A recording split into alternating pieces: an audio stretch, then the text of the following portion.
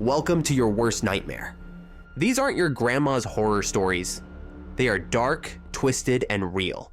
You'll feel them writhing into your brain like juicy earthworms. Just don't read them alone in the dark, at any age. We can't be held responsible for what happens. Don't go to sleep. 48 Very Scary Stories to Tell in the Dark by HARLAN GRIMSHAW. The Candleman. In the mist-shrouded village of Gloomic, where the fog clung to the earth like a heavy blanket, and the nights seemed to stretch on forever, there was a story that everyone knew, but no one dared to speak of aloud. It was the tale of the Candleman, a mysterious figure who appeared only on the darkest of nights, carrying a single flickering candle. The elders whispered that those who crossed paths with the Candleman were never seen again, their souls trapped forever in the wax of his ever-burning candle. Thomas was a boy with a restless spirit and a thirst for adventure, the kind that often led him into trouble. He had heard the tale of the Candleman many times, told in the hushed tones of frightened villagers around the hearth. But unlike the others, Thomas did not fear the story. He was intrigued by it. He longed to see if the legend was true, to know if the Candleman was real or just another ghost story meant to keep children in their beds. One night, when the fog was so thick that even the moon could not pierce through it, Thomas decided to test his courage. He waited until the village was asleep, the lights in the windows extinguished, and then he slipped out of his home, a small lantern clutched in his hand. The streets were deserted, the air heavy with an unnatural silence. The only sound was the soft crunch of Thomas's footsteps on the damp cobblestones. As he wandered through the empty streets, Thomas began to feel a chill creeping up his spine. The fog seemed to grow thicker with each step, swirling around him like a living thing, obscuring the path ahead. The houses of the village loomed out of the mist like ghosts, their outlines blurred and shifting. Thomas's heart began to race, but he pushed the fear aside, telling himself that it was just the fog playing tricks on his mind. But then he heard it, a faint, almost imperceptible sound, the flicker of a flame. Thomas froze, his breath catching in his throat. He strained his ears, trying to locate the source of the sound, but the fog muffled everything. Then, out of the corner of his eye, he saw it, a faint, flickering light just ahead of him, barely visible through the swirling mist. Curiosity and fear warred within him, but Thomas couldn't resist the pull of the light. He began to walk toward it, his feet moving almost of their own accord. The closer he got, the more he could make out the figure holding the candle. The light revealed a tall, shadowy silhouette, its face hidden in darkness, the candle burning brightly in its outstretched hand. Thomas's heart pounded in his chest as he approached the figure. The air around him grew colder, the fog so thick now that he could barely see his own hands. The candle's flame flickered and danced, casting long, eerie shadows on the ground. Thomas wanted to turn back, to run as fast as he could, but his body betrayed him, his legs carrying him closer to the Candleman. The figure remained still, silent as the grave, its face a void of darkness. As Thomas drew near, the Candleman extended the candle toward him, the flame reflecting in Thomas's wide, terrified eyes. The light was mesmerizing, pulling him in, making his thoughts sluggish and his body heavy. Suddenly, the flame flared brighter, and Thomas felt a searing cold rush through his veins, freezing him in place. He couldn't move, couldn't breathe, as if the very life was being drained from him. His vision blurred, the world around him fading into darkness as his soul was drawn into the candle's flame. The last thing Thomas saw before the darkness claimed him was the Candleman's face, or rather, the absence of one. Beneath the hood, there was nothing but shadow, a deep, endless void that seemed to swallow all light. The Candleman turned, the candle now burning brighter than before, and disappeared into the fog, leaving behind nothing but the echo of Thomas's final breath. The next morning, the village awoke to a thick, oppressive fog that seemed heavier than usual. As the villagers went about their day, they noticed something strange at the church altar. A new candle, small and unassuming, burning with a steady, unwavering flame. The wax dripped slowly, each drop glistening like a tear, but no one questioned where the candle had come from or why it never seemed to go out. The villagers spoke in hushed whispers of Thomas's disappearance, but no one dared to suggest what they all secretly feared. And so, the story of the Candleman continued, a cautionary tale passed down through the generations. The villagers would often glance at the candle on the altar, its flame flickering ever so slightly, and shudder at the thought of the souls trapped within the wax, their voices forever silenced.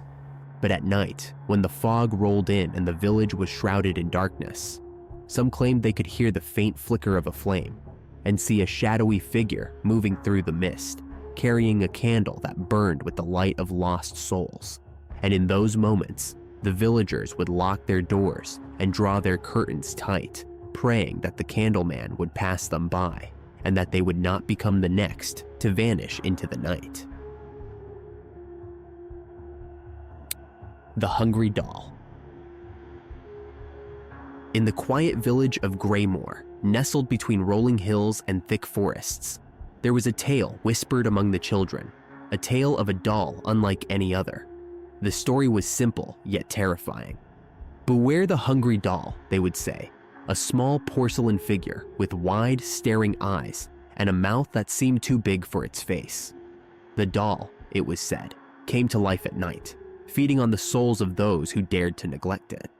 Sophie had always loved her dolls. She had a collection of them, each one carefully placed on a shelf in her room, their dresses meticulously arranged, their hair combed and braided.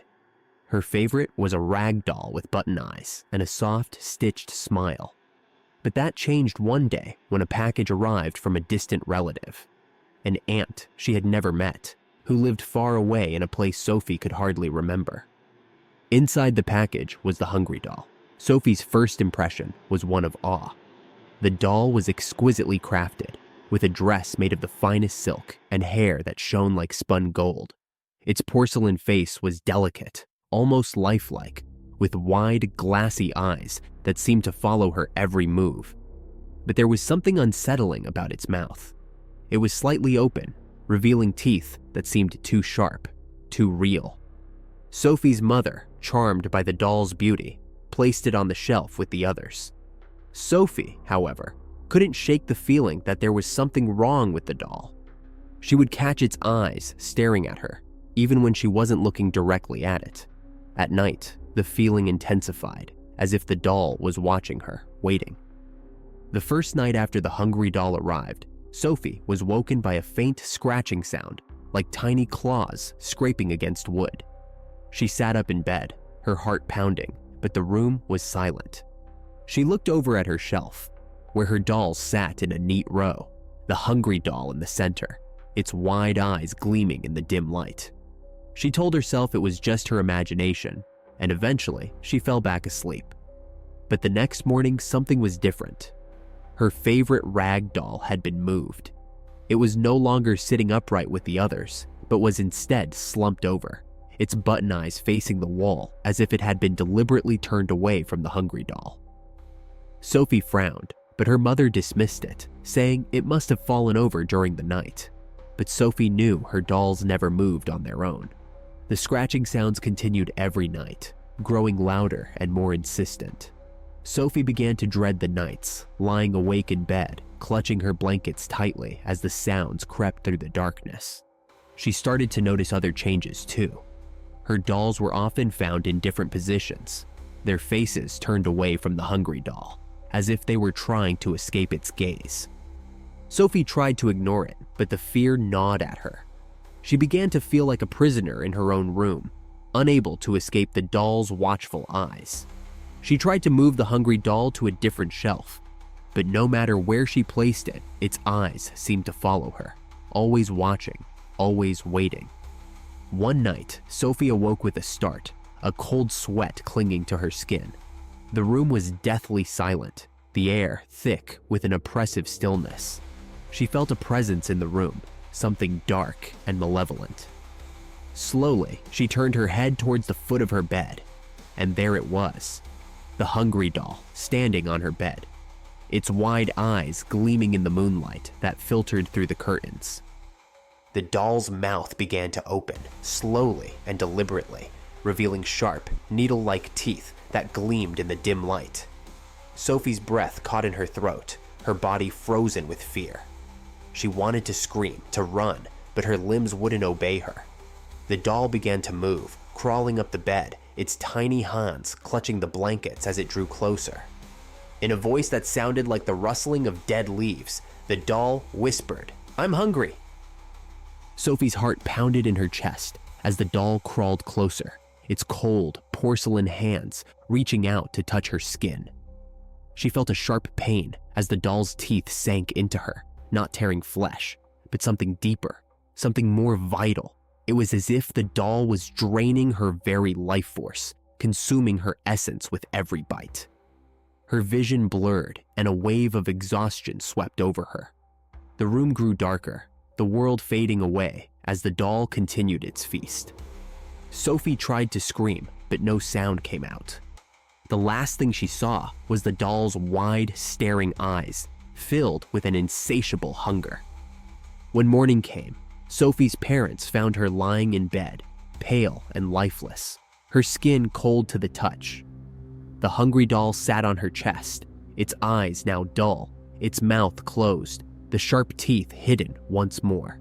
The doll was placed back on the shelf, a strange, heavy silence settling over the room. The villagers whispered about Sophie's death, but no one dared to speak of the hungry doll. It remained on the shelf, its once vibrant eyes now dark, as if sated for the time being. But the villagers knew the truth. The doll was always hungry, always waiting. And so the children of Greymore were warned to take care of their toys, to cherish them and keep them close. But the hungry doll remained, watching from its perch, its hunger growing with each passing day, waiting for the next child to come along, to love it, to neglect it, and to become its next meal. The House on Black Hill. Alex had always been the skeptic in his village, a boy who scoffed at tales of the supernatural and the unknown. To him, the stories that the villagers whispered around campfires and during cold winter nights were nothing more than ghost stories meant to scare children. The one tale that intrigued him the most was that of the House on Black Hill, a dark, ominous structure perched on the hill that overlooked the village, like a vulture waiting for its next meal. The villagers claimed the house was cursed, alive with the tortured souls of those who had dared to enter and never returned. It was said that the house fed on the fear of the living, consuming anyone foolish enough to step inside. For Alex, the legend was just that, a legend. So when his friends dared him to explore the house, he accepted without hesitation. The thought of proving everyone wrong excited him. He was going to be the one who would return from Black Hill unscathed, with a story of how he had conquered the fears that had held the village in thrall for generations.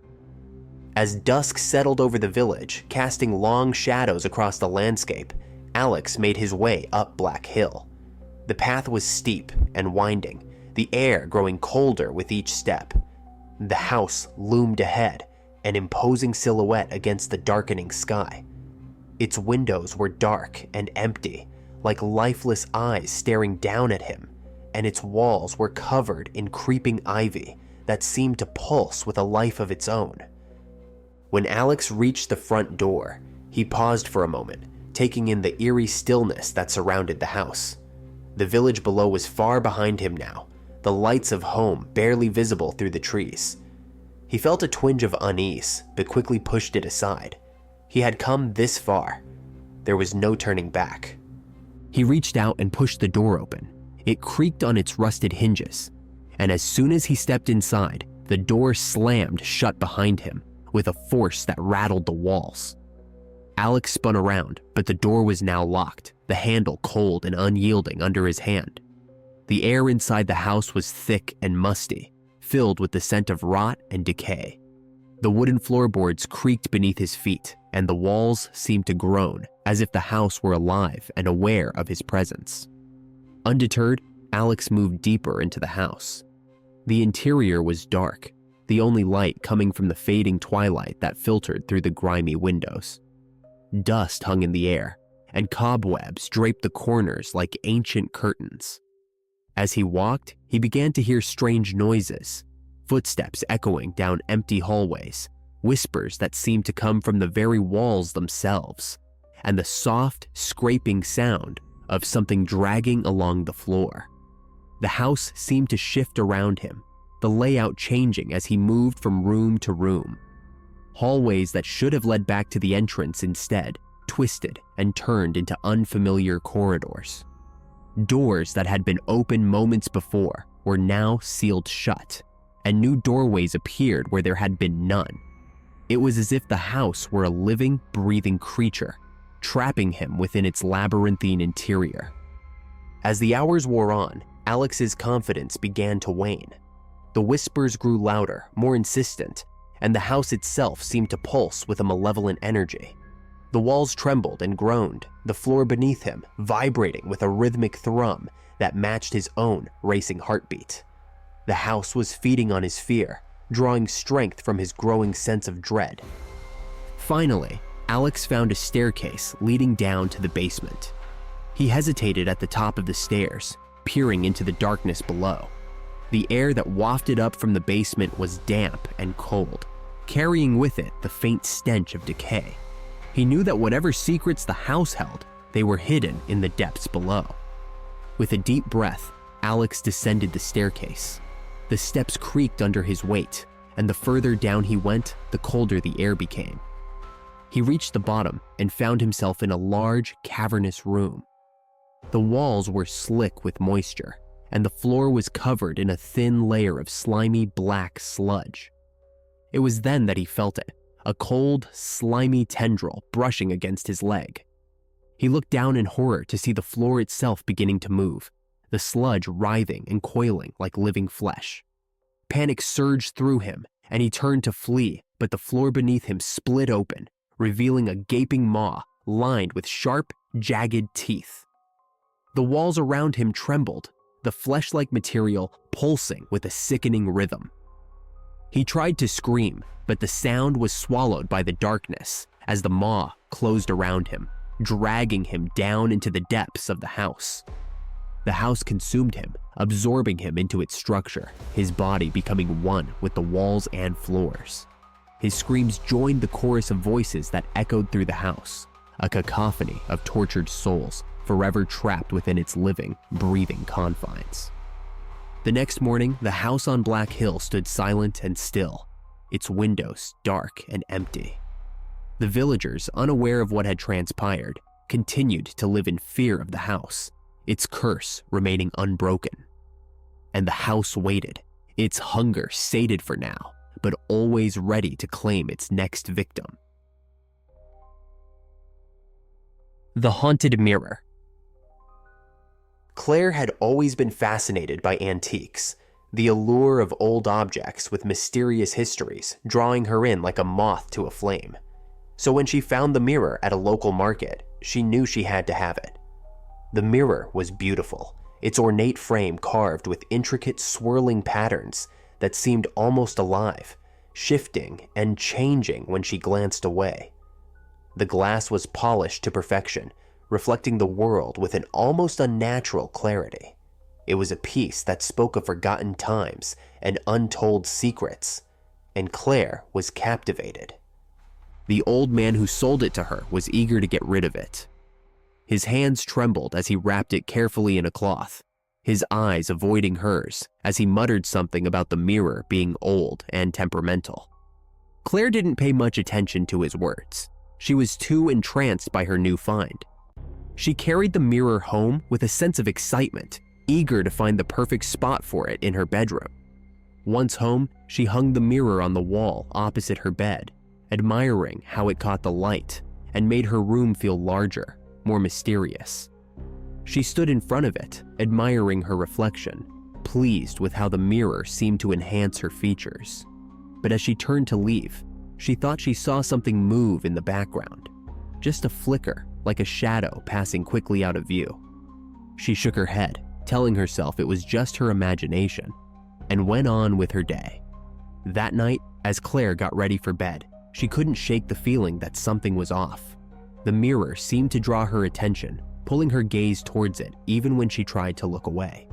She caught glimpses of things that shouldn't be there, dark shapes lurking in the corners of the room, faces that weren't her own staring back at her, their expressions twisted and unnatural.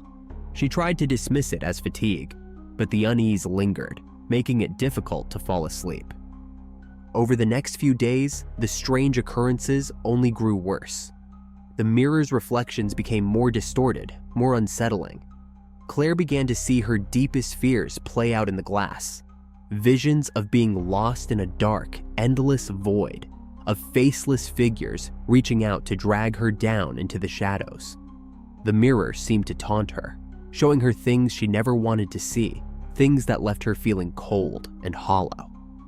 Then came the night when everything changed. Claire was brushing her hair in front of the mirror, trying to ignore the prickling sensation of being watched, when she noticed something strange. Her reflection wasn't moving in sync with her. She raised her hand to touch her face, but the reflection did not mimic the action. Instead, it stood there, still as a statue, staring back at her with a smile that sent chills down her spine. The smile was wrong, too wide, too knowing. It was a smile that didn't belong on her face. And then the reflection began to move on its own, slowly, deliberately, raising its hand to press against the glass.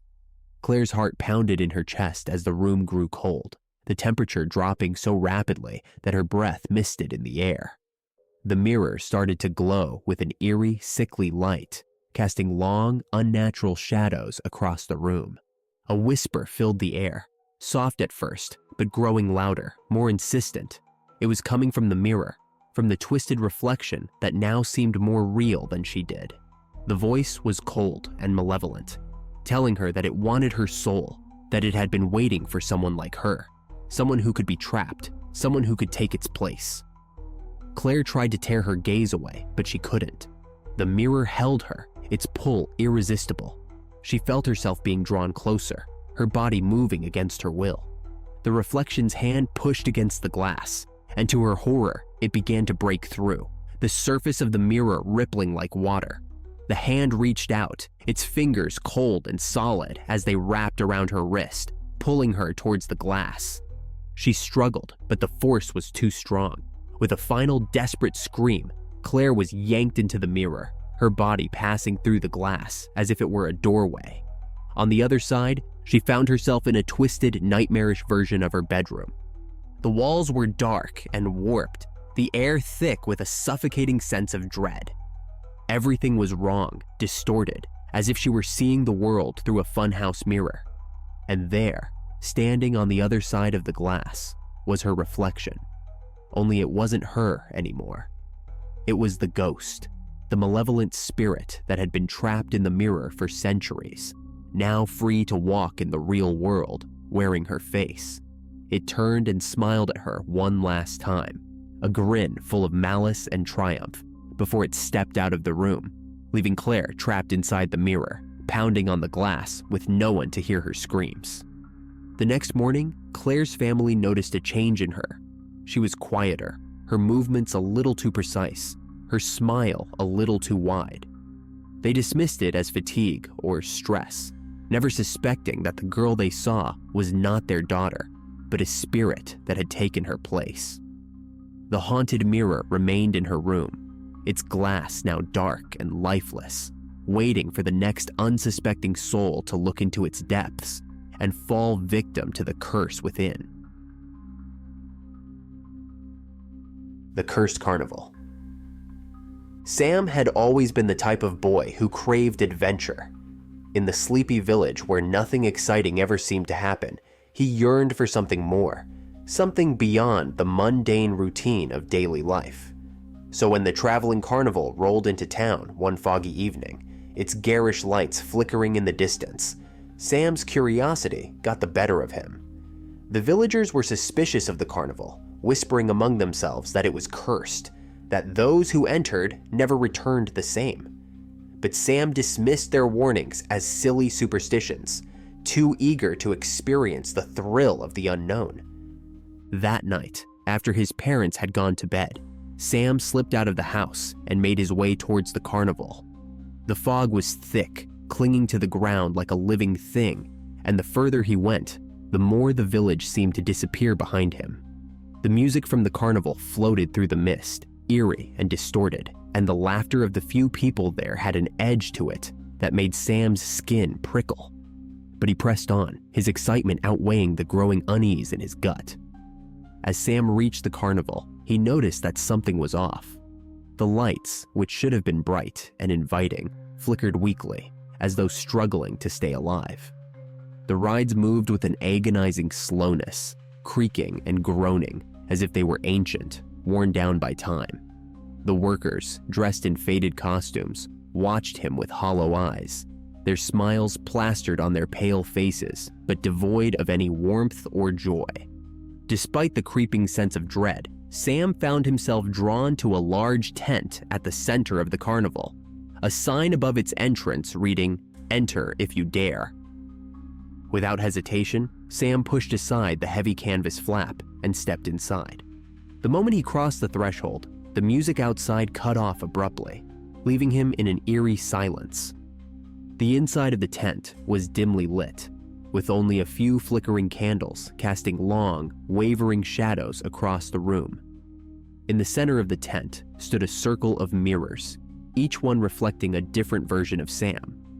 As he moved closer, Sam realized that the reflections were not simply showing his current self. They were showing what he could have been, what he might have become if he had made different choices in life. One mirror showed him as a successful businessman, dressed in a sharp suit with a confident smile. Another showed him as a renowned artist, his hands stained with paint and his eyes alight with passion. But there were darker reflections too, versions of himself twisted by anger, consumed by greed, or hollowed out by despair. Sam's heart raced as he turned from one mirror to the next, the images more vivid and real with each passing moment. Suddenly, the reflections began to move on their own, stepping out of the mirrors and surrounding him.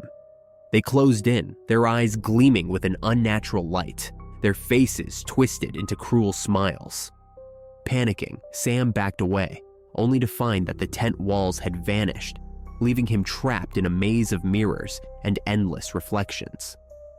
Everywhere he looked, his own face stared back at him, each expression more sinister than the last. The carnival workers appeared around him, their gaunt faces illuminated by the flickering candles, their smiles now predatory. "You must choose," one of the workers said, his voice low and cold. "Choose one of the reflections to replace you in the real world." Sam's mind raced as he tried to make sense of what was happening. Was this some kind of twisted game? But the worker's eyes bore into him, and he knew he had no choice. His gaze flicked from one reflection to another, searching for the one that seemed the most normal, the least dangerous. Finally, he spotted it, a version of himself that looked just like him. No obvious distortions or twisted expressions. It was the closest thing to normal he could find. Taking a deep breath, Sam stepped towards the reflection, his hand outstretched. But as soon as his fingers brushed against the mirror's surface, the reflection's face twisted into a grotesque grin. The grin widened, stretching unnaturally across its face as it reached out and grabbed Sam's wrist, pulling him into the mirror with a force that knocked the wind out of him. The world around him spun and warped, colors bleeding together into a nightmarish blur. When the spinning stopped, Sam found himself in a twisted version of the carnival, where everything was wrong. The lights were dark and flickering, the rides creaked and groaned like the dying, and the workers' faces were now hideous, distorted masks of their former selves. The air was thick with the stench of decay, and the sounds of laughter had turned to wails of despair. Sam pounded on the mirror's surface, trying to break free, but it was like striking solid stone. On the other side, his reflection, now no longer just a reflection, stepped out into the real world, stretching and flexing its limbs as if it had just woken from a long sleep. It turned to look at Sam, its grin now a full, mocking sneer, before it walked away, leaving Sam trapped in the nightmarish carnival. The next morning, the villagers awoke to find the carnival gone, leaving behind no trace except for the eerie silence that lingered in the air. Sam's parents soon noticed that their son wasn't quite the same. He seemed colder, more distant, with a strange glint in his eye that they couldn't quite place. But by then, it was too late to do anything about it. The real Sam was lost forever in the cursed carnival, trapped in a twisted world where reality and nightmare were one and the same. And as the cursed carnival moved on to its next destination, it carried with it the echoes of the souls it had claimed, leaving only darkness and despair in its wake. The Shadow in the Attic. In the small, sleepy town of Eldermore, there stood an old house on the outskirts, its once grand facade now weathered and worn by time. The townspeople spoke of it in hushed tones, a relic of the past that held secrets better left undisturbed. For generations, the house had been passed down through the same family, each new owner sealing off the attic, a room that was rumored to be haunted by a shadowy figure. It was said that the shadow was the restless spirit of a man who had died in the house under mysterious circumstances, his soul twisted and bound to the attic, emerging only at night to roam the dark, empty space. The house had been vacant for years when Emily's family moved in, drawn by the property's charm and the allure of its history. Emily, a girl with an insatiable curiosity and a fascination with all things supernatural, was thrilled by the prospect of living in a house with a haunted attic. She had always been drawn to ghost stories, devouring books on the paranormal, and dreaming of the day when she might encounter a ghost of her own. Her parents, however, were more practical, dismissing the stories as nothing more than local folklore. They set about making the house their own, restoring the rooms to their former glory, while Emily explored every nook and cranny, eager to uncover its secrets. But there was one place she had not yet ventured: the attic, the room that no one dared to enter. The attic door was located at the end of a narrow, winding staircase, hidden behind a dusty curtain that fluttered in the slightest breeze. The door itself was old and splintered, its surface covered in a thick layer of dust, as if it hadn't been touched in years. Emily had seen the door many times in passing, but something about it made her hesitate, a sense of unease that gnawed at the edges of her curiosity. One evening, when her parents were out attending a local event, Emily found herself alone in the house. The sun had set, casting long shadows across the floors, and the wind howled softly through the trees outside. The house creaked and groaned, the sound of its age settling into the night. Emily stood at the bottom of the staircase, her heart racing as she stared up at the attic door. She had always dismissed the stories about the attic as silly superstitions, but now, with the house silent and empty, those tales seemed to take on a new weight. Her flashlight in hand, Emily took a deep breath and began to climb the stairs, each step creaking loudly beneath her feet. The attic door loomed before her, its wooden surface rough and cold to the touch. She hesitated for a moment, her hand trembling as she reached for the tarnished brass handle. The door resisted at first, as if reluctant to open, but then it gave way with a loud creak that echoed through the house, sending a shiver down her spine. The air in the attic was colder than the rest of the house, the chill seeping into her bones as she stepped inside. The room was dark, the only light coming from her flashlight, which cast a weak yellow beam that barely penetrated the shadows. The attic was filled with forgotten relics of the past, old trunks and furniture covered in cobwebs, stacks of dusty books, and piles of moth-eaten clothes. Everything was draped in a thick layer of dust, untouched for what seemed like decades. As Emily moved deeper into the attic, Her flashlight flickered, casting strange shadows on the walls. The air was thick with the smell of decay, a musty, earthy scent that made her stomach churn. She shone the light around the room, her heart pounding in her chest as she searched for any sign of the shadowy figure the villagers had spoken of. At first, there was nothing, just the silent, oppressive darkness pressing in on her from all sides. But then, out of the corner of her eye, she saw it. A shape, darker than the shadows around it, moving in the far corner of the room. It was barely visible, an inky black mass that seemed to pulse and shift with a life of its own. Emily's breath caught in her throat as the shadow moved closer, its form growing larger and more defined. It wasn't a trick of the light. This was something real, something malevolent. The shadow seemed to be drawn to her, moving silently across the floor, its edges blurring and shifting like smoke.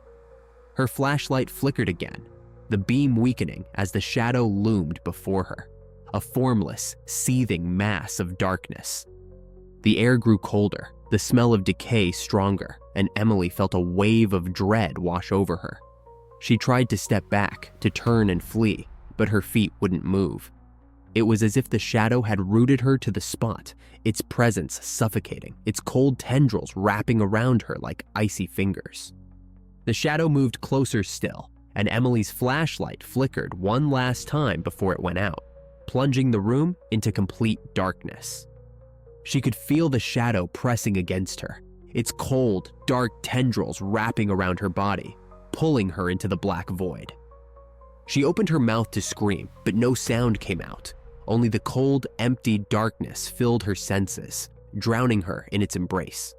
The last thing Emily saw before the darkness claimed her was a pair of hollow, empty eyes, staring at her from within the shadow, as if the figure itself was nothing but a void, a vessel of darkness and despair.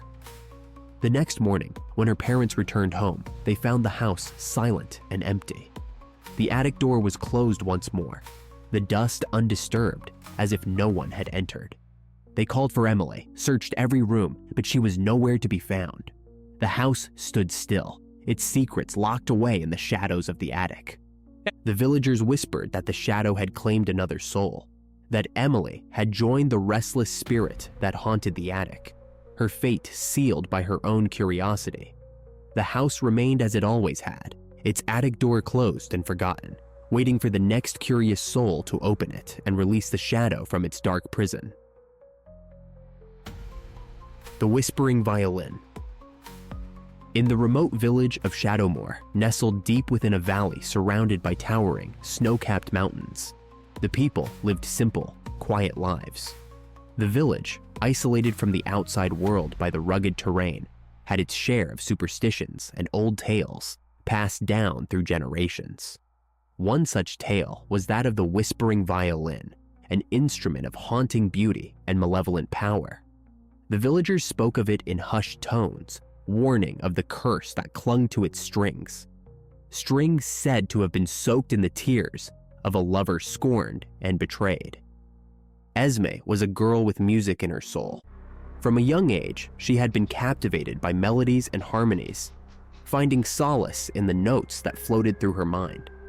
She had taught herself to play the old violin her father had left behind, spending hours each day practicing in the quiet of her room. The music a balm for her restless spirit. But the violin she played was old and worn, its sound thin and reedy.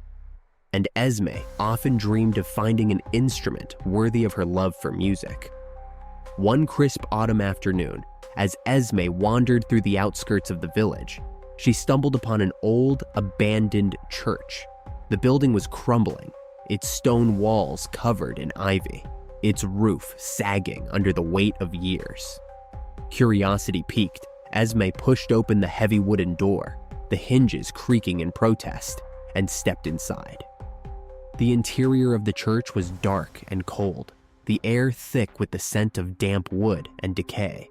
But as Esme's eyes adjusted to the dim light, she noticed something gleaming in the shadows near the altar. Her heart quickened as she approached, her footsteps echoing in the silence. There, lying on a dusty pew, was a violin unlike any she had ever seen. The violin was exquisite, its wood dark and polished to a rich, deep luster. The strings, though old, seemed to hum with a faint, almost imperceptible melody, as if they were alive with the echoes of forgotten songs. Esme reached out to touch it, her fingers trembling with excitement. The moment her hand brushed the wood, a shiver ran down her spine, and she felt a strange, almost magnetic pull toward the instrument. Unable to resist, Esme picked up the violin, the weight of it comforting in her hands. She could feel the music within it, waiting to be released, and she knew she had to play it. Without a second thought, she carried the violin home, her heart pounding with anticipation. That evening, as the sun dipped behind the mountains and the village was bathed in twilight, Esme sat by her window, the whispering violin cradled in her lap. She drew the bow across the strings, and the instrument sprang to life, its voice rich and resonant, filling the room with a haunting melody. The music was unlike anything Esme had ever played before, each note infused with a depth of emotion that seemed to reach into her very soul. As Esme played, she began to notice something strange. The violin's whispers, once faint and distant, grew louder, more insistent. At first, she couldn't make out the words, but as the music swelled, the whispers became clearer, revealing the darkest secrets of those who listened. The villagers, drawn by the sound of the violin, gathered outside Esme's window, their faces pale in the fading light. They stood in silence, mesmerized by the music, unaware of the danger that lurked within the notes. But as the whispers grew louder, the atmosphere in the village began to change.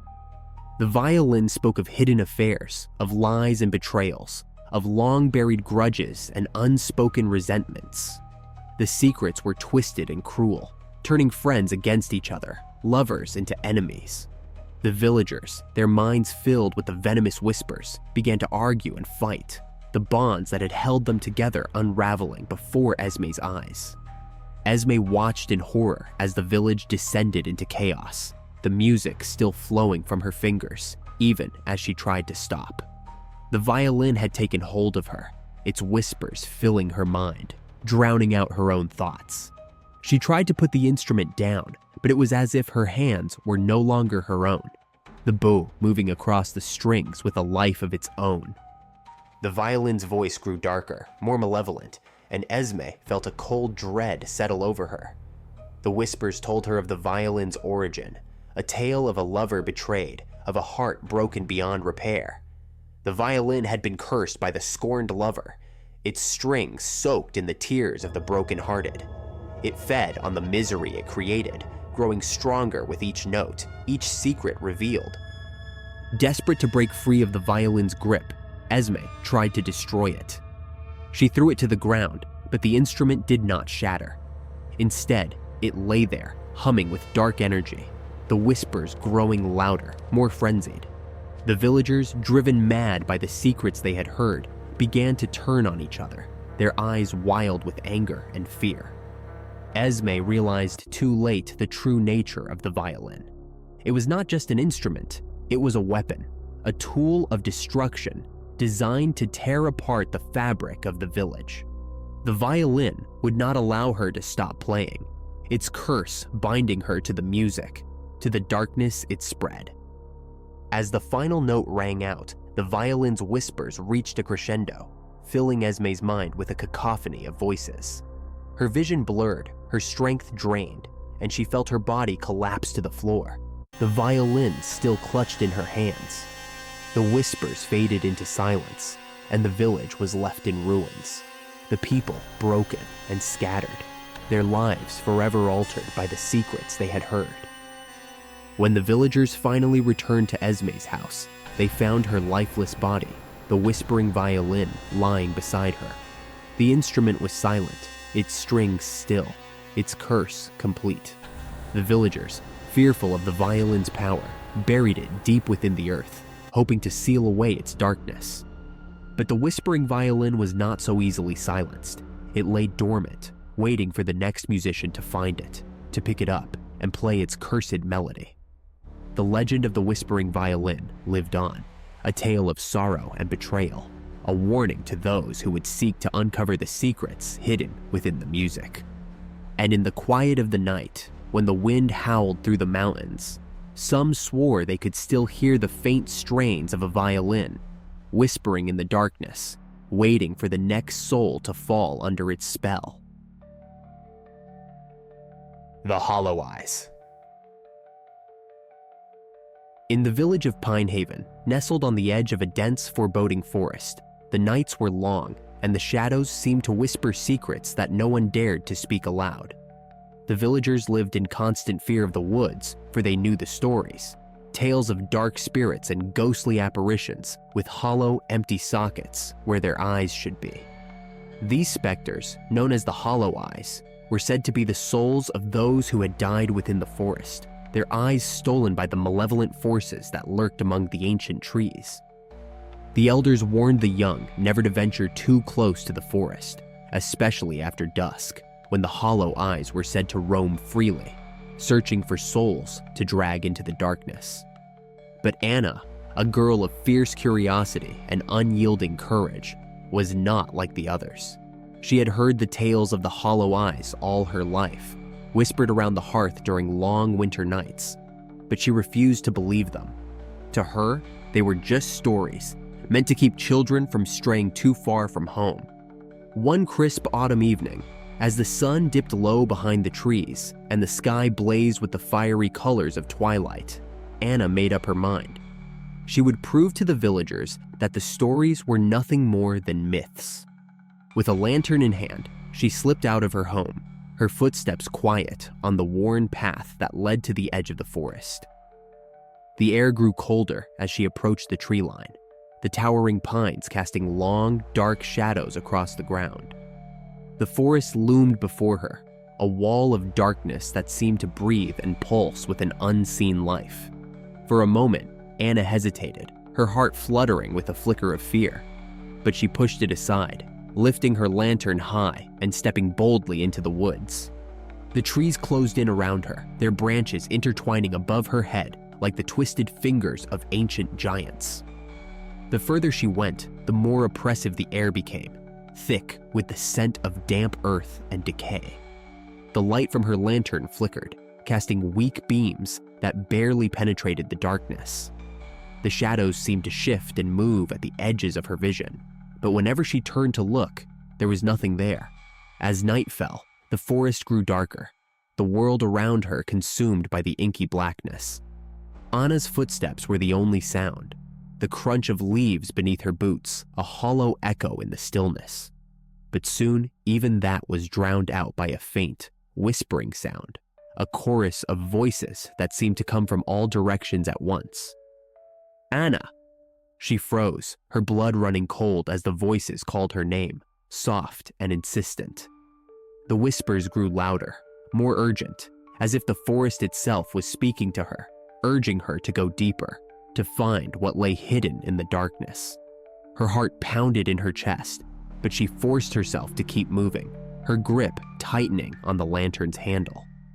Suddenly, she saw them, pale, ghostly figures emerging from the shadows, their forms barely more than wisps of mist. They drifted towards her, their movements slow and deliberate, as if drawn by the light of her lantern. But it was their eyes, or rather the absence of them, that sent a jolt of terror through her. Where their eyes should have been were only dark, hollow voids, blacker than the night itself. The hollow eyes moved silently, their outstretched hands reaching for the warmth of her lantern. The whispers surrounded her, swirling like a storm in her mind, their words unintelligible but filled with a deep, aching sorrow. Anna wanted to run, to flee from the apparitions that closed in around her, but her legs felt heavy, as if rooted to the ground. The hollow eyes drew closer, their cold, ethereal fingers brushing against her skin, sending chills through her body. The light of her lantern flickered wildly, struggling against the encroaching darkness. The whispers grew louder, more desperate, until they were all she could hear, drowning out her thoughts, her fear, everything. The last thing Anna saw was the endless black voids, where the ghost's eyes should have been, deep and empty, like the abyss itself. The light from her lantern went out, plunging her into darkness, and the cold fingers of the hollow eyes wrapped around her, pulling her into the void.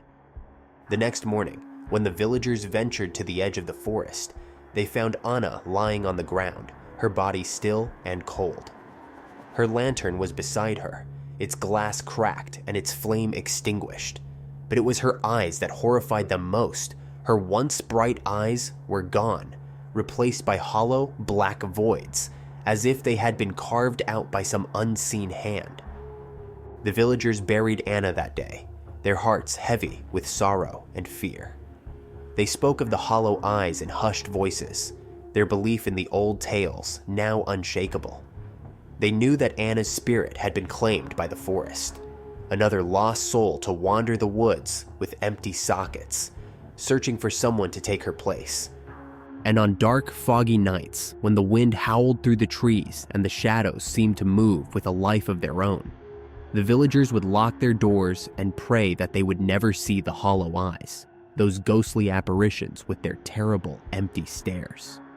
For to look into those hollow voids was to lose oneself to the darkness, to be claimed by the spirits of the forest, and to become another of the lost souls that haunted the woods forever. The Well.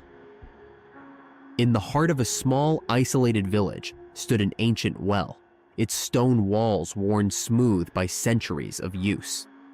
The well was the village's lifeblood, providing water for drinking, cooking, and washing. But it was more than just a source of water. It was the center of a dark legend that the villagers spoke of only in hushed tones, a tale passed down through generations. The legend told of a creature that lived at the bottom of the well, a monstrous being that fed on the souls of those who dared to draw water after dark. The villagers took the legend seriously, for there had been disappearances over the years. People who had ventured to the well after sunset and were never seen again. The well was always sealed at dusk, its heavy wooden lid firmly in place, and no one was allowed to approach it until the sun rose again. But as with all legends, there were those who didn't believe, who dismissed the stories as nothing more than old superstitions. Jacob was one of those people, a stubborn, headstrong boy of 15. He scoffed at the idea of a creature living in the well. He had drawn water from it countless times, and nothing had ever happened. To him, the warnings were nothing but the ramblings of old men and women, clinging to the past. One evening, as the sun dipped below the horizon and the village settled into the quiet of night, Jacob's mother asked him to fetch water from the well. She had been busy all day, and there was no water left for the evening meal. Jacob hesitated for a moment, glancing out the window at the gathering darkness, but then he shrugged off his unease. The well was just a well, and he wasn't afraid of some made-up creature. Grabbing the empty jug, Jacob headed out into the cool evening air. The village was silent, the only sound the soft rustling of the wind through the trees. The sky was a deep purple, the last rays of sunlight fading as stars began to twinkle overhead. The well stood at the center of the village, its old stones glowing faintly in the dim light. As Jacob approached, he felt a slight chill, but he ignored it, focusing instead on the task at hand. He set the jug down beside the well and lifted the heavy wooden lid, grunting with the effort. The air inside the well was cool and damp, carrying the faint, earthy scent of wet stone. Jacob tied the bucket to the rope and lowered it into the well, listening to the creak of the rope as it descended into the darkness. The bucket hit the water with a soft splash, and Jacob began to crank it back up, his thoughts wandering as he worked. But as the bucket neared the top, he heard something. Faint, almost imperceptible, but there. A low, gurgling sound, like the bubbling of water deep below. Jacob paused, frowning, but then he shook his head. It was probably just the water echoing off the walls of the well. He pulled the bucket up the rest of the way and filled his jug, but as he leaned over to close the lid, he caught a glimpse of movement in the darkness below. His heart skipped a beat, and he leaned closer, peering down into the well. The water was calm, reflecting the stars overhead, but as he watched, ripples began to spread across its surface. Something was moving down there, something large and slow, rising up from the depths. Jacob's breath caught in his throat as the creature emerged from the water. It was unlike anything he had ever seen. A grotesque, slimy mass of twisted flesh and sinew, its body glistening with moisture. Long, sinewy arms reached out from its sides, ending in clawed, webbed fingers. Its face was a nightmare, its eyes glowing with a sickly green light, its mouth a gaping maw filled with sharp, jagged teeth. The creature stared up at Jacob, its eyes locked onto his, and it spoke in a voice that sounded like the bubbling of water, deep and resonant. "I have been waiting for you," it whispered, its words sending a chill down Jacob's spine. "I am hungry and you must feed me." Terror gripped Jacob as the creature's long arms shot out, wrapping around his legs and pulling him closer to the edge. He struggled, kicking and clawing at the stones, but the creature's grip was too strong. It dragged him towards the dark, gaping maw of the well, its cold, wet body wrapping around him like a snake. Jacob tried to scream, but the sound was lost in the gurgling roar of the creature as it pulled him down into the well. The darkness swallowed him whole, the cold water closing over his head as the creature dragged him deeper and deeper into the abyss. The last thing Jacob heard was the echo of his own screams bouncing off the stone walls before everything went silent. The villagers heard the screams too, echoing through the night, and they rushed to the well, torches in hand. But when they arrived, it was too late. The water in the well had turned a deep crimson red, and the wooden bucket floated on the surface, empty. The creature was gone, vanished back into the depths, leaving no trace of Jacob behind. In the days that followed, the village elders decided to seal the well for good, covering it with heavy stones and warning the villagers to never speak of it again. But the legend of the creature lived on, whispered among the children who dared to pass by the well at night. They said the creature still lived at the bottom of the well, waiting for the next soul to draw water after dark. And in the dead of night, if you stood close enough, you could still hear the faint gurgling sound coming from deep below. The sound of the creature stirring, hungry, and waiting for its next victim. The Mirror's Promise. In the village of Bleak Hollow, where the nights were long and the shadows seemed to move with a life of their own, there was an old belief passed down through generations. Never look into a mirror after midnight. The villagers whispered that mirrors were not merely objects that reflected the physical world, but portals to a place where darkness and light twisted together, where something else resided, something waiting for the unwary to make a fatal mistake. Oliver had never been one for superstition. He was a mischievous boy, full of life and curiosity, with little patience for the whispered warnings of old men and the anxious glances of mothers as they tucked their children into bed. He scoffed at the tales of the mirror's curse, told to frighten children into obedience, and delighted in mocking those who still believed. One cold, lonely night, as a thick fog rolled in from the moors, Oliver found himself alone in his small bedroom. The house was quiet, his parents long asleep, and the only sound was the steady ticking of the old grandfather clock in the hallway. The hour was late, and the village was wrapped in a heavy silence, broken only by the occasional creak of the house settling in the cold. Oliver, bored and restless, remembered the stories he had heard, the warnings never to look into a mirror after midnight. He smirked at the thought. What harm could there be in a simple reflection?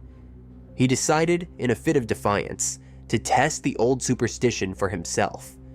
With a grin, he picked up the small, oval mirror that sat on his bedside table.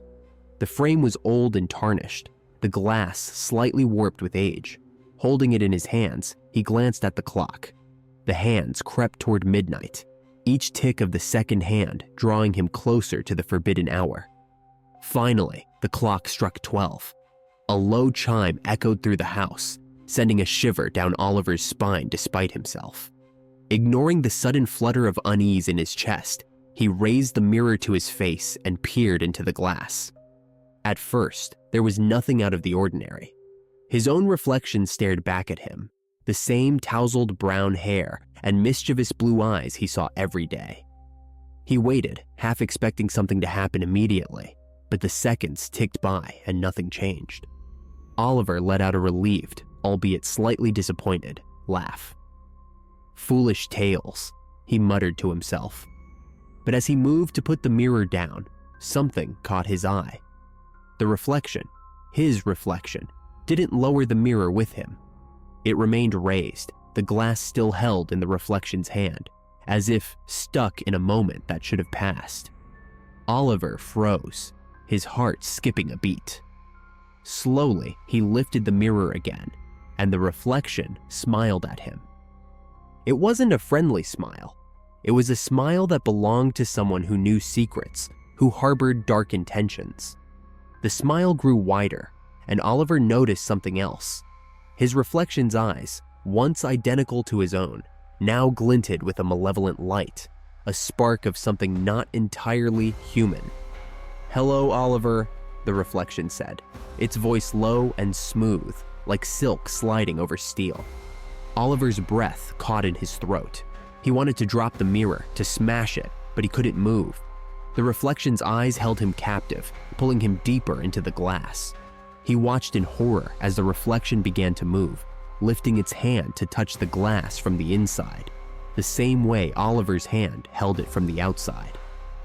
"I know what you want," the reflection continued, its smile never faltering. "I know your dreams, your desires. I can give them all to you." Oliver felt a chill run down his spine. His voice, when he finally found it, was barely more than a whisper. "What are you?" "I am you," the reflection replied, through the sinister edge, and its voice made it clear that this was only half the truth. "Or, at least, I can be. Let me show you, Oliver. Let me give you everything you've ever wanted. A life of adventure, riches, power, anything you desire." Oliver's heart pounded in his chest. The promises were tempting, more tempting than anything he had ever imagined. A life of excitement, of wealth and influence, all within his grasp. But there was something else, something that gnawed at the back of his mind, a warning that he was treading into dangerous territory. "What's the catch?" Oliver asked, his voice trembling. The reflection's smile widened, a dark promise gleaming in its eyes. "You must trade places with me. Step into the mirror, and I will step out. You'll have your dreams, and I will have mine." Oliver hesitated, the cold dread in his stomach growing. The reflection's offer was too good to be true, and deep down, he knew it. But the temptation was strong, the promises so alluring. He could feel the mirror's cold surface against his skin, its pull growing stronger with each passing second. The reflection watched him intently, its smile never wavering. "What do you say, Oliver? Are you ready to live the life you deserve?" Oliver swallowed hard, his mind racing. He knew the stories, the tales of those who had vanished, lost to the mirror's depths. But those were just stories, weren't they? Silly superstitions meant to scare children. And yet, what if they were true? His hand trembled as he reached toward the glass, his fingertips brushing the surface. The reflection's eyes gleamed with anticipation, its hand meeting his from the other side. The glass felt cool, almost liquid, as if it would give way at the slightest push. With a final, hesitant breath, Oliver made his decision. He pressed his hand firmly against the mirror, feeling it yield beneath his touch. The reflection's smile widened, its hand closing around his, pulling him forward. The room around him began to blur, the edges of reality melting away as he stepped into the glass. For a moment, there was nothing but darkness, cold, endless darkness. Then, slowly, the world began to come back into focus, but it was wrong. The colors were muted, the air thick and heavy, like a world covered in a layer of grime. The light was dim, as though filtered through smoke, and the shapes around him twisted and distorted, like reflections in a funhouse mirror. Oliver's heart sank as he realized where he was. He was inside the mirror, trapped in a twisted version of his own world. The reflection, no, the creature, had taken his place in the real world, leaving him to wander this nightmarish landscape. "Wait!" Oliver cried, reaching out toward the glass that now stood between him and his old life. But his voice was swallowed by the oppressive darkness, his words echoing back at him in a mocking tone. On the other side of the mirror, the reflection, his doppelganger, turned to face him. Its smile was gone, replaced by a cold, calculating expression. "Thank you, Oliver," it said, its voice dripping with satisfaction. "You've given me everything I've ever wanted. Enjoy your new home." With that, the creature turned away, walking into Oliver's life, leaving him trapped behind the glass. He pounded on the mirror, desperation clawing at his chest. "No, let me out, please, let me out." But the glass remained unyielding, a cold barrier between him and the world he had lost. He watched in horror as the creature, now wearing his face, began to change everything. It twisted his life, turning friends into enemies, sowing discord and chaos wherever it went. The once bright future Oliver had dreamed of was corrupted, poisoned by the creature's dark nature. Time passed differently in the mirror world. Days felt like years, and Oliver could do nothing but watch as his life was warped and twisted beyond recognition.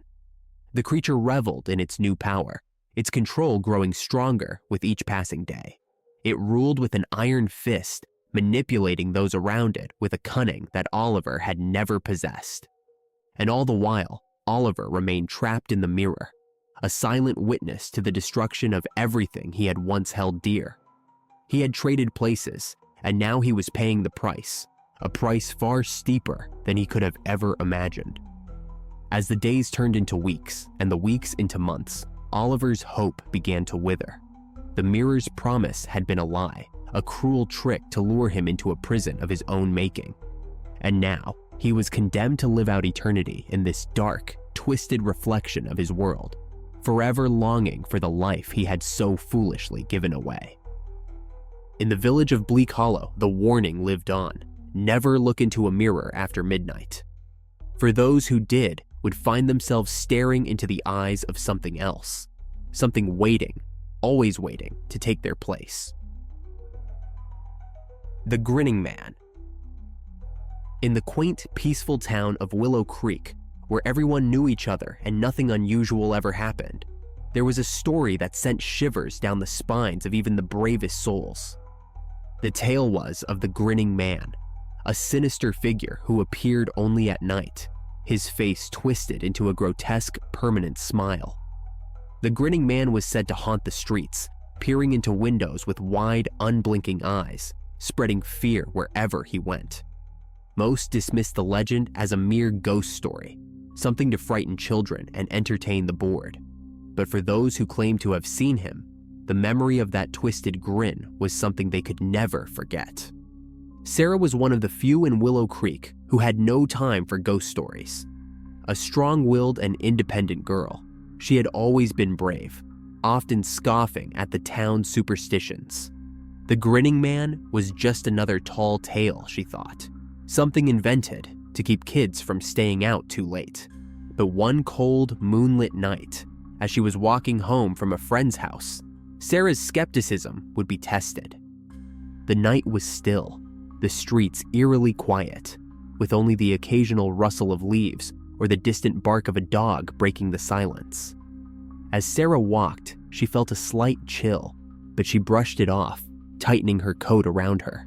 It was then, out of the corner of her eye, that she caught a glimpse of something, a figure standing in the shadows, just beyond the reach of the street lamp's light. She stopped, her heart skipping a beat, and turned her head to get a better look. There, half hidden by the darkness, stood a tall, thin man. His face was obscured by the shadows, but something about the way he stood, so still, so unnervingly rigid, made her blood run cold. He was watching her. She could feel it. But he didn't move. For a moment, Sarah considered calling out to him, but something deep inside her, a primal instinct, told her to keep walking. She quickened her pace, her footsteps echoing in the quiet streets, and as she did, she heard it, a soft shuffling behind her. Sarah's pulse quickened, a sense of unease gnawing at her. She stole a glance over her shoulder, and there he was, still following her. The figure's movements were slow, deliberate, as if he had all the time in the world. She could see more of him now, the pale skin, the lanky frame, and the way his head tilted slightly to one side, as if curious. But it was his face that made her breath catch in her throat. Even from a distance, she could see the faint outline of a smile that seemed too wide, too unnatural. Panic set in as Sarah neared her house. She broke into a run, her footsteps pounding against the pavement, her breath coming in short, terrified gasps. She didn't dare look back again, not until she reached her front door. With shaking hands, she fumbled with her keys, trying desperately to fit the right one into the lock. It felt like an eternity before she finally got the door open. She burst inside, slamming the door shut behind her, the loud bang echoing through the empty house.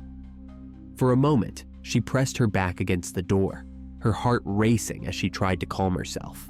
But then, as if drawn by some terrible curiosity, she slowly turned the lock, her hand trembling. Taking a deep breath, she peered through the peephole, her eyes scanning the dark porch outside. At first, she saw nothing, just the empty street, the faint glow of the street lamp, and the stillness of the night. But then, her breath caught in her throat. There, standing just beyond the reach of the porch light, was the grinning man. He was closer now, his features clearer, and what she saw made her blood run cold. He was tall, unnaturally so, with a gaunt, skeletal frame. His skin was deathly pale, almost luminescent in the moonlight, and his eyes, wide, unblinking, were fixed on the door. But it was his smile that terrified her the most. It stretched across his face in a way that seemed impossible, as if his lips had been carved into a permanent, grotesque grin. And as she watched, that smile seemed to grow wider, more menacing, as if he knew she was watching him. Sarah's heart pounded in her chest as she backed away from the door, her mind racing. She knew she had to do something, call for help, hide, anything, but she couldn't move. The terror that gripped her was paralyzing, rooting her to the spot as if she were in a nightmare from which she couldn't wake. Then, without warning, there was a soft, deliberate knock at the door. 3 slow, measured taps that echoed through the silent house. Sarah's blood ran cold. She stumbled backward, her hands clamped over her mouth to stifle a scream. The knock came again, followed by a low, raspy voice that seemed to seep through the walls. "Let me in, Sarah." The voice was soft, almost a whisper, but it was enough to send a wave of terror crashing over her. How did he know her name? How could he know? Her mind raced, trying to find a rational explanation, but there was none. She backed away further, her eyes never leaving the door. And then, as if in a trance, she watched in horror as the doorknob slowly began to turn, the latch clicking softly as it was pushed open. The door creaked inward, revealing the dark silhouette of the grinning man standing on the threshold, his eyes gleaming with malevolent intent. But he didn't enter. Instead, he stood there, smiling that horrific smile, his head tilting slightly as he stared at her. For a moment, time seemed to freeze, and Sarah felt the air grow thick with a suffocating dread. And then, just as suddenly as he had appeared, the grinning man stepped back into the shadows, his figure melting into the darkness. The door swung shut with a soft click, and the house fell silent once more. Sarah stood there, trembling, her mind reeling from what had just happened. But when she finally mustered the courage to check the door, she found it locked, just as she had left it. Had it all been a hallucination, a trick of the mind? But then she noticed something that made her blood run cold. On the floor, just inside the door, was a small piece of paper. With shaking hands, she picked it up, her breath catching in her throat, as she read the words scrawled in red ink. "I'll see you again, Sarah. Keep smiling." The paper slipped from her fingers, fluttering to the ground as a deep, overwhelming fear took hold of her. She would never feel safe again, never walk the streets at night without looking over her shoulder, and she would never ever forget the face of the grinning man. For she knew deep down that he was still out there, watching, waiting, and that one day he would return. The Painted Door. At the edge of a once thriving town, where the streets now lay cracked and forgotten, stood a dilapidated mansion, a relic of a time when life bustled through the town's veins. The mansion, with its crumbling walls and overgrown gardens, had long been abandoned, its windows dark and empty like the hollow eyes of a ghost. But there was one feature of the mansion that had always stood out, a detail that made even the bravest of souls shudder. A door that no one could open. The door, set into the farthest corner of the mansion's main hallway, was unremarkable at first glance. The paint was chipped and faded, the wood warped and splintered with age. But those who ventured close enough to truly look at it found themselves overwhelmed by a sense of dread, an inexplicable terror that seeped into their bones and gnawed at their sanity. The door was an enigma, a mystery that had defied explanation for decades. The townspeople spoke of it in hushed tones, recounting stories of those who had tried to open it, only to be driven mad by what lay beyond. For years, the mansion remained empty, a monument to the town's forgotten past. But that all changed when a new family arrived, seeking to breathe life back into the decaying structure. The family, the Tanners, had moved to the town in search of a fresh start. The father, David, had taken a job at the nearby factory, and his wife, Helen, had fallen in love with the mansion's old-world charm, despite its obvious state of disrepair. Their son, Jacob, a quiet and curious boy of 12, was less enthusiastic about the move, but he soon found himself captivated by the mansion's secrets. From the moment they moved in, Jacob felt the pull of the painted door. It was as though the door was alive, watching him with unseen eyes, waiting for the right moment to reveal itself. Every time he walked by it, he felt a cold chill run down his spine, and he couldn't shake the feeling that the door was somehow changing. New cracks appearing in the wood, fresh smears of paint that seemed to shift and move when he wasn't looking. The door seemed to beckon him, calling to him in a voice that only he could hear. The rest of the family seemed oblivious to the door's presence. David was preoccupied with his work, and Helen busied herself with cleaning and restoring the mansion's many rooms. But Jacob couldn't ignore it. The door consumed his thoughts, filling his dreams with dark, twisted images that left him waking in a cold sweat. He tried to tell his parents, but they dismissed his concerns as the product of an overactive imagination.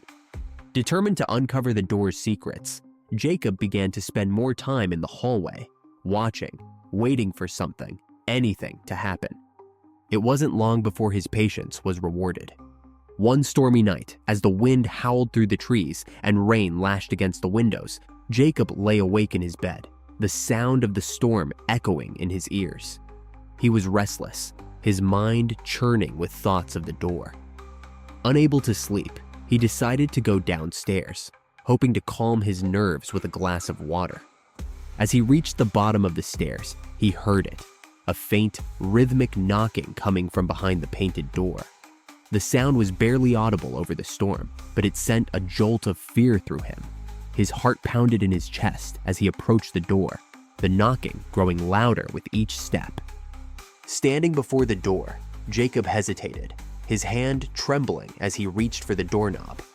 The knocking stopped abruptly, replaced by a heavy silence that pressed down on him like a weight. He held his breath, his fingers brushing against the cold metal of the knob. To his surprise, the door swung open at his touch. The room beyond was small, barely more than a closet, dimly lit by a single flickering candle that cast long, dancing shadows on the walls. The air was thick with the scent of mildew and something else, something dark and unnameable.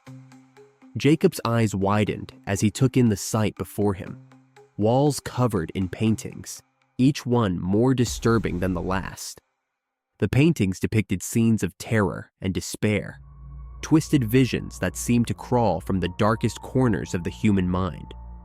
One showed a man trapped in a burning house, his face contorted in agony as flames licked at his skin. Another depicted a woman drowning in a sea of black, her hands clawing at the surface as she was dragged down into the depths.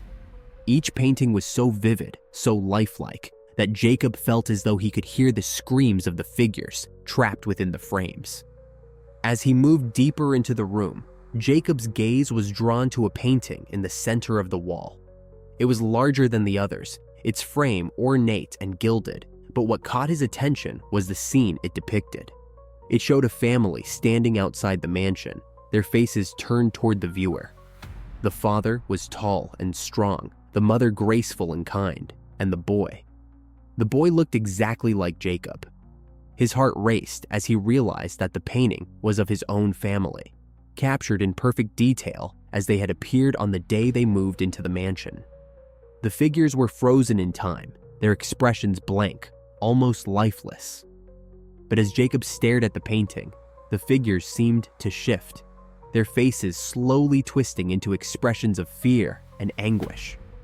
The boy's eyes, once bright with curiosity, were now wide with terror, his mouth open in a silent scream. Horrified, Jacob stumbled backward, his breath coming in short, panicked gasps. He had to get out. He had to leave the room before whatever force had created the paintings could take hold of him too.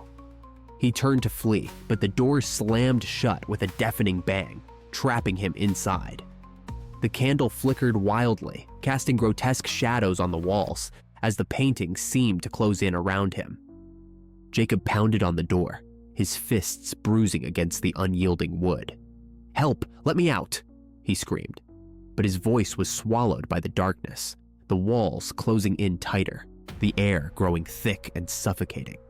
The painted figures on the walls seemed to reach out toward him, their twisted faces filled with malice and despair. In a last desperate attempt to escape, Jacob threw himself at the door, but it was no use. The room was alive with a malevolent force, and it had claimed him as its own. The last thing Jacob saw before the darkness consumed him was his own reflection in the glass of the nearest painting, his face pale and contorted with terror, his eyes wide with the realization that he was now part of the cursed collection. The next morning, the mansion was quiet, the storm having passed in the night. Helen and David awoke to find their son's bed empty, his room undisturbed.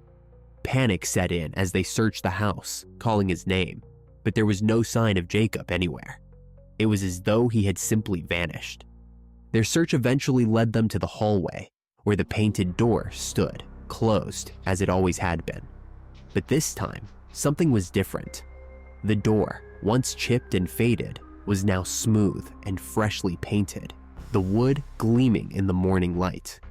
And on the wall beside it, where the paint had always been cracked and peeling, hung a new painting, a portrait of a young boy, his face twisted in a silent scream, his eyes filled with a terror that would never fade. The Tanners left the mansion that very day, unable to bear the weight of the loss and the darkness that hung over the house. The mansion once again fell into disrepair, its secrets hidden behind locked doors and peeling paint. But those who passed by the old house would sometimes speak of the painted door, and the boy who had been lost to its curse, forever trapped within the walls of the haunted room. The painted door remained closed, its secrets locked away, waiting for the next soul brave or foolish enough to seek the truth. The Silent Circus. Every year, without warning or fanfare, a mysterious circus would appear on the outskirts of the small town of Eldridge. The townspeople never saw it arrive. One morning, the field that lay barren and empty the night before would be filled with tents of all shapes and sizes, towering rides that reached toward the sky. and a Ferris wheel that turned slowly and silently in the misty dawn. The circus was always shrouded in an eerie silence. No music, no laughter, no circus barkers calling out to entice visitors. Yet, despite its unsettling atmosphere, the people of Eldridge felt an irresistible pull to the strange and silent fair. Jordan was a boy who often felt invisible in his own life. At school, he was just another face in the crowd, his presence unnoticed by both teachers and classmates alike. At home, his parents were too busy with work and their own lives to pay him much attention. He spent most of his time alone, wandering the town's streets or escaping into the pages of the books he loved. When the silent circus appeared on the outskirts of town one foggy night, Jordan felt that same pull, that same unexplainable urge to see what secrets the circus held. The fog was thick as he made his way to the field, its damp tendrils curling around him like ghostly fingers. The circus loomed before him, its tents stretching into the mist, the rides moving soundlessly as if operated by unseen hands.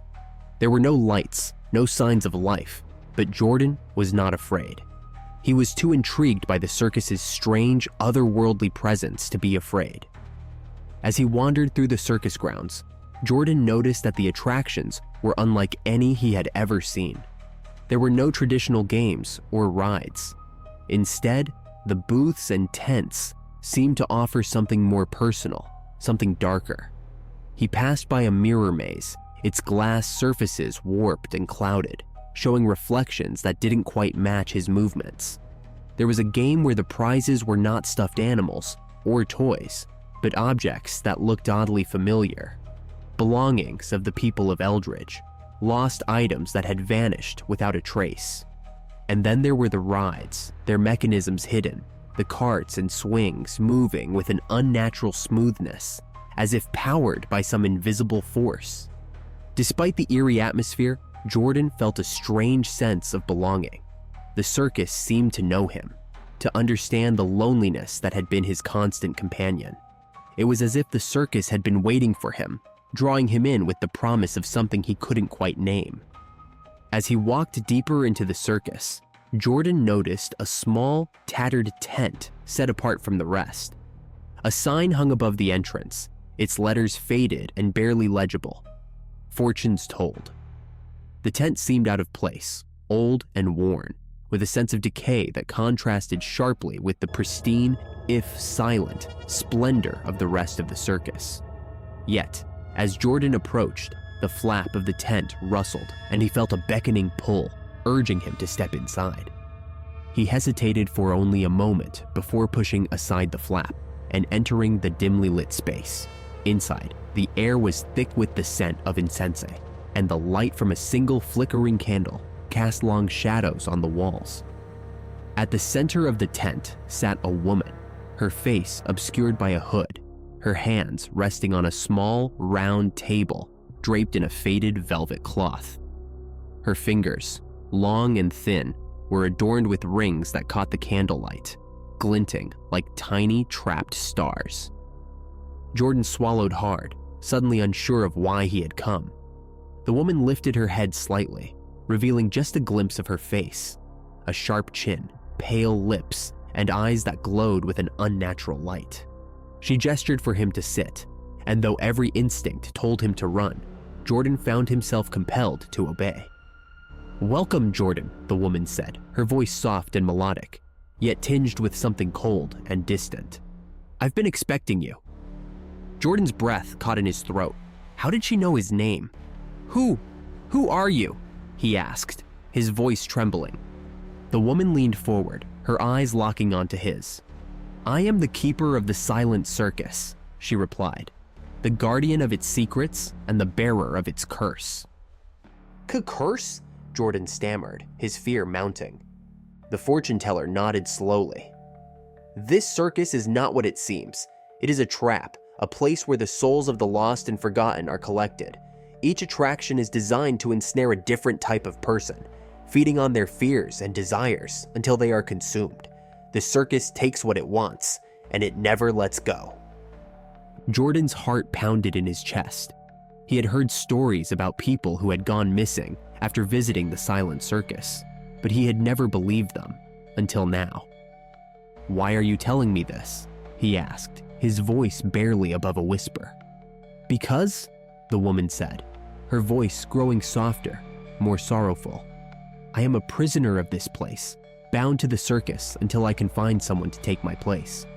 I have been here for longer than I can remember, trapped in a cycle that never ends.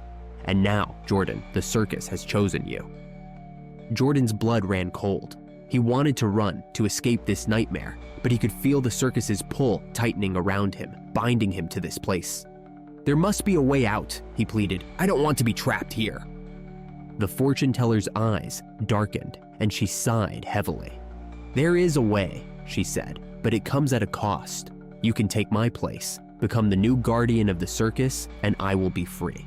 But if you choose to leave, the circus will consume you, body and soul, and you will become a part of it forever."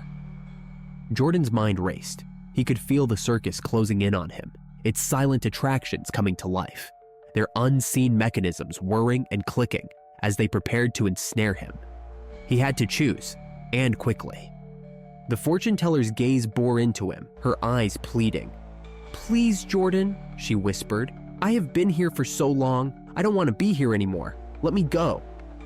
The weight of the decision crushed him, but he knew what he had to do. He couldn't leave her here, trapped for eternity in this nightmare. He couldn't condemn her to a fate he couldn't bear himself. "I'll do it," Jordan said, his voice shaking. "I'll take your place." The fortune teller's eyes filled with tears, and for the first time, she smiled. A sad, weary smile. "Thank you," she whispered. She reached out and took his hands in hers, her touch as cold as ice. "You have given me a gift I can never repay." As soon as the words left her lips, Jordan felt the change begin. The air around him grew heavy, the shadows in the tent lengthening, twisting around him like vines. His body felt weightless, as if he were floating, drifting away from himself. He could feel the circus's power seeping into him, filling him with its ancient, dark magic. The fortune teller began to fade, her form dissolving into the shadows. "Goodbye, Jordan," she said, her voice echoing in the darkness. "And I'm sorry." With that, she was gone, and Jordan was left alone in the tent, the candle flickering weakly on the table. The silence of the circus pressed in on him, more oppressive than ever before. He could feel it now, the truth of what he had become. He was the new guardian, the keeper of the silent circus, bound to its endless, eerie cycle. The tent flap rustled, and Jordan knew that the circus was already preparing for its next visitor, its next victim. The attractions outside were waiting, hungry for the souls of the lost and forgotten. And Jordan, now the keeper of the circus's secrets, would be there to greet them. The next morning, the people of Eldridge woke to find the field empty once more, the circus gone as mysteriously as it had appeared. They went about their day, unaware of the new guardian who watched over the silent circus, waiting for the next soul to wander into its grasp.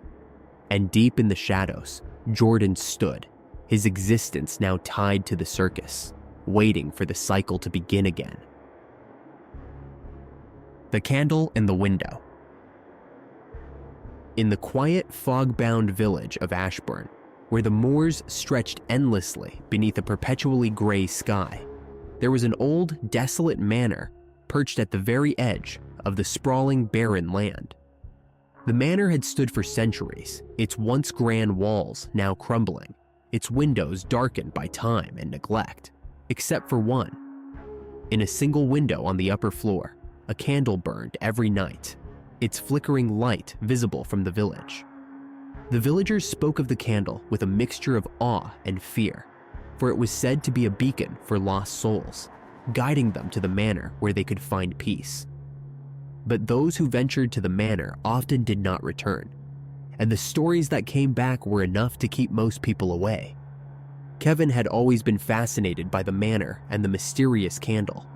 An orphaned boy who had grown up on the outskirts of Ashburn, Kevin had no family to call his own, and the village had never truly felt like home. He often wandered the moors, finding solace in the solitude, and from a young age, he had been drawn to the flickering light in the distant manor. It was a strange comfort, that lonely candle, burning night after night in a house that was otherwise dark and abandoned.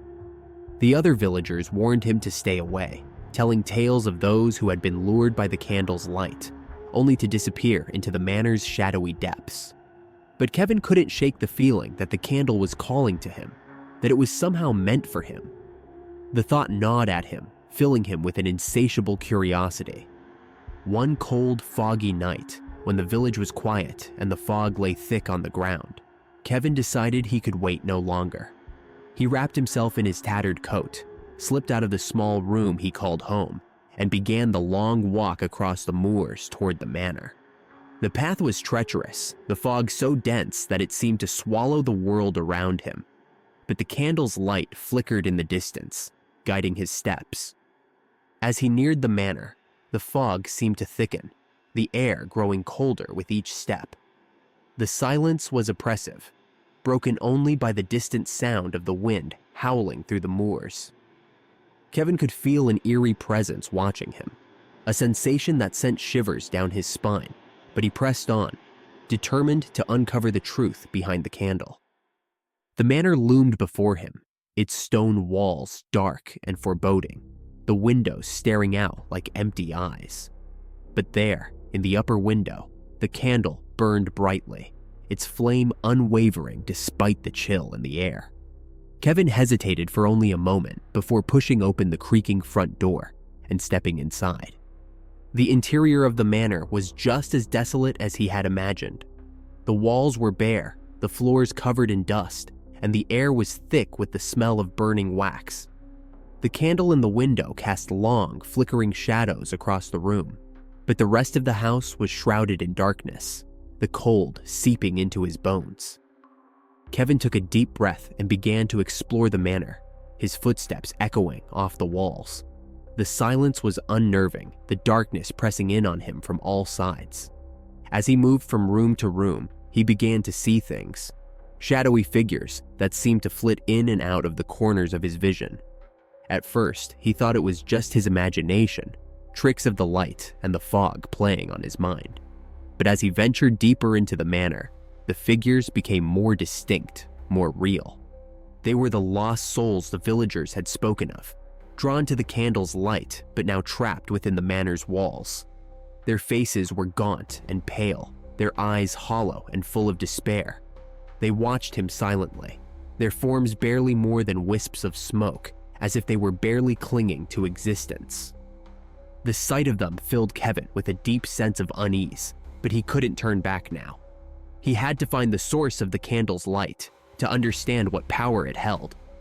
At last, he found his way to the upper floor, where the candle burned in the window. The room was small and sparsely furnished, dominated by a single table on which the candle rested. The flame was unnaturally bright, casting an eerie glow over the room, but as Kevin approached, he felt a wave of dread wash over him. The candle was no beacon of hope. It was a trap. As the realization hit him, the shadows in the room seemed to close in, the lost souls pressing closer, their whispers growing louder. They were not at peace. They were prisoners, bound to the manor by the same light that had drawn them there. The candle's flame was a lure, a false promise that had led them to their doom, and now it had ensnared him as well. Kevin felt a cold hand brush against his cheek, the touch of one of the lost souls, and he recoiled in horror. He had to get out, to escape before it was too late. Desperate, he reached for the candle, intending to snuff out the flame, to break the spell that held the manor in its grip. But as his fingers closed around the base of the candle, he felt a searing pain shoot through his hand.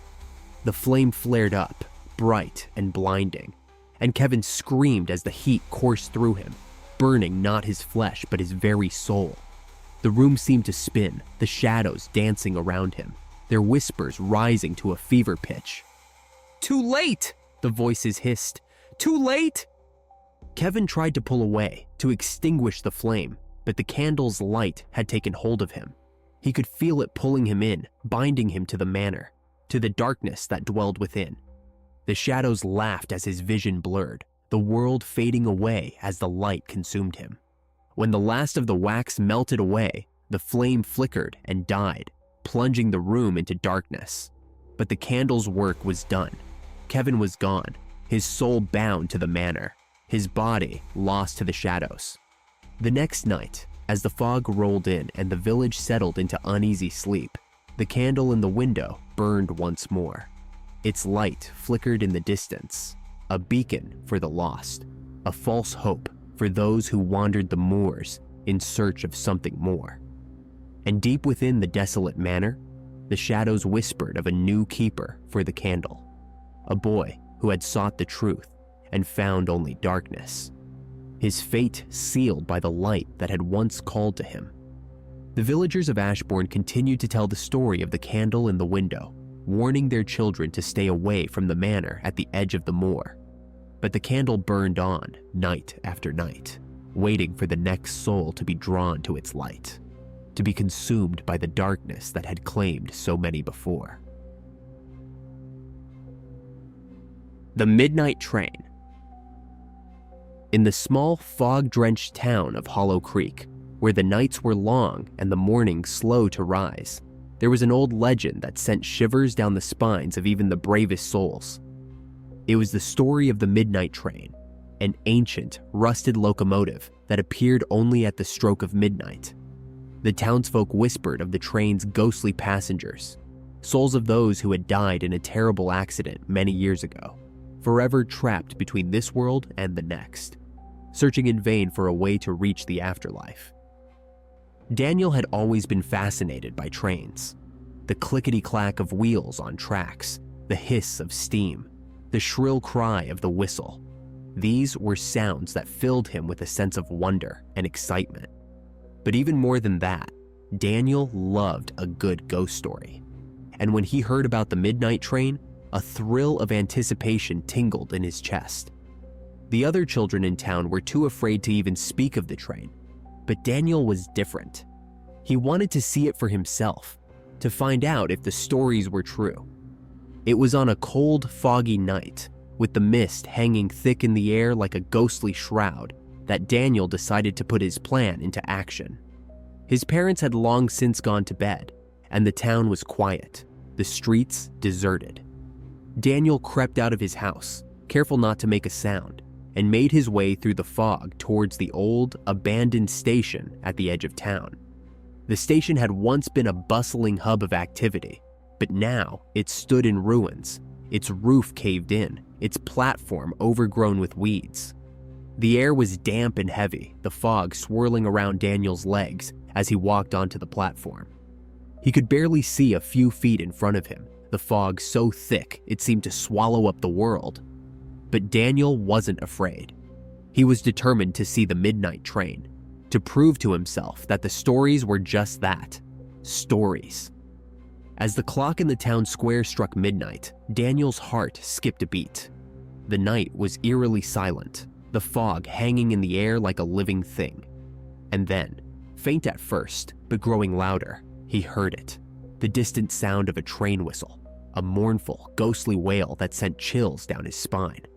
A moment later, the screeching of metal on metal pierced the night as the train pulled into the station, its arrival heralded by a rush of cold air that seemed to come from nowhere. The train was just as the stories had described, old and decayed, its once bright colors faded and peeling, its windows cracked and covered in grime. The engine hissed and sputtered, the metal groaning as if under a great weight. The doors slid open with a slow, mournful hiss, revealing a dark, silent interior. Daniel hesitated, his heart pounding in his chest. The train seemed to call to him, a low, insistent pull that he couldn't resist. He took a deep breath and stepped inside, the door closing behind him with a final, echoing clang. The interior of the train was cold and silent, the air thick with the scent of dust and decay. The seats were covered in a fine layer of grime, the fabric torn and faded. The train began to move, its wheels clattering over the tracks, and Daniel felt a strange sense of unease settle over him.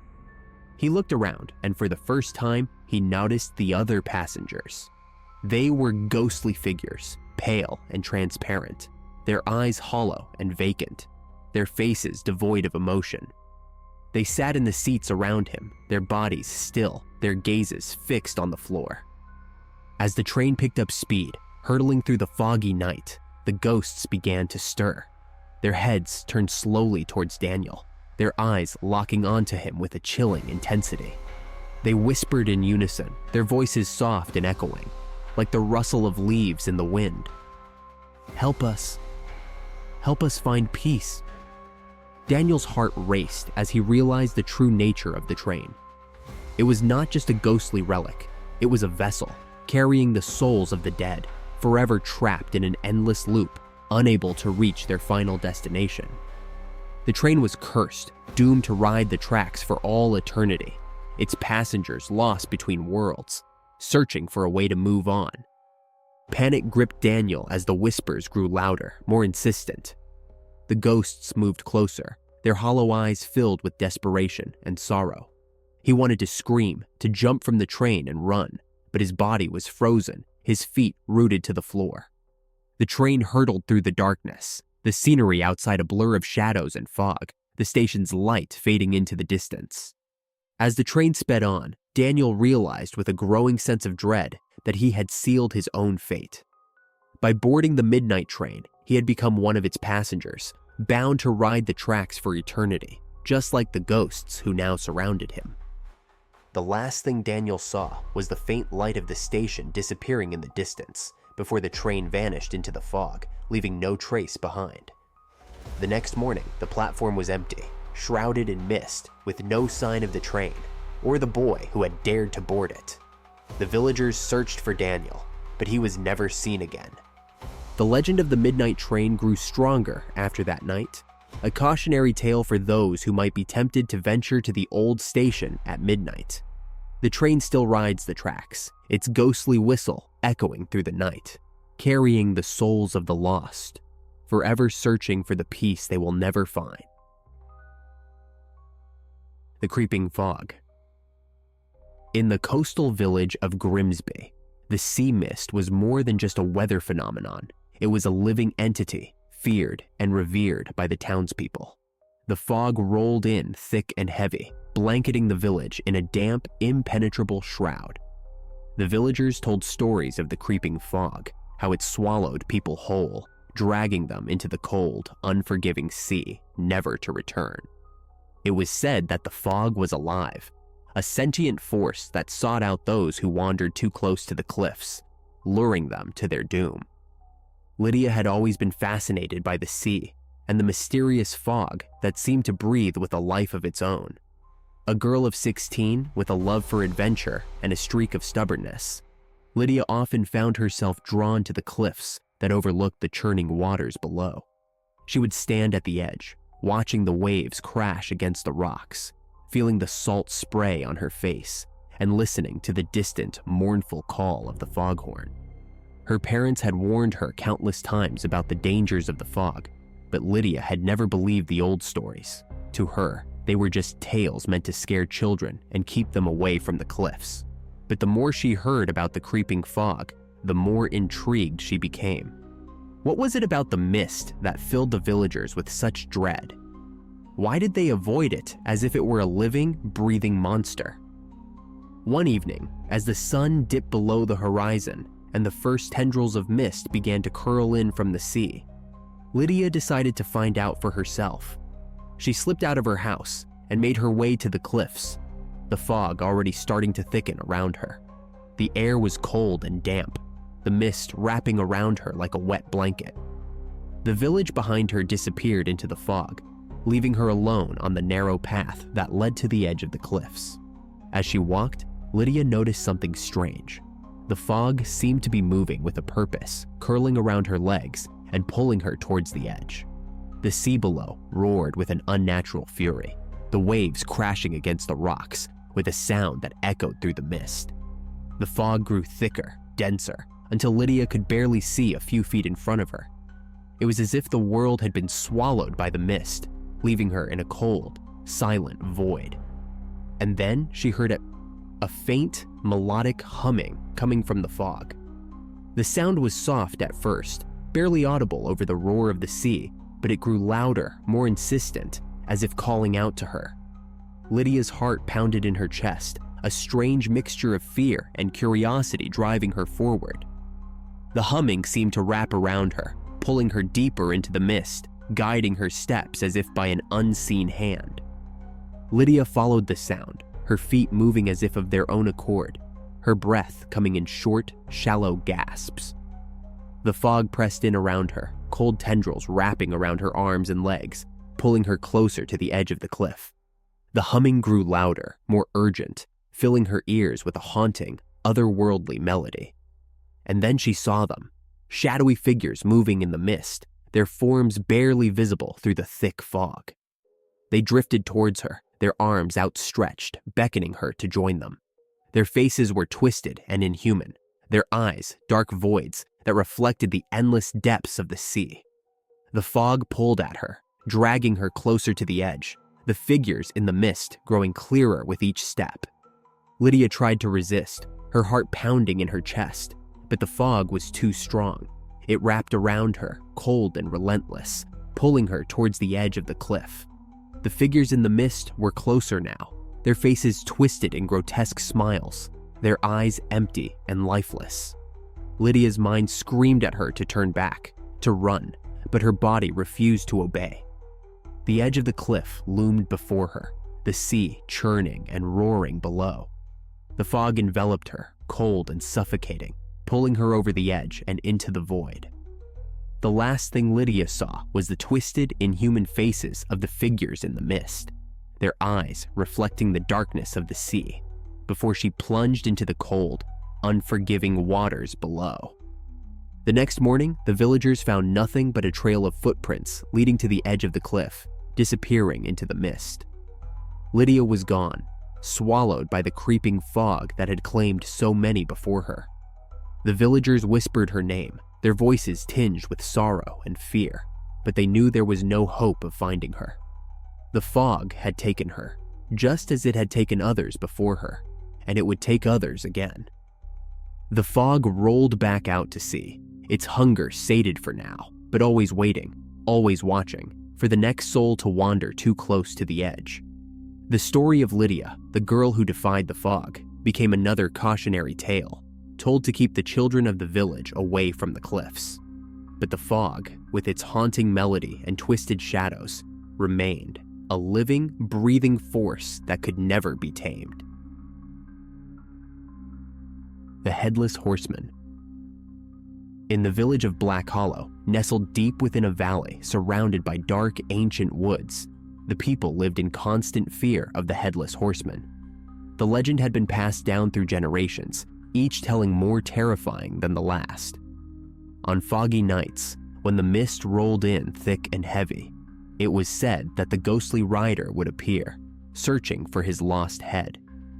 The horseman was a figure of nightmare, a headless specter astride a massive black horse, his tattered cloak billowing behind him as he hunted for a replacement head, cutting down anyone who crossed his path.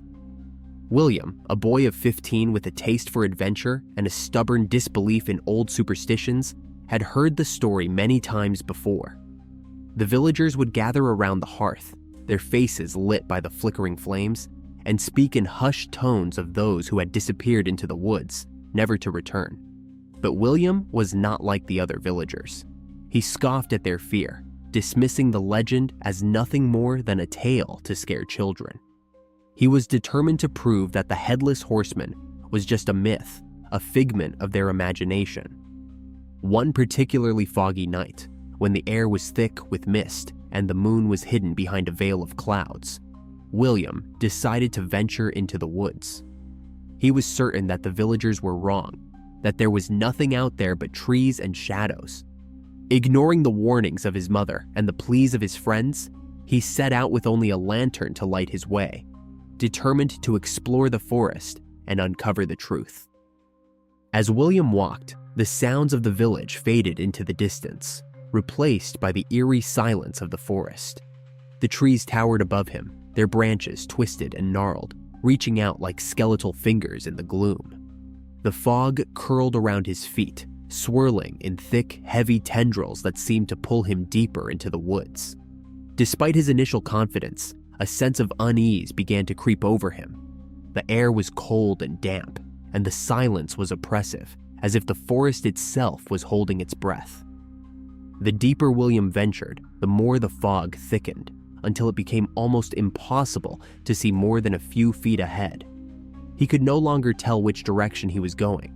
The trees all looked the same, their twisted forms looming out of the mist like specters. Just as he was beginning to consider turning back, he heard it, the distant sound of hooves pounding against the earth. William froze, his heart racing in his chest. The sound grew louder, the ground beneath his feet vibrating with each heavy thud. He strained his eyes, peering into the fog, and then he saw it, a dark figure on horseback, emerging from the mist like a wraith, the Headless Horseman. The rider was just as the legends had described, tall and imposing, his headless body draped in a tattered cloak that billowed out behind him like the wings of a giant bat.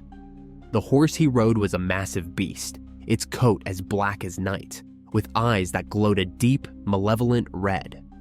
The horseman's sword, long and gleaming, was held high in one hand, ready to strike. Panic surged through William as the horseman charged towards him, the sound of hooves growing deafening.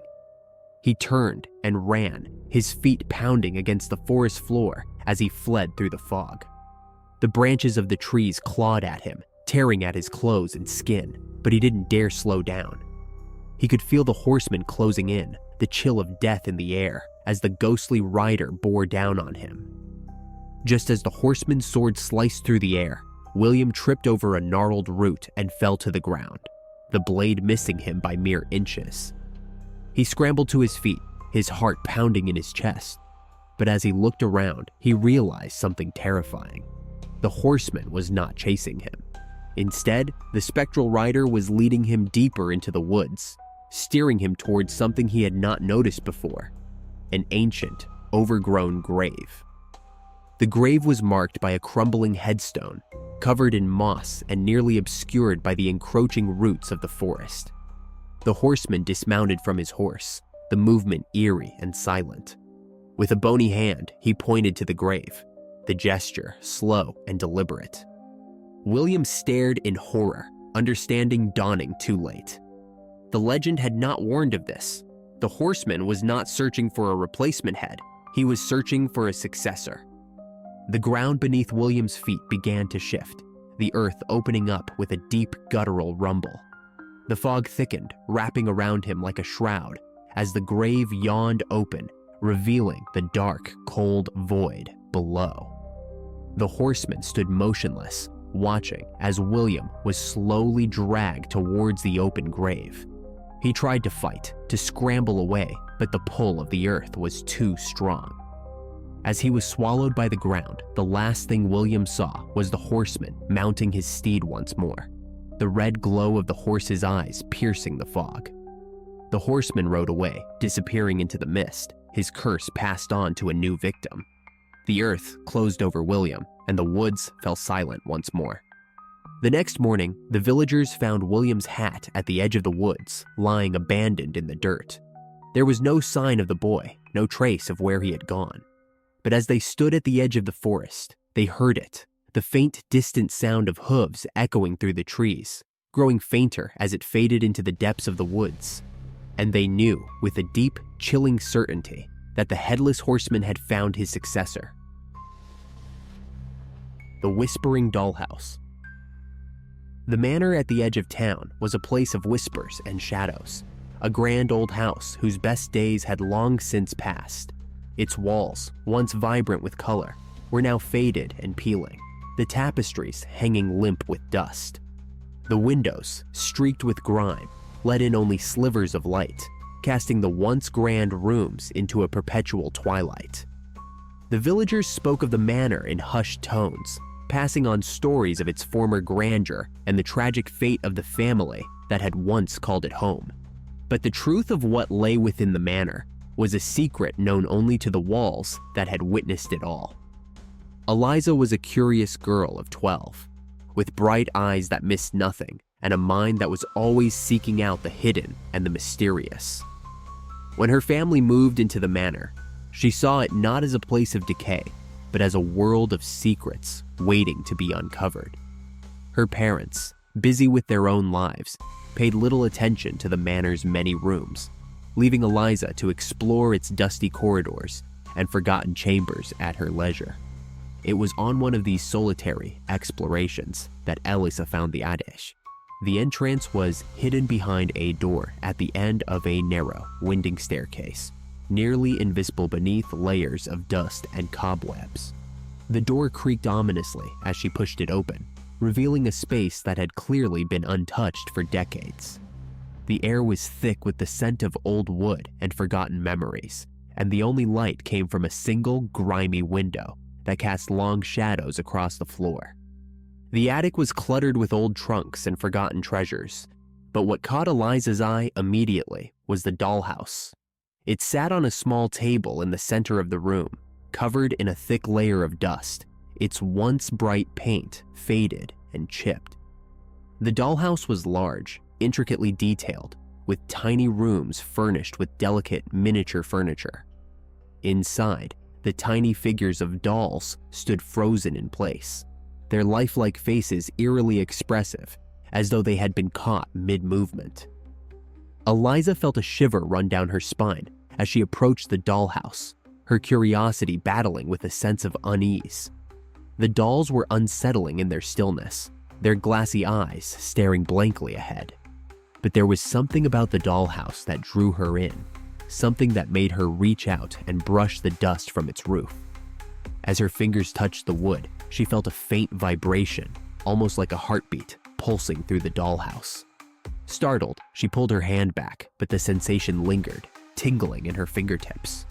The attic seemed to grow colder, the shadows lengthening as though they were alive, creeping closer to the dollhouse.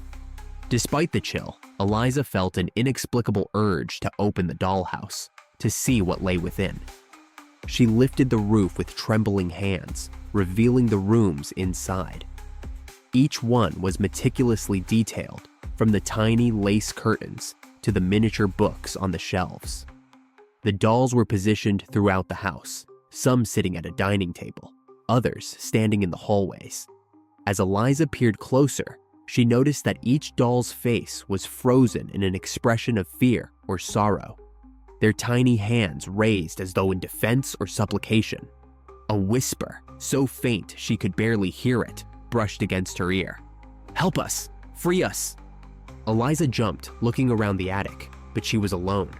The whisper came again, this time clearer, more insistent. "Free us! We're trapped." She stared at the dollhouse, her heart pounding. The whispers seemed to be coming from the dolls, their voices soft and pleading. Eliza shook her head, trying to dismiss the thought as her imagination, but the whispers grew louder, filling her mind with their desperate pleas. Over the next few days, Eliza found herself returning to the attic again and again, drawn to the dollhouse despite the unease it stirred in her. She spent hours arranging and rearranging the rooms, moving the dolls from place to place, trying to make sense of the whispers that filled her mind. Each time she touched the dolls, the whispers grew clearer, more desperate. "They're lying to you," one voice whispered. "They want to trap you too." Another voice, soft and sorrowful, begged, "Please, help us. We're so cold."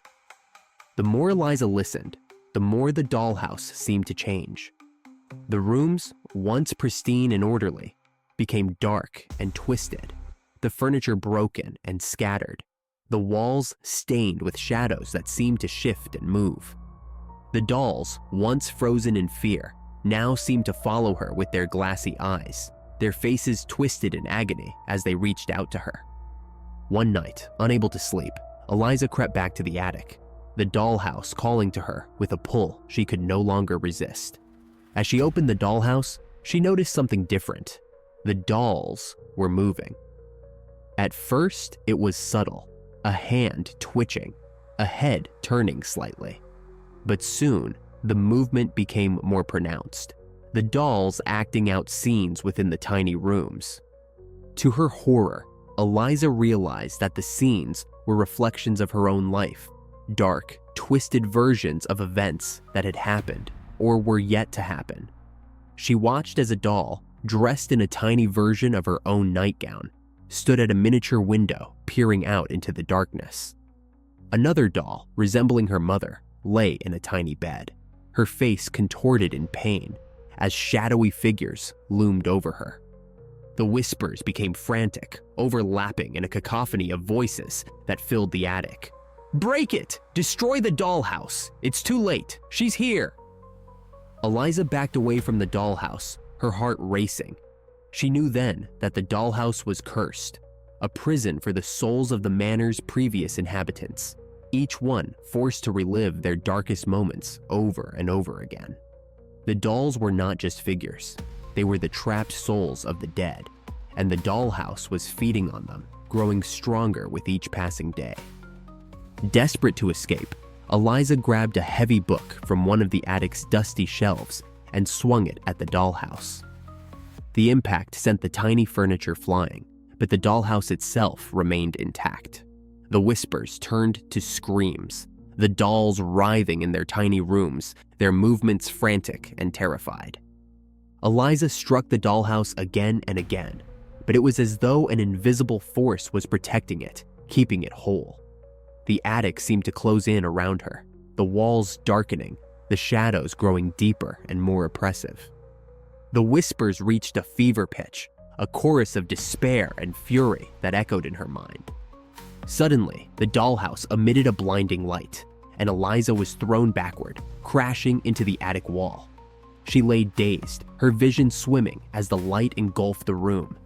She tried to crawl away, but her limbs felt heavy, as though they were no longer her own. Through the light, she saw the dolls rising from the dollhouse, their tiny forms growing larger, more human-like. They stepped out of the dollhouse, their faces twisted into grotesque masks of pain and hatred. The largest of them, a doll with Eliza's own face, reached out to her, its glassy eyes reflecting the terror in her own. "No!" Eliza screamed, but it was too late. The doll grabbed her, pulling her towards the dollhouse, its grip cold and unyielding. The light grew brighter, swallowing her whole, until there was nothing but the blinding, suffocating light. When the light finally faded, the attic was silent once more. The dollhouse stood on its table, untouched and pristine, as though nothing had happened. The tiny rooms were, once again, perfectly arranged, the furniture in place, the dolls standing motionless in their positions. The next morning, the housekeeper climbed the stairs to the attic, her steps slow and weary. She pushed open the door and gasped at what she saw. There, in the center of the dollhouse, was a new doll, a tiny figure with Eliza's face, her expression frozen in an eternal scream of terror. The housekeeper backed away, her heart pounding. She had heard the stories of the cursed dollhouse, but she had never believed them until now. With trembling hands, she closed the attic door and locked it tight, praying that whatever darkness lay within would stay trapped forever. But deep inside the dollhouse, the new doll stood among the others, her tiny hands pressed against the glass walls of her prison. And in the silence of the attic, the faintest of whispers could still be heard, a soft, desperate plea that would go unanswered for all time. The Harvest Man. In the heart of a sprawling countryside, where fields of golden wheat stretch endlessly toward the horizon, there lies a small village with a haunting tradition. Each year, as the harvest season approaches, the villagers whisper about the Harvest Man, a scarecrow-like figure said to come to life when the moon is full and the crops are ripe. The Harvest Man is believed to be the guardian of the fields, ensuring that the crops flourish and the village thrives. But with his protection comes a dark price. It is said that the Harvest Man demands a sacrifice to guarantee a bountiful harvest, a life to be taken and buried in the soil. Riley, a strong-willed and practical girl, had grown up hearing the tales of the Harvest Man Like most of the village's youth, she dismissed the stories as nothing more than superstitions meant to scare children into obedience. Her family, like many others, relied on the fields for their livelihood, and as the harvest season neared, Riley found herself working late into the evenings, her hands calloused from hours spent pulling weeds and harvesting crops. One evening, as the sun dipped below the horizon, Riley lingered in the fields, lost in her thoughts. The air was cool and crisp, the first hint of autumn in the breeze. As she worked, she noticed a strange movement out of the corner of her eye. A tall, shadowy figure standing at the far edge of the field. Squinting against the dim light, Riley saw what appeared to be a scarecrow, its ragged clothing fluttering in the wind, its head a burlap sack with crude features stitched onto its surface. At first, Riley thought nothing of it, just another scarecrow placed to deter the birds. But as she continued to work, she couldn't shake the feeling that the figure was watching her. Every time she glanced up, the scarecrow seemed to have shifted slightly, its head tilted in her direction, as if observing her every move. The thought sent a chill down her spine, but she shook it off, telling herself it was just her imagination playing tricks on her. As night fell, the fields grew eerily quiet. The sounds of the day, the rustling of leaves, the chirping of crickets, were replaced by an unsettling stillness. Riley was about to call it a night and head home when she heard it. A faint, rhythmic tapping, like the sound of something sharp striking the earth. She paused, her heart pounding in her chest, straining to hear more. The tapping grew louder, closer, accompanied by the rustle of something moving through the crops. Glancing up, Riley's breath caught in her throat. The scarecrow, the harvest man, was no longer at the edge of the field. It was much closer now, its tall, spindly form illuminated by the pale light of the moon. The figure was more defined, its body seemingly made of twisted vines and hay, with long skeletal arms that dangled at its sides. Its burlap head was tilted at an unnatural angle, and from within, the stitched eyes glowed an eerie, unnatural light. Panic surged through Riley as the harvest man began to move, its long limbs carrying it toward her with slow, deliberate steps. She turned and ran, the tall stalks of wheat whipping against her legs as she fled. But the harvest man was relentless, its strides unnaturally long, closing the distance between them with terrifying speed. Riley's heart pounded in her ears, her breath coming in ragged gasps as she raced toward the village. But just as she thought she might escape, she felt something cold and rough coil around her ankle. The harvest man's arm, if it could even be called that, had stretched out, vines twisting around her leg like a snake. Riley screamed, thrashing and kicking in a desperate attempt to free herself, but the harvest man's grip was unyielding.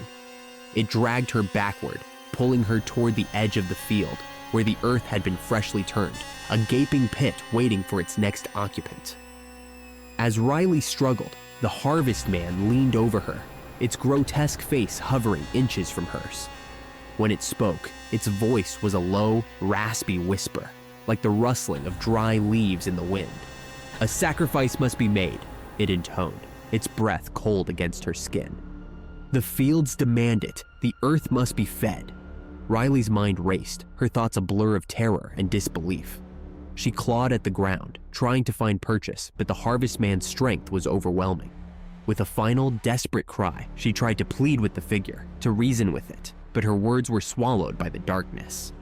The harvest man's eyes glowed brighter as it dragged her into the pit, its bony hands shoveling earth over her struggling form. The soil was cold and heavy, pressing down on her, filling her mouth and nose, cutting off her air. The last thing Riley saw before the darkness claimed her was the harvest man standing tall above her, its burlap sack head turned towards the village, as if marking its next victim. The next morning, the villagers awoke to find the fields lush and full, the crops more abundant than ever before. But Riley was nowhere to be found. Her family searched the fields, calling her name, but there was no trace of her. In the center of the field, the harvest man stood, its form as still and silent as it had always been, its head tilted slightly as if in silent vigil. The villagers knew what had happened, though none dared to speak it aloud. The harvest man had claimed its sacrifice, and the village would prosper for another year. But they also knew that the time would come again, when the fields grew barren and the harvest man would rise once more, demanding another life to feed the earth. And so, the cycle continued, year after year, the harvest man standing watch over the fields, waiting patiently for the next harvest and the next sacrifice. The spider's lair.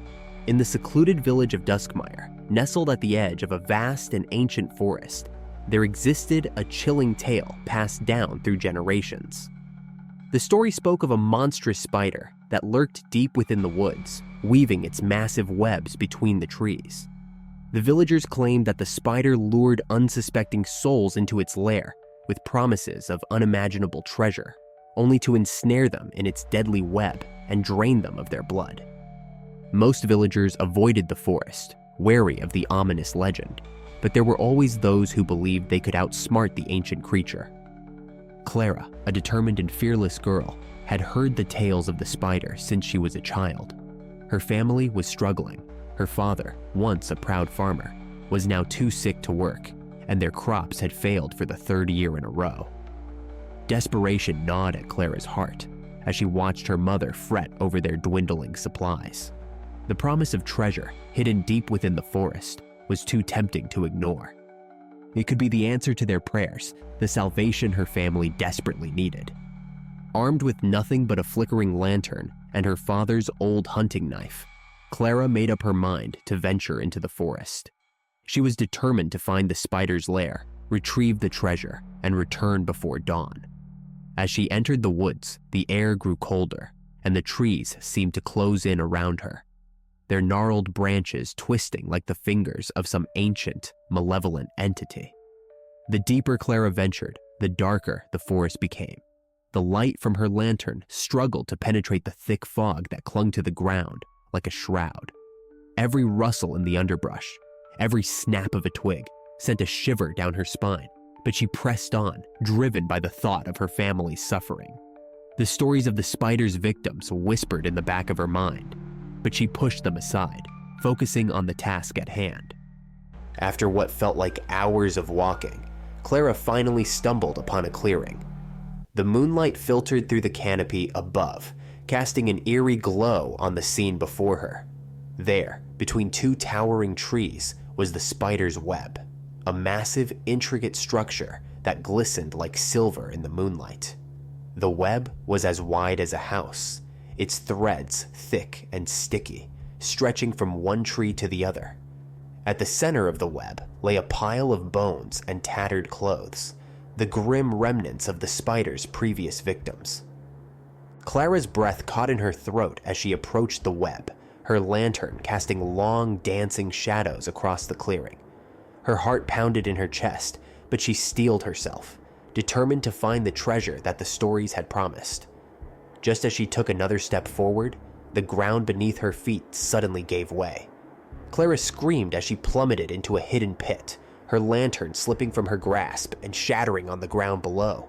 She landed with a thud, the wind knocked out of her as she found herself tangled in the sticky, suffocating web. The more she struggled, the tighter the web became, wrapping around her limbs and chest like a constricting snake. Panic surged through her as she realized the truth. There was no treasure, only a trap set by the monstrous spider to lure its prey. From the shadows, the spider emerged, its massive, hairy legs clicking against the ground as it approached. Its body was the size of a horse, covered in thick, black bristles, and its eyes, 8 gleaming orbs, reflected the dim light of the moon. The spider's fangs, sharp and glistening with venom, protruded from its grotesque mouth as it slowly descended upon Clara, hunger burning in its eyes. Clara's mind raced as the spider loomed over her, its fangs inches from her face. In a last, desperate effort, she reached for her father's knife, her fingers fumbling to free it from the sheath at her waist. With a fierce cry, she plunged the blade into the spider's soft underbelly. The creature let out a deafening screech, its legs flailing as it recoiled in pain. Greenish blood oozed from the wound, dripping onto the web below. The spider retreated into the shadows, its screeches echoing through the forest as it disappeared from sight. For a moment, Clara thought she had won, that she had driven the creature away. But as she lay there, tangled in the web, she realized the horrible truth. She was too weak to free herself, and the spider was merely waiting for its prey to succumb to exhaustion.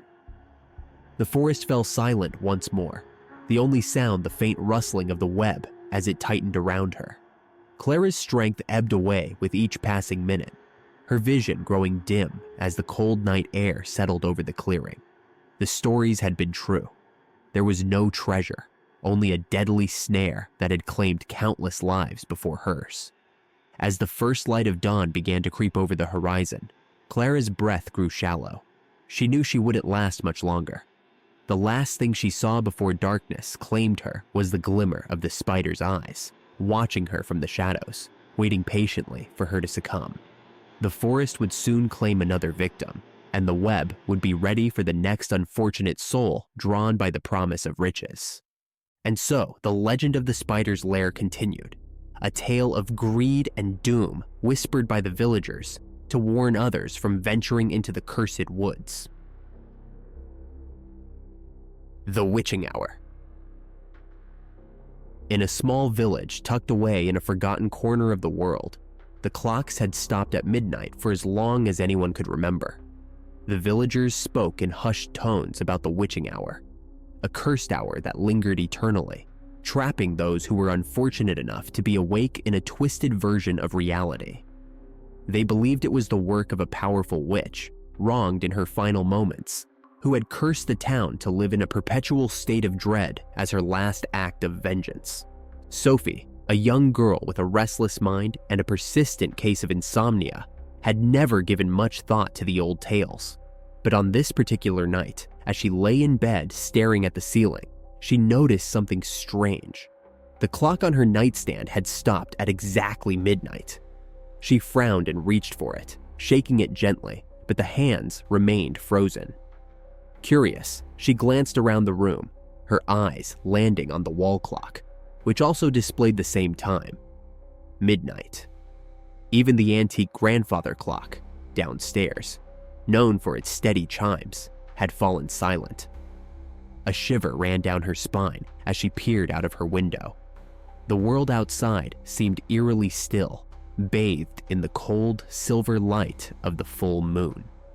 The village, usually so alive even at night, with the sounds of owls and the distant rustle of leaves, was now silent. The moon hung high in the sky, casting long, haunting shadows that seemed to stretch across the village like dark fingers. Sophie tried to shake off the unease creeping into her thoughts. She pulled her blanket tighter around her, willing herself to go back to sleep. But sleep wouldn't come. Instead, her ears picked up on something strange, soft creaks and groans, as if the house itself was alive and shifting.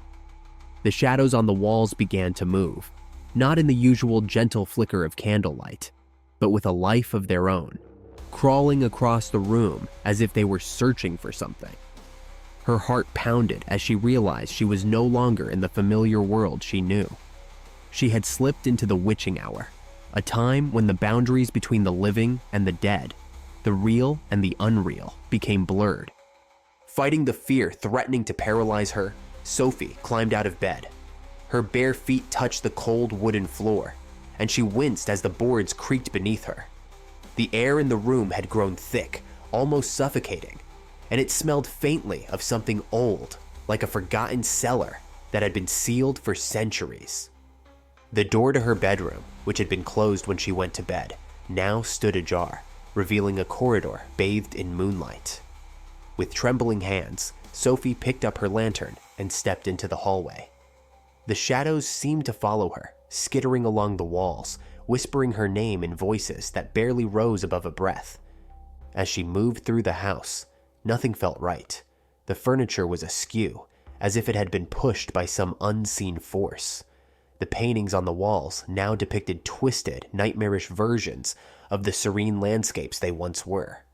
The mirrors, which she had always avoided in the dark, now showed distorted reflections. Figures that moved when she did not, eyes that glinted with malice. The house was alive, breathing around her, and the more she explored, the more she felt the presence of something watching her, something waiting. Her heart pounded in her chest, a relentless drumbeat that echoed in the suffocating silence. In the dim light of her lantern, she noticed strange symbols carved into the walls, cryptic, ancient marks that seemed to pulse with a life of their own. She reached out to touch one, and the whispering around her grew louder, more insistent. The voices were no longer just whispers. They were chanting, repeating the same words over and over, a language she didn't understand but felt deep in her bones. The air grew colder as she reached the base of the stairs leading to the attic, a place she had rarely ventured.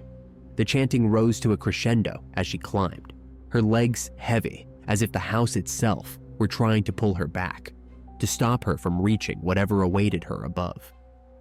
When she pushed open the attic door, the air was freezing. Moonlight filtered through the dusty windows, casting long shadows across the floor. In the center of the room stood a figure, a woman with hollow eyes and skin like cracked porcelain, her presence so overpowering that Sophie couldn't move. It was the witch, the very one who had cursed the town, her body twisted and broken, yet filled with a dark, consuming power. "You've come," the witch whispered, her voice a ragged echo of something that had once been human. "Another soul, awake during the hour that never ends." Sophie backed away, but the door behind her slammed shut, trapping her in the room with the witch. "What do you want?" she managed to ask, her voice trembling. "The witching hour is eternal," the witch said, stepping closer, her movements unnatural, like a marionette controlled by invisible strings. "And now, you are part of it, but you can choose your fate. Become my servant, and I will grant you freedom within this hour, or resist and be trapped here, your soul bound to the hour forever." Sophie's mind raced. She couldn't serve this creature, but the thought of being trapped in this nightmare, never to see daylight again, was terrifying.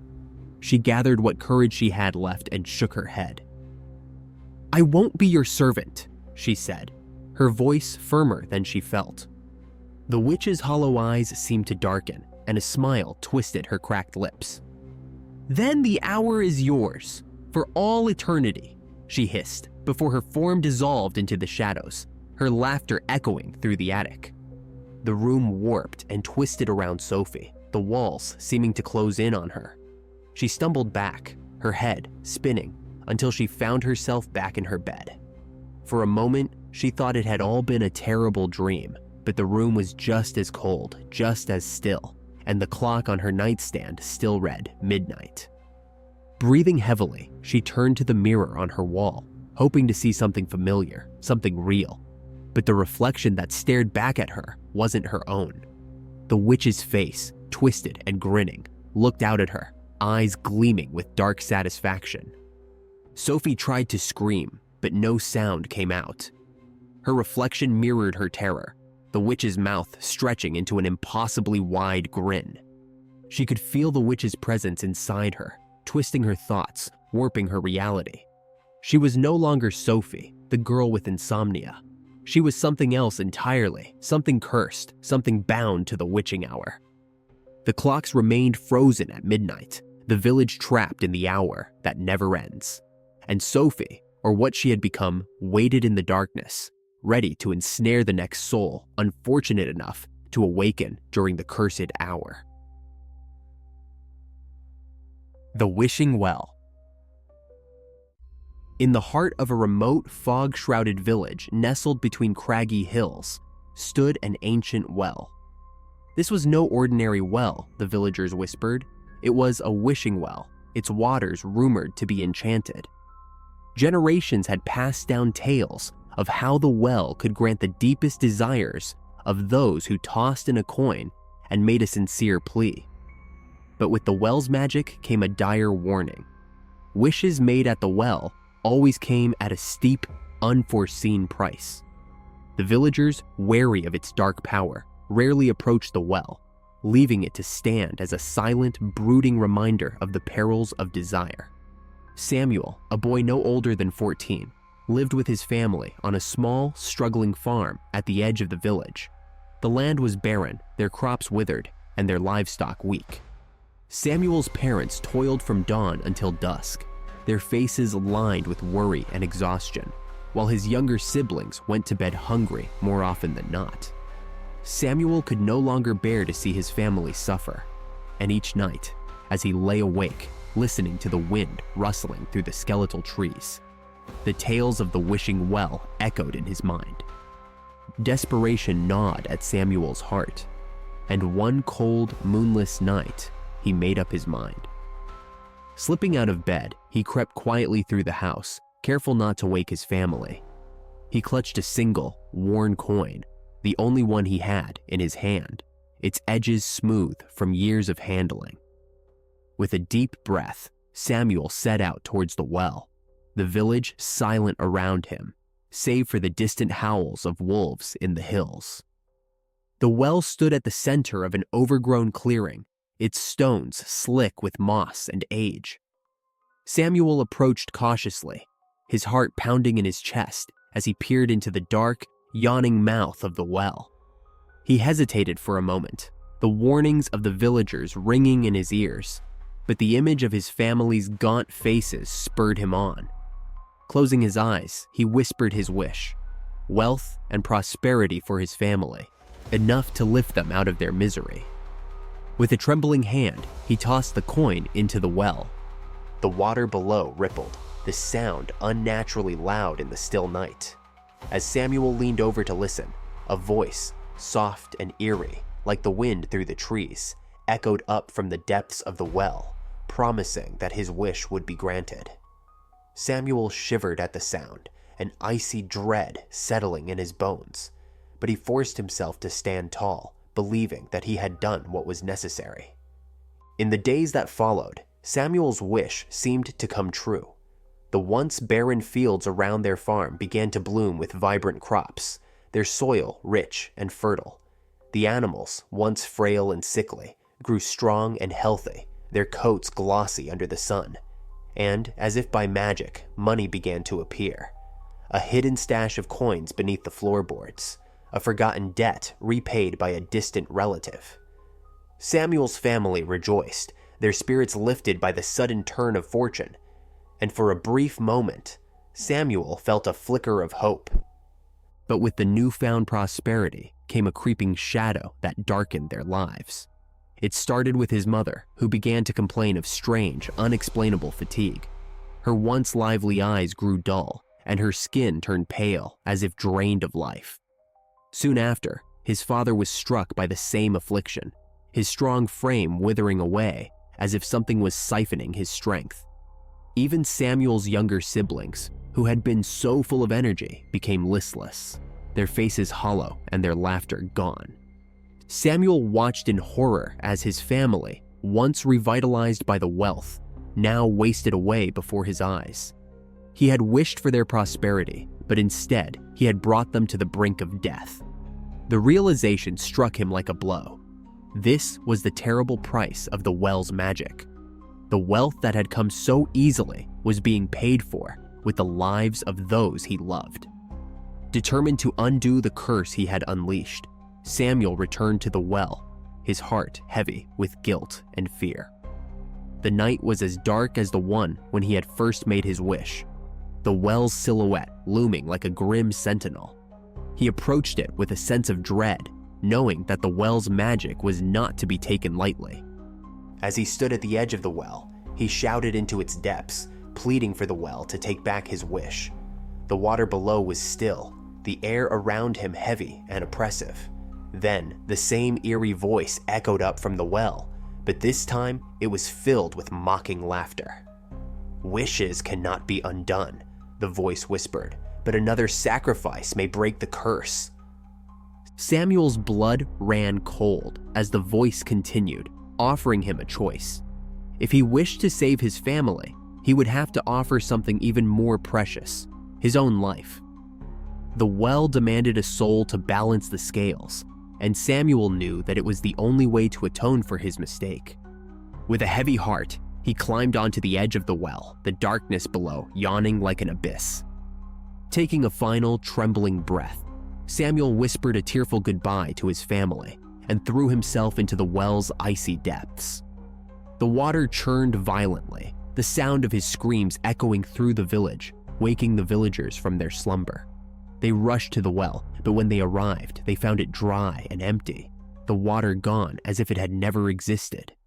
There was no sign of Samuel, only a profound silence that settled over the clearing.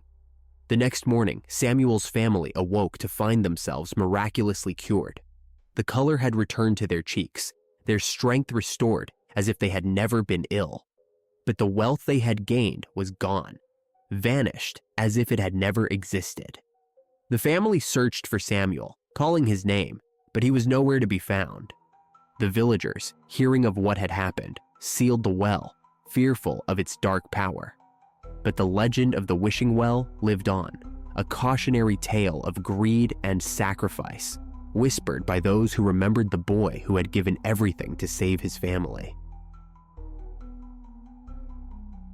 The Bleeding Portrait.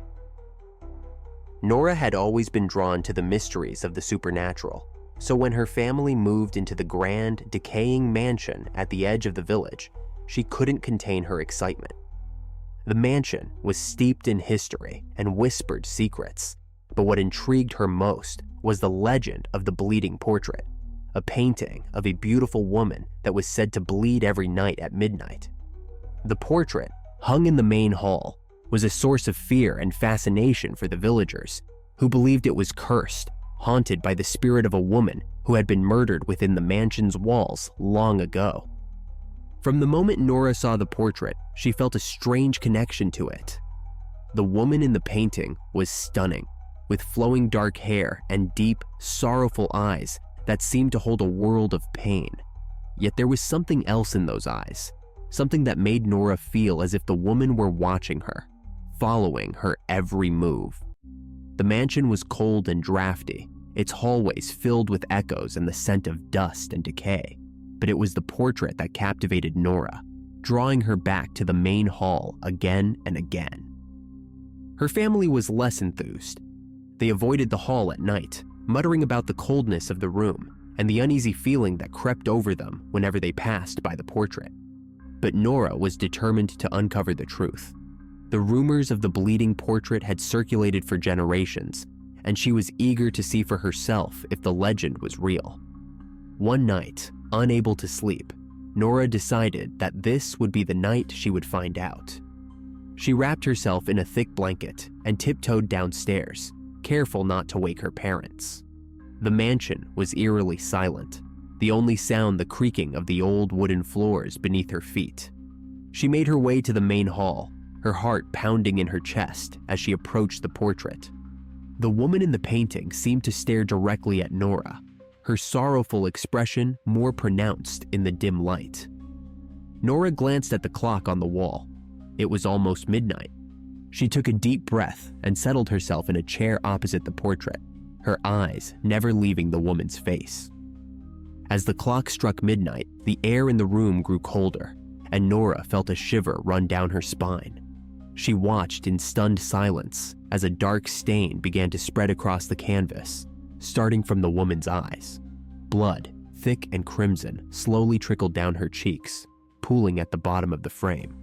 The sight was horrifying, yet Nora couldn't look away. She was both terrified and mesmerized by the sight before her. The mansion, already silent, seemed to hold its breath. Then, faintly at first, Nora heard the sound of soft sobbing.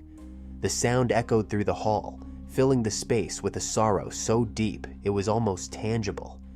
The shadows around her seemed to stretch and grow, creeping closer as if drawn to the bleeding portrait. The woman's expression shifted, her sorrow turning into something more pained, more desperate. Nora's heart raced as the temperature in the room dropped further, her breath coming out in visible puffs of air.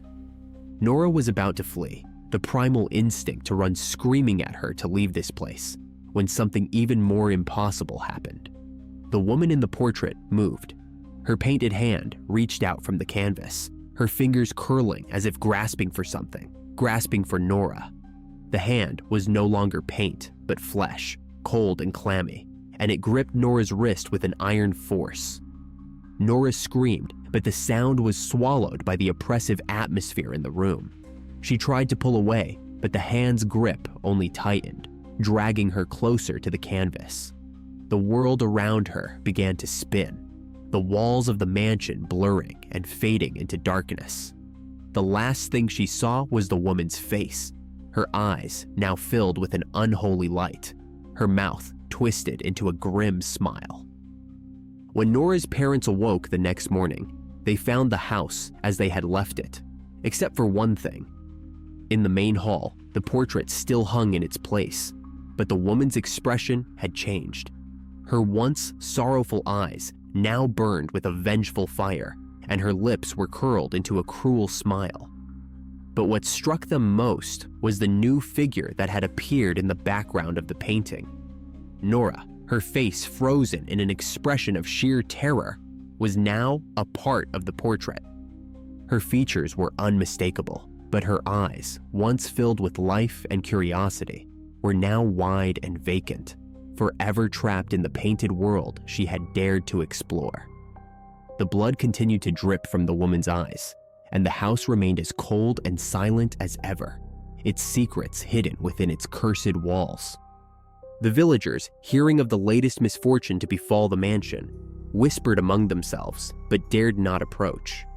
The legend of the bleeding portrait grew, a tale of caution for those who would meddle in the unknown. The mansion stood as it always had, grand and decaying, with the portrait hanging in the main hall, its new inhabitant doomed to an eternity of silent, unending horror.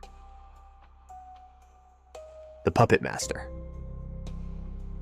In the heart of a small, isolated town, where the nights stretched on forever and the shadows seemed to linger just a little too long, there was a chilling tale whispered among the villagers.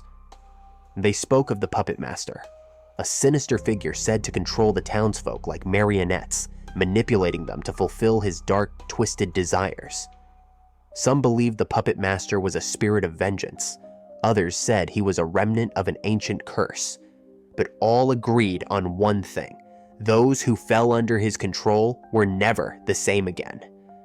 Lily, a young girl with an insatiable curiosity and a love for stories, had grown up hearing the rumors about the Puppet Master. Like most children, she had dismissed the tales as nothing more than ghost stories meant to scare people. But as she grew older, Lily began to notice strange changes in the people around her. It started with subtle things. Neighbors who once smiled and waved became distant, their expressions vacant, their movements stiff and robotic. The peculiar behavior spread through the town like a silent plague. The baker who used to hum cheerful tunes as he kneaded dough now moved with jerky, unnatural motions, his hands twitching as if pulled by unseen strings. The old woman who always sat on her porch knitting no longer spoke, her eyes glazed over, her fingers working the needles in a slow, methodical rhythm. It was as if the entire town had fallen under a spell, their free will stripped away by some malevolent force. One evening, as Lily walked home from school, she saw something that made her blood run cold. Standing beneath a flickering street lamp was a man she recognized, Mr. Turner, the town's postman. But something was terribly wrong. His eyes were wide and vacant, his mouth twisted into a sinister grin that didn't reach his eyes. His hands moved in strange, jerky motions, as if he were struggling against invisible bonds. Terrified, but unable to look away, Lily watched as Mr. Turner turned and began to walk down the street, his movements stiff and unnatural. Curiosity battled with fear, and Lily found herself following him at a distance, her heart pounding in her chest. The man led her through the darkened streets, past the quiet houses where the lights had all been extinguished, until they reached the outskirts of town. There, at the very edge of town, stood an old, abandoned theater. The building had been left to decay years ago, its once grand facade now crumbling and overgrown with ivy. The sight of the dilapidated structure sent a shiver down Lily's spine, but something compelled her to keep going, her feet moving almost of their own accord as she followed Mr. Turner inside. The interior of the theater was dark and musty, the air thick with the scent of mold and dust. As Lily's eyes adjusted to the gloom, she saw row upon row of wooden puppets hanging from the ceiling, their lifeless bodies swaying gently as if in a breeze that didn't exist. Their strings led up to a darkened stage at the far end of the room, where the shadows seemed to deepen, obscuring whatever lurked within. Lily's breath caught in her throat as a figure emerged from the shadows, a tall, thin man with his face hidden beneath a hood.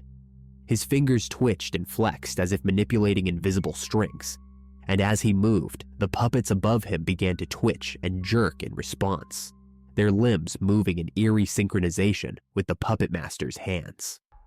To Lily's horror, Mr. Turner stepped onto the stage, his movements matching the puppet master's every command. It was as if he were no longer in control of his own body, his limbs moving against his will as he danced and twirled at the puppet master's bidding. The sight of the once cheerful postman, reduced to a lifeless marionette, filled Lily with a cold, paralyzing fear. The puppet master turned his hooded head towards her, and though she couldn't see his face, she felt the weight of his gaze settle upon her. His fingers twitched again, and suddenly, Lily felt a strange sensation wash over her, a tingling in her limbs, a tightening in her muscles. She tried to move, to turn and run, but her body refused to obey. It was as if invisible strings had wrapped around her, binding her to the puppet master's will. Lily's heart raced as she struggled against the force controlling her, but it was no use. Her feet began to move, carrying her towards the stage where the puppet master awaited her, his hands twisting and turning as he pulled her strings. She wanted to scream, to cry out for help, but her voice was silenced, trapped inside her throat by the same force that controlled her body. The puppet master's face, still hidden beneath the hood, tilted in a grotesque mimicry of delight as he watched Lily's futile attempts to resist. Her body moved with stiff, unnatural motions, her limbs jerking and twisting as she was forced to dance to the puppet master's dark tune. The stage beneath her feet felt cold and unyielding, the air thick with the scent of decay and despair. As Lily's movements became more frantic, the puppet master pulled her strings tighter, his control over her growing stronger with each passing moment. The last thing she saw before the darkness claimed her was the twisted, grinning face of the puppet master as he orchestrated her final dance, his hands moving with a terrible grace. The next morning, the town was eerily quiet. The villagers went about their day with vacant expressions, their movements stiff and unnatural. No one noticed that Lily was missing, or that the old, abandoned theater on the edge of town had claimed another victim. The puppet master's strings were woven tightly around them all, and the theater remained dark and silent, waiting for its next performance. In the shadows, the puppet master's grin widened, and the puppets swayed gently in the darkness, their strings ready to be pulled. The town had become his stage, and the people his marionettes, doomed to dance to his dark tune for as long as he willed it. The mirror in the cellar. At the far edge of town, where the streets gave way to overgrown fields and the houses stood with sagging roofs and peeling paint, there was a house that no one spoke of. Its windows were dark, the woodwork cracked and splintered, and the garden long ago claimed by wild brambles. But it wasn't the house itself that made people shiver as they passed by. It was the cellar beneath it, a place of dark legend whispered among the children and avoided by the elders. The cellar, they said, was home to a mirror, a cursed object that trapped the souls of those who dared to look into it, pulling them into a twisted reflection of their own lives. When Jasmine's family moved into the old house, she felt an immediate thrill of excitement. Jasmine was a girl who loved old places, the kind of places that seemed to hold secrets in their creaking floorboards and faded wallpaper. while her parents were focused on the practicalities of settling in, unpacking boxes, cleaning, and making the house livable. Jasmine was drawn to the more mysterious corners of their new home. She had heard the whispers from the children at school, tales of the mirror in the cellar and the horrors it held. But Jasmine was a skeptic by nature. She didn't believe in ghosts or curses. To her, the stories were just that, stories invented to keep children away from dangerous, dark places like old cellars. Still, there was something about the idea of a haunted mirror that sparked her curiosity. And so, one afternoon, while her parents were out shopping for supplies, Jasmine decided to explore the cellar for herself. The door to the cellar was at the back of the house, hidden behind a curtain of cobwebs. It creaked loudly as she pulled it open, the hinges protesting after years of disuse. A narrow staircase descended into the darkness below, each step groaning under her weight as she slowly made her way down. The air grew colder with every step, carrying with it the musty scent of damp stone and old wood. Jasmine held a small flashlight, its weak beam cutting through the thick shadows as she reached the bottom of the stairs. The cellar was just as she had imagined, dark, cold, and filled with the detritus of forgotten years. Old furniture lay covered in dusty sheets, and crates stacked against the walls were slowly crumbling to pieces. But at the far end of the room, something stood out, a tall, dark shape, shrouded in grime and dust. As Jasmine approached, her breath caught in her throat. It was the mirror, just as the stories had described. The mirror was enormous, its frame ornate and carved with intricate designs that had long since faded. A thick layer of dust covered its surface, obscuring the reflection within. Jasmine hesitated for a moment, a faint whisper of doubt creeping into her mind, but she quickly shook it off. It was just a mirror, after all. With a determined breath, Jasmine reached out and wiped away the dust with her sleeve. As the grime cleared, her reflection slowly came into view. But as soon as she saw herself in the mirror, a chill ran down her spine. Her reflection was there, but something was wrong, terribly wrong. The eyes staring back at her were dark and hollow, empty voids that seemed to suck the light from the room. And the mouth, her mouth, was twisted into a cruel smile that didn't match the expression on her own face. Jasmine blinked, trying to shake off the unease that settled over her. She lifted her hand to touch her face, and the reflection did the same. But there was something unnatural about the way it moved. Too smooth, too precise. It was as if the reflection was mimicking her actions with a mocking precision, a puppet controlled by some unseen force. Fear began to claw at Jasmine's heart, but she couldn't look away. The mirror held her gaze, drawing her deeper into its cold, reflective surface. The room around her seemed to grow darker, the air heavier, as if the cellar itself was closing in on her. Her breath quickened, her pulse pounding in her ears as she watched her reflection step forward, out of sync with her own movements. The smile on its face widened, stretching into something grotesque and inhuman. Before Jasmine could react, the reflection reached out from the mirror, its cold, glassy hand wrapping around her wrist. The touch sent a shock of icy pain through her arm, freezing her in place. She tried to pull away, but the reflection was too strong, its grip tightening as it began to drag her towards the mirror. "No!" Jasmine screamed, her voice echoing off the stone walls of the cellar. She struggled, pulling with all her might, but the mirror's pull was relentless. The world around her warped and distorted, the cellar twisting and turning as if it were being sucked into a vortex. The mirror's surface rippled like water, and before she knew it, Jasmine was being pulled into its cold, reflective depths. As she crossed the threshold, the world around her changed. The cellar was gone, replaced by a twisted version of her own life, a place where everything was dark and wrong. The house she had loved was decayed and crumbling, the walls covered in grime and the air thick with the scent of rot. The people she knew were there too, but they were twisted, their faces contorted with cruel smiles and hollow eyes. just like the reflection that had pulled her in. Jasmine tried to scream, to cry out for help, but no sound came from her lips. She was trapped in this dark, distorted world, a prisoner of the mirror's curse. The last thing she saw before the world faded to black was her reflection, standing on the other side of the mirror, smiling that same cruel smile, its dark eyes filled with malevolent glee.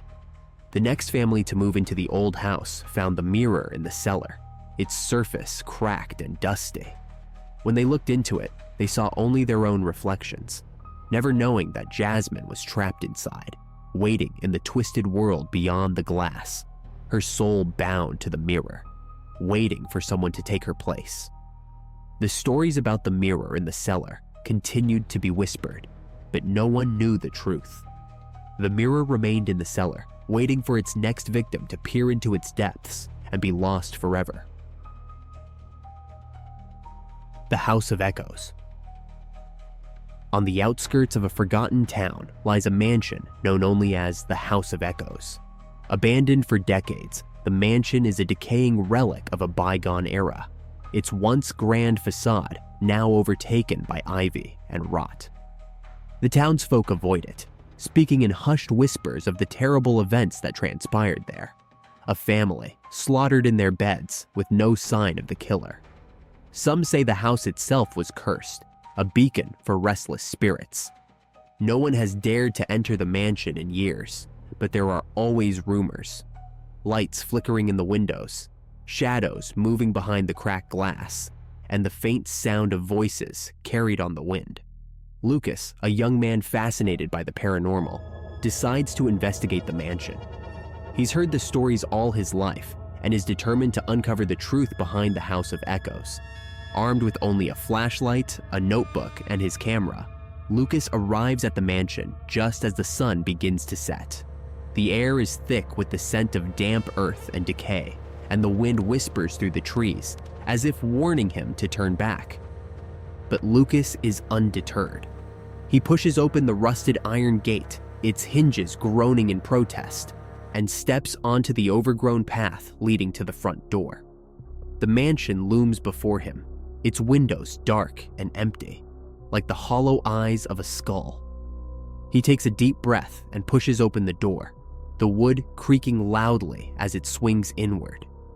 Inside, the air is cold and heavy, the walls lined with peeling wallpaper and dust-covered portraits. The floorboards creak beneath Lucas's feet as he moves through the foyer, his flashlight casting long, eerie shadows on the walls.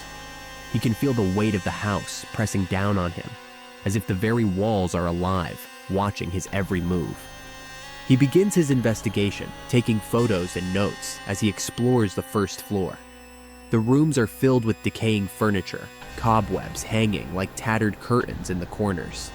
But it's the silence that unnerves him the most, an oppressive, unnatural silence that seems to swallow every sound. As Lucas climbs the grand staircase to the second floor, he hears something. A faint sound, almost imperceptible, like the distant echo of voices. He freezes, listening intently, and there it is again. Whispers, coming from somewhere deeper in the house. His heart pounds in his chest as he follows the sound, the whispers growing louder, more insistent. The hallway at the top of the stairs is lined with doors, each one leading to a different bedroom. The whispers seem to be coming from the end of the hall, from the last door on the right. Lucas approaches slowly, his flashlight flickering as if struggling to stay lit. The air grows colder with each step, his breath visible in the dim light. He reaches the door and hesitates, his hand trembling as he reaches for the doorknob. The whispers are loud now, a cacophony of voices all speaking at once. Their words unintelligible, but filled with an unmistakable sense of dread. He pushes the door open and the whispers stop abruptly, replaced by an oppressive silence. The room beyond is a bedroom, untouched by time. The bed is neatly made, the furniture undisturbed, but the air is thick with a sense of unease. Lucas steps inside, his flashlight sweeping across the room, and that's when he sees it. A figure standing in the corner, shrouded in darkness. The figure is tall and thin, its features obscured by the shadows. But as Lucas's flashlight flickers, he catches a glimpse of its face, pale, hollow-eyed, with a mouth twisted into a grotesque grin. The figure steps forward, and Lucas realizes with horror that it's not walking, but gliding, its feet never touching the ground. The whispers return, louder now, filling the room with a maddening chorus of voices. The figure raises its hand, pointing directly at Lucas, and he feels a cold, suffocating presence envelop him. He tries to move, to run, but his body is frozen, paralyzed by an unseen force. As the figure moves closer, Lucas feels his mind slipping, his thoughts growing fragmented and confused. The whispers are inside his head now, drowning out his own thoughts, filling him with a sense of overwhelming dread. The figure reaches out, its cold fingers brushing against his forehead, and in that moment, Lucas sees everything: the murders, the blood-soaked walls, the terror that consumed the family in their final moments. The figure's grin widens, and Lucas realizes with a sickening jolt that it's feeding on his fear, drawing strength from his terror. He struggles to break free, but it's no use. The figure's grip tightens, and he feels his soul being pulled from his body, drawn into the darkness that surrounds him. And then, just as suddenly, it's over. The figure releases him, and Lucas collapses to the floor, gasping for breath. The whispers fade, the room growing eerily silent once more. But something is different. Lucas can feel it. The house is no longer watching him, no longer pressing down on him. It's as if the house has taken what it wanted and is now satisfied. Lucas staggers to his feet, his body trembling with exhaustion and fear. He stumbles out of the room, down the hallway, and out of the house, never once looking back. As he reaches the safety of the outside world, he takes a deep breath, the cold night air filling his lungs. But as he walks away from the House of Echoes, he hears something, a faint whisper, carried on the wind just at the edge of his hearing. He stops, his heart racing, and listens. The whisper is his own voice, echoing back to him from the darkness. And then he understands. The house didn't just take his fear, it took a part of him, a fragment of his soul, leaving him forever bound to the cursed mansion. No matter where he goes, no matter how far he runs, he will never be free of the House of Echoes. For the house is alive, and it will always find a way to feed. Whispers in the Mist. In the small coastal town of Raven's Hollow, the sea mist rolls in thick and heavy each night, swallowing the streets in a shroud of fog. The townspeople have long learned to respect the fog, locking their doors and shuttering their windows as soon as the sun dips below the horizon. For generations, stories have been told of voices carried on the mist, ghostly whispers that lure the unsuspecting into the darkness, never to be seen again.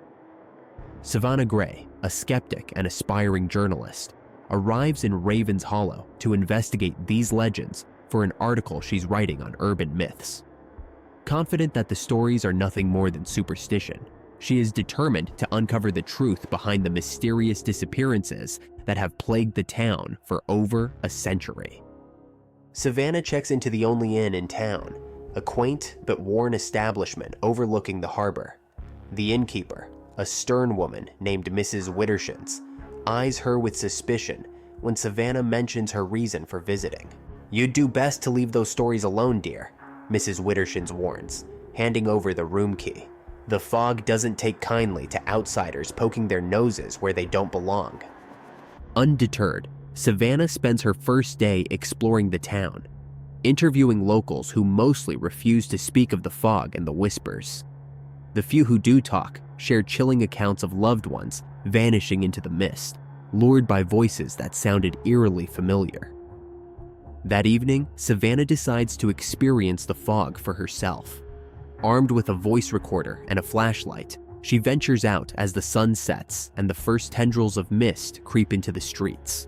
The air grows cold and damp, the fog thickening rapidly until visibility is reduced to mere feet.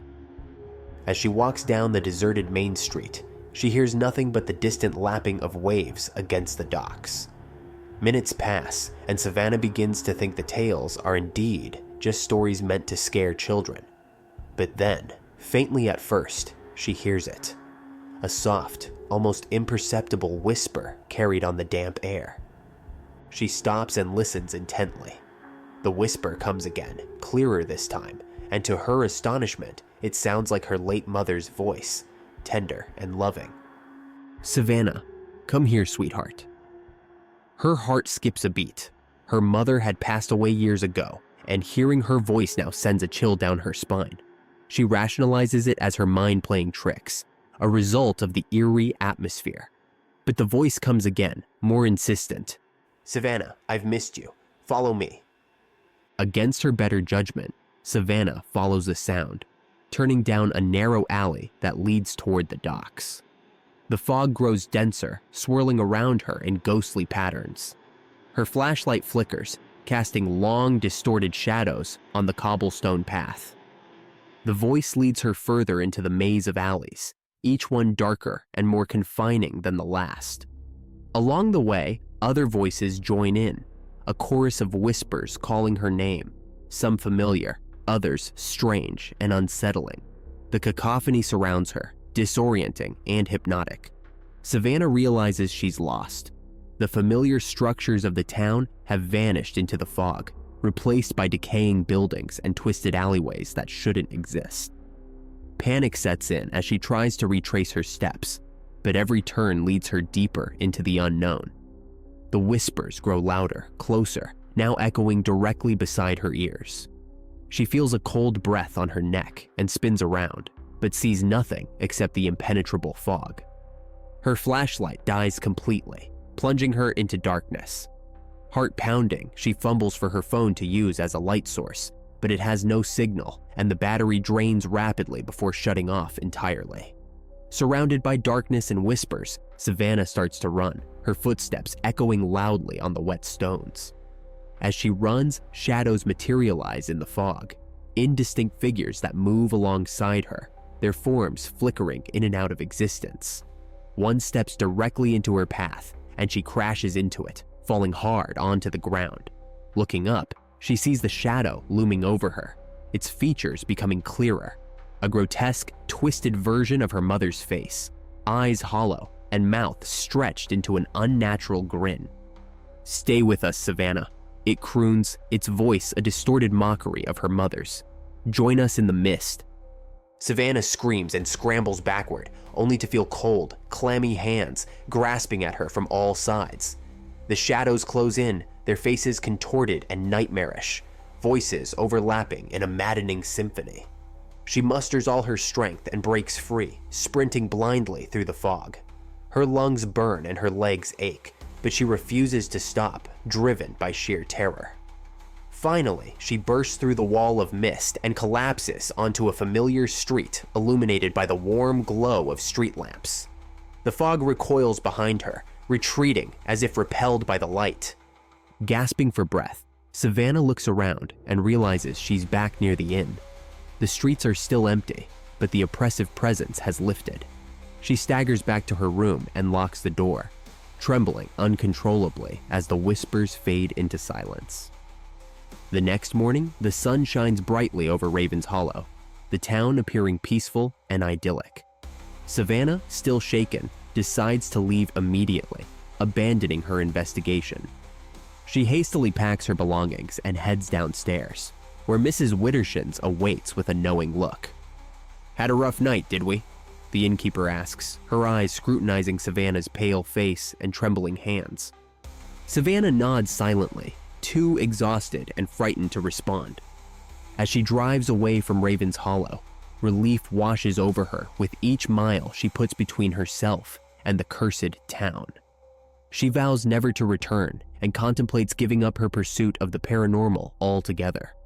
That night, safely back in her apartment in the city, Savannah tries to relax, convincing herself that the horrors she experienced were a mix of overactive imagination and local hysteria. She prepares for bed, eager to put the nightmare behind her. As she drifts off to sleep, a familiar sound pulls her back into wakefulness, a soft whisper echoing through her bedroom. "Savannah, we're still here."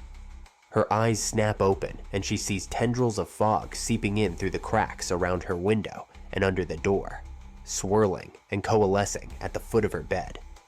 The shadows emerge once more, their faces grinning wickedly as they advance toward her. The realization hits her with cold dread. The fog has followed her, and there is no escaping the whispers. The spirits of Raven's Hollow have claimed her, and no matter where she runs, they will always find her, drawing her back into the eternal mist from which there is no return. The last thing Savannah sees before darkness consumes her is the twisted, hollow face of her mother leaning close, whispering softly, "Welcome home, my darling." The Cold Case. Detective Evelyn Carter had seen her share of unsolved cases, but the one that had haunted her for years was the disappearance of Aubrey Palmer. Aubrey had vanished without a trace 5 years ago on a cold autumn night. The small town of Millwood had never been the same, its streets shadowed by whispers and suspicions. Evelyn had promised Aubrey's mother she would find the truth, but the case had gone cold, with no new leads. Until now. A call came in late one evening as Evelyn sat at her desk, staring at Aubrey's old case files. The voice on the other end was garbled, as if the person were speaking through a bad connection. But the message was clear. "I know where she is. Meet me at the old mill at midnight." Evelyn's heart raced. The old mill was abandoned, a crumbling relic of the town's industrial past. It was also notorious for its eerie atmosphere, with locals claiming to hear strange noises and see shadowy figures around it at night. But Evelyn wasn't one to believe in ghost stories. She was a detective, and she followed the evidence, no matter how strange. As midnight approached, Evelyn drove to the mill, her mind buzzing with anticipation and dread. The town was quiet, the streets empty, as if the entire population was holding its breath. When she arrived at the mill, the fog was thick, clinging to the ground like a shroud. The building loomed ahead, its windows dark and broken, the once proud structure now a skeletal reminder of a forgotten era. Evelyn parked her car and stepped out, the cold biting through her coat. She shone her flashlight toward the entrance and saw a faint light flickering inside, casting long, distorted shadows on the walls. As she approached, the heavy wooden doors creaked open, revealing a narrow corridor that led deeper into the mill. The air inside was musty, filled with the scent of damp wood and rusting metal.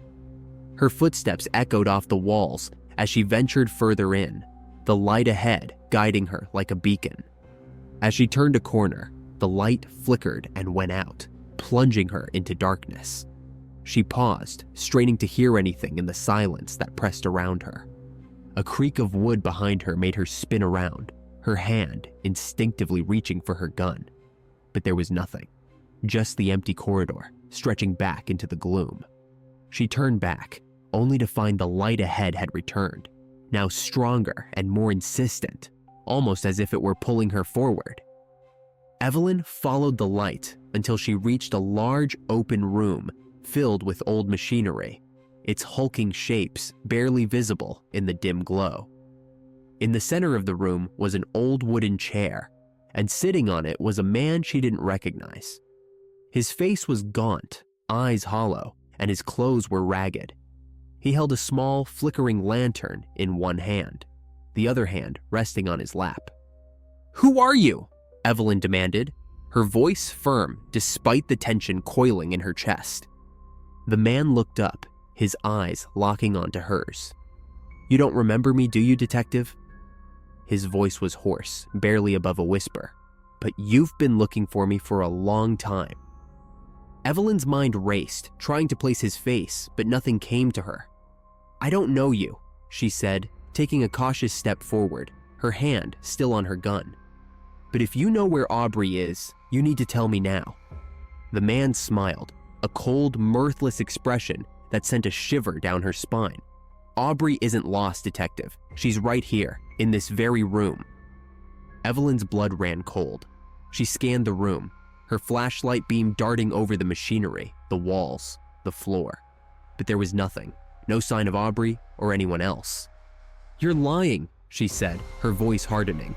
"If this is some kind of sick joke—" "It's no joke," the man interrupted, his smile fading. "Aubrey is here. She's been here all along, waiting for you to find her." Evelyn's heart pounded as she approached the man, her flashlight beam steady on his face. "Where is she?" she demanded, her voice rising with desperation. The man didn't answer. Instead, he slowly raised his hand and pointed to the far corner of the room, where a large, old trunk sat covered in dust and cobwebs. Evelyn's stomach twisted with dread, but she forced herself to walk over to the trunk, her flashlight shaking slightly in her grip. She hesitated for a moment, then knelt down and brushed away the dust. The trunk was heavy, its lid slightly ajar. Evelyn took a deep breath, steeling herself, and then lifted the lid. Inside, she saw the remains of a body, long decomposed, its clothes tattered and discolored. A small silver locket lay among the bones, its chain broken. Evelyn's breath caught in her throat as she recognized the locket. It was the one Aubrey had worn the night she disappeared. Evelyn stumbled back, her mind reeling. The man's voice echoed in the room, soft and eerie. "I told you, detective. Aubrey is here." She turned back to the man, but the chair was empty. He had vanished, leaving only the flickering lantern on the floor. The room seemed to close in on her, the shadows growing darker, more oppressive. She felt a chill run down her spine as a voice, low and guttural, whispered in her ear. "You should have left it alone, detective. Now you'll join her." Evelyn spun around, her flashlight cutting through the darkness, but there was no one there. Panic surged through her as she realized the truth. The man hadn't been real. He was a ghost, a manifestation of the evil that had taken Aubrey, and now sought to claim her as well. The walls seemed to close in, the shadows growing thicker, more solid. The air turned frigid, and Evelyn felt an icy hand brush against her cheek. She bolted for the door, her heart racing, but the exit seemed impossibly far away. The shadows followed her, whispering her name, mocking her, taunting her with Aubrey's fate. Evelyn burst out of the mill and into the cold night air, her breath coming in ragged gasps. She didn't stop running until she reached her car, throwing herself inside and locking the doors. She gripped the steering wheel, her knuckles white, as she tried to calm her racing heart. She forced herself to look back at the mill, half expecting to see the man standing in the doorway, grinning that cold, empty smile. But the building was dark and silent, the only movement coming from the swaying trees in the wind. Evelyn drove back to the station in a daze, her mind replaying the night's events over and over. When she arrived, she found the precinct empty, the lights dimmed for the night. She made her way to her desk and collapsed into the chair, staring blankly at Aubrey's case file. Her phone buzzed, snapping her out of her thoughts. She glanced at the screen and saw a text from an unknown number. The message was brief. "Did you find what you were looking for?" Evelyn's blood ran cold. Her hands trembled as she typed out a reply. "Who is this?" A moment later, the reply came. "Aubrey." Evelyn's breath caught in her throat. Her hand hovered over the phone, unsure of what to do. She wanted to believe it was a cruel joke, a prank by someone who knew about the case, but deep down, she knew the truth. She looked up and froze. Reflected in the dark window behind her, she saw Aubrey standing in the shadows, her face pale and hollow, her eyes fixed on Evelyn with an intensity that made her blood run cold. Evelyn spun around, but there was no one there. The room was empty, silent, except for the sound of her own breathing. The phone buzzed again, and she slowly turned back to it, dread curling in her stomach. The message was from the same number, and this time, it was just one word. "Soon." Evelyn dropped the phone, her heart pounding in her chest. She felt a presence behind her, cold and malevolent, and the whispers started again, soft and insistent. Aubrey was still out there, trapped between worlds, and now she had found Evelyn. The case wasn't cold anymore. It was just beginning. The Whispering Walls. On the outskirts of the small town of Grayshire stood a grand, dilapidated mansion. Its once proud facade was now draped in ivy and shadow, with broken windows that stared out like empty eyes. The townsfolk avoided the mansion, speaking of it only in hushed tones, for it was said that the walls within whispered secrets. Secrets that had driven the previous owners to madness before they vanished without a trace. The mansion had been empty for years, its grand halls and parlors left to rot and decay. But the legend of the Whispering Walls persisted, a story passed down through generations, warning curious souls to stay away. Amelia was not one to heed such warnings.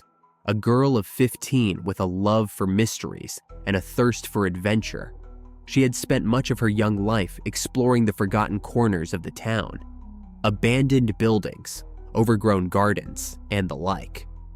The mansion, with its grim reputation and eerie silence, was a challenge she could not resist. One stormy afternoon, when the sky was thick with dark clouds and the wind howled through the trees, Amelia set out to explore the mansion. The front gate, rusty and creaking, gave way with a push, and she walked up the overgrown path to the front door. The door was massive, made of dark wood, its surface scarred by time. It creaked loudly as she pushed it open, revealing a dark, dusty interior. The mansion was even more decayed than she had imagined. The grand foyer, once a place of elegance, was covered in a thick layer of dust. The air was cold, carrying the faint scent of mildew and decay. Amelia's footsteps echoed as she walked through the empty halls, her eyes scanning the faded wallpaper, the broken furniture, and the cobwebs that hung from the ceiling like ghostly curtains. As she moved deeper into the mansion, she began to hear it, the faintest of sounds, like distant whispers just beyond the edge of her hearing.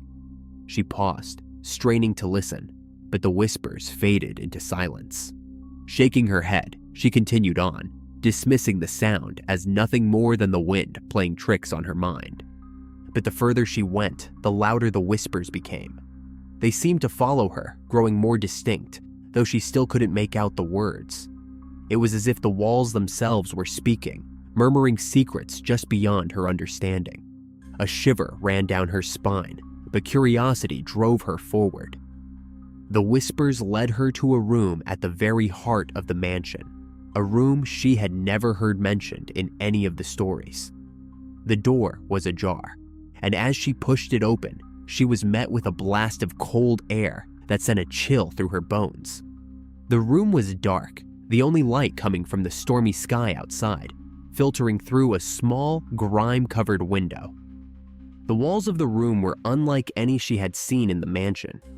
They were covered in strange, faded symbols, circles, lines, and patterns that made no sense to her. The air was thick with the scent of mildew and something else, something darker. As she stepped inside, the whispers rose to a cacophony, filling her mind with fragmented thoughts and images that weren't her own. Amelia clutched her head, trying to block out the noise, but the whispers only grew louder, more insistent. Flashes of the mansion's past flooded her mind. She saw grand parties, guests in elegant attire, laughter echoing through the halls. But then the images shifted, growing darker. Shadows moved through the halls, creeping along the walls like living things. She saw the terrified faces of the mansion's former inhabitants, their eyes wide with fear, their mouths open in silent screams. The whispers became voices, each one distinct, yet blending into a terrible chorus.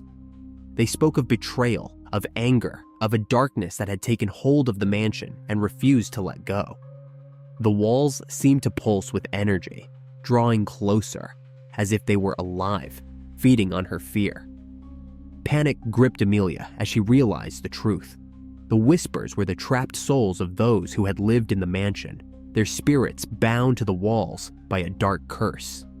They were desperate to be heard, to be free, and they had chosen her as their vessel. The walls began to close in on her, the symbols glowing faintly with a sickly light. The whispers were now screams echoing in her mind, filling her with their pain and despair.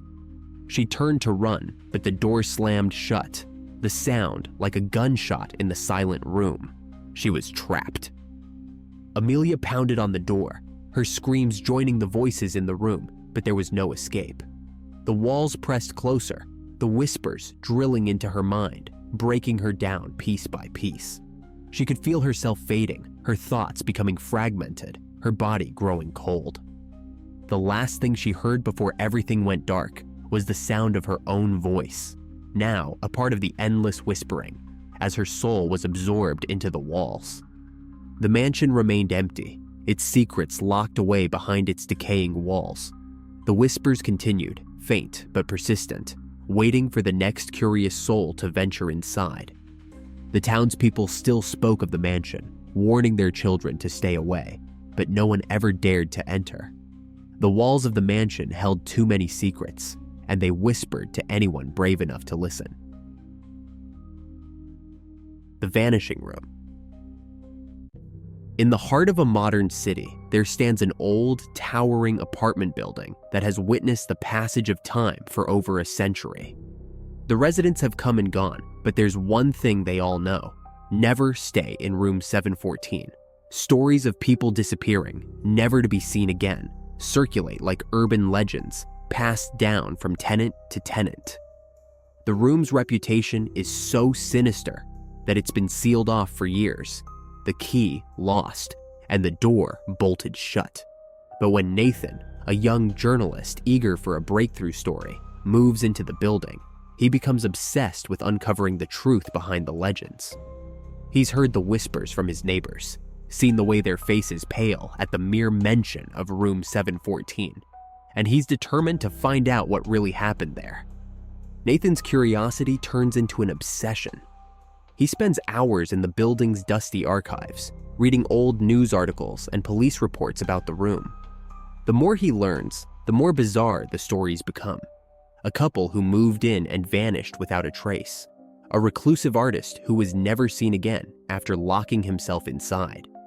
And a series of unexplained disappearances stretching back decades. One night, as Nathan is poring over his notes in the building's basement, he discovers a hidden compartment in the wall. Inside, he finds an old, rusty key labeled 704. His heart races as he realizes what he's found. Despite the warnings, he decides to unlock the door and see for himself what lies beyond. At midnight, Nathan stands before the door of room 714. The hallway is eerily quiet, the air heavy with anticipation. With a deep breath, he inserts the key into the lock and turns it. The door creaks open, revealing a room bathed in dim, flickering light. The room is surprisingly ordinary at first glance, furnished with old, dusty furniture and faded wallpaper. But there's something off about the place, a feeling that the walls are watching him. As Nathan steps inside, the door swings shut behind him, and the lock clicks back into place. He tries to turn the knob, but it won't budge. He's locked in. As Nathan explores the room, he begins to notice strange details. The furniture is arranged at odd angles, the shadows on the walls don't match the objects casting them, and the light bulb flickers erratically, casting eerie patterns across the ceiling. He feels a growing sense of unease, as if the room is alive, pulsating with a malevolent energy. Nathan's gaze falls on a large, ornate mirror hanging on the wall. The glass is cloudy, the reflection distorted. He approaches it cautiously, his reflection growing clearer as he gets closer. But instead of seeing himself, he sees a figure standing behind him, a shadowy silhouette with no discernible features. He spins around, but there's no one there. When he turns back to the mirror, the figure is gone. He tries to calm his racing heart, convincing himself it's just his imagination playing tricks on him. But the room's atmosphere grows thicker, the air heavy with a sense of dread. Suddenly, the walls begin to close in, the room shrinking around him. The mirror starts to glow with an unnatural light, and the reflection of the room warps and twists. Nathan watches in horror as his reflection steps out of the mirror, a perfect copy of him, but with hollow, empty eyes. The doppelganger grins menacingly and steps toward him. Nathan backs away, his heart pounding in his chest, but there's nowhere to go. The walls have closed in, trapping him between the mirror and his sinister reflection. Nathan's reflection reaches out, grabbing him by the throat and dragging him toward the mirror. He struggles, but the doppelganger is impossibly strong, its grip cold and unyielding. As Nathan is pulled closer to the mirror, he sees his reflection begin to merge with the glass, his body becoming translucent, fading into the mirror's surface. The last thing Nathan sees is his own terrified face, now trapped behind the glass, as the doppelganger steps fully into the real world. The room returns to its original size, the door unlocking with a soft click. The doppelganger grins one last time before turning and leaving the room, locking the door behind him. The next morning, the building's residents notice a new tenant in Nathan's apartment. He looks like Nathan, talks like Nathan, but there's something unsettling about him. His eyes are cold, devoid of the warmth they once held. He never mentions room 714, and when asked about it, he just smiles that same eerie grin. Nathan's disappearance becomes another unsolved mystery, the latest in a long line of strange events connected to room 714. The building's residents return to their routines, whispering rumors and speculations, but no one dares to investigate further. And in the now locked room 714, the mirror stands silent and still, its surface smooth and unbroken. But if you look closely, you might catch a glimpse of a face trapped inside, screaming silently for help, forever lost in the vanishing room. The Phantom Taxi. In a bustling city where life moves at a frenetic pace, urban legends circulate like wildfire. One of the most chilling tales is that of the Phantom Taxi, a cab that appears out of nowhere, its driver an eerie figure who offers rides to lost souls. Once inside, passengers are never seen again, vanishing without a trace. The legend is mostly dismissed as a ghost story, a cautionary tale to avoid hailing cabs late at night, but some swear it's true. Ryan, a skeptical journalist, has heard the story countless times, but he's never believed it.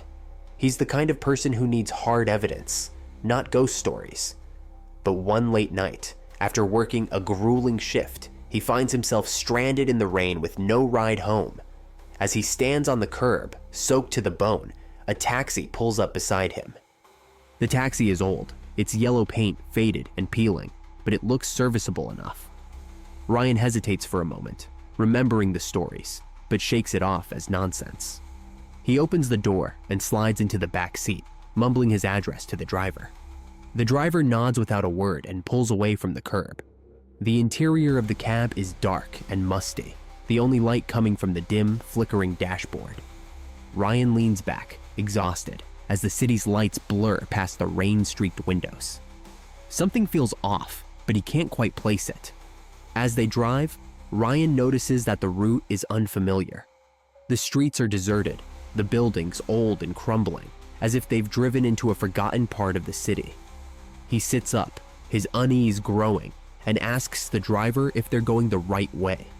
The driver doesn't respond, just keeps driving, his hands gripping the wheel tightly.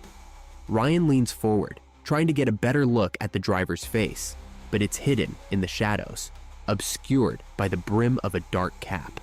The unease turns to fear as Ryan realizes the driver is taking him farther from civilization, the city lights disappearing behind them. He pulls out his phone to call for help, but there's no signal.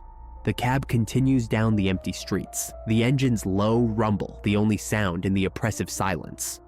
Panic sets in as Ryan demands the driver stop the car, but the driver ignores him, the cab speeding up as they enter a dark tunnel. The lights inside the tunnel flicker ominously, casting eerie shadows across the back seat. Ryan's heart races as he tries to open the door, but it's locked tight, the handle refusing to budge. The tunnel seems to stretch on forever, the end nowhere in sight. The air grows colder, and Ryan's breath fogs up the windows. He pounds on the glass, shouting for help, but the sound is swallowed by the darkness. Suddenly, the taxi comes to a screeching halt, throwing Ryan forward in his seat. The driver turns slowly, finally revealing his face, a pale, gaunt visage with hollow eyes that seem to glow in the dim light. The driver's lips curl into a twisted smile, and Ryan feels a chill run down his spine. The driver speaks in a voice that seems to echo through the cab, low and raspy. "This is your stop," he says, his eyes locking onto Ryan's. The door unlocks with a click, and Ryan feels an invisible force pushing him out of the cab. Ryan stumbles out of the taxi, finding himself standing in the middle of a desolate street. The cab speeds away, its taillights fading into the distance. Disoriented, Ryan looks around and realizes he's standing in front of an old, abandoned building with broken windows and a crumbling facade. Confused and terrified, Ryan approaches the building, drawn by a strange compulsion. The door creaks open as he steps inside, revealing a dark, empty lobby. The air is thick with dust, and the smell of decay hangs heavy in the air. As Ryan explores the building, he finds a series of old photographs hanging on the walls, each one depicting different people, men and women, all dressed in outdated clothing. At first, they seem like ordinary portraits, but as he looks closer, he realizes that the people in the photos all have the same hollow eyes as the driver. Ryan's heart sinks as he spots a final photograph at the end of the hallway, hanging slightly askew. The frame is old, the glass cracked, and the picture within is faded, but the image is unmistakable. It's a picture of him, sitting in the back of the taxi, his face frozen in an expression of pure terror. The driver is visible in the front seat, his eyes staring back at Ryan through the rearview mirror, that same sinister grin stretching across his face. He stumbles backward, the weight of the realization crashing down on him. This wasn't just a strange, eerie ride. This was something far more sinister, something inescapable. The photographs, the grinning driver, the unmarked taxi, all pieces of a puzzle he never wanted to solve. Ryan's breath quickens as he spins around, desperate to escape, but the hallway seems to stretch on endlessly. The walls close in, the air thick with the scent of gasoline and decay. The shadows flicker, shifting and merging into a dark figure at the far end of the hall. It's the driver, standing there with that eerie grin, his eyes glinting in the dim light. The driver raises a hand, pointing directly at Ryan. The air grows colder, and the whispers return, louder now, echoing off the walls, telling him that it's too late, that he belongs to the taxi now. The lights flicker, and the hallway seems to twist and warp around him. The photographs on the walls blur and change, showing not just him, but countless other passengers, each one trapped in the same moment of terror, their faces etched with the same realization that their fate was sealed the moment they stepped into that taxi. Ryan feels a cold hand on his shoulder, and he whirls around, but there's no one there. The driver's laughter echoes through the hall, growing louder and more maniacal. He tries to run, but his feet won't move, rooted to the spot as if the house itself is holding him in place. The shadows close in, the hallway growing darker and darker until he's completely enveloped in blackness. The last thing Ryan sees is the flash of headlights, the sound of the taxi's engine roaring to life as it comes barreling down the hallway, straight for him. He tries to scream, but no sound comes out, his voice stolen by the darkness. There's a blinding flash, and then silence. The next morning, the house is quiet, the hallway empty. The photographs hang still on the walls, each one depicting a different passenger, a different story. And at the very end, a new photograph has appeared. Ryan sitting in the back of the taxi, his face twisted in terror, the driver's grin reflected in the rearview mirror. The house remains as it always has, a silent witness to the countless souls who have fallen victim to the cursed taxi, their faces forever trapped in the photographs, their stories lost to the darkness. And somewhere in the city streets, the taxi continues to drive, searching for its next passenger. The Haunting of Meadowbrook Drive. In the heart of suburbia, where every house looks almost the same, there is one house on Meadowbrook Drive that everyone avoids. The Peterson house has been abandoned for years, ever since the family that lived there was found dead under mysterious circumstances. The case was never solved, and the house was left to rot, becoming a blight on the otherwise pristine neighborhood. The locals whisper about the house, claiming it's haunted, that the spirits of the Peterson family still linger, waiting for someone to uncover the truth. Jason, a true crime podcaster, hears about the house and decides to investigate for his latest episode. He's made a name for himself debunking ghost stories and uncovering the real, often tragic, reasons behind them. But this time, he's determined to prove that the Peterson house is nothing more than an abandoned building with a dark past. Jason arrives at Meadowbrook Drive late in the afternoon, just as the sun is beginning to set. The house looks worse in person, its windows boarded up, the paint peeling, and the lawn overgrown with weeds. The neighbors watch him from behind their curtains, but no one dares to approach him.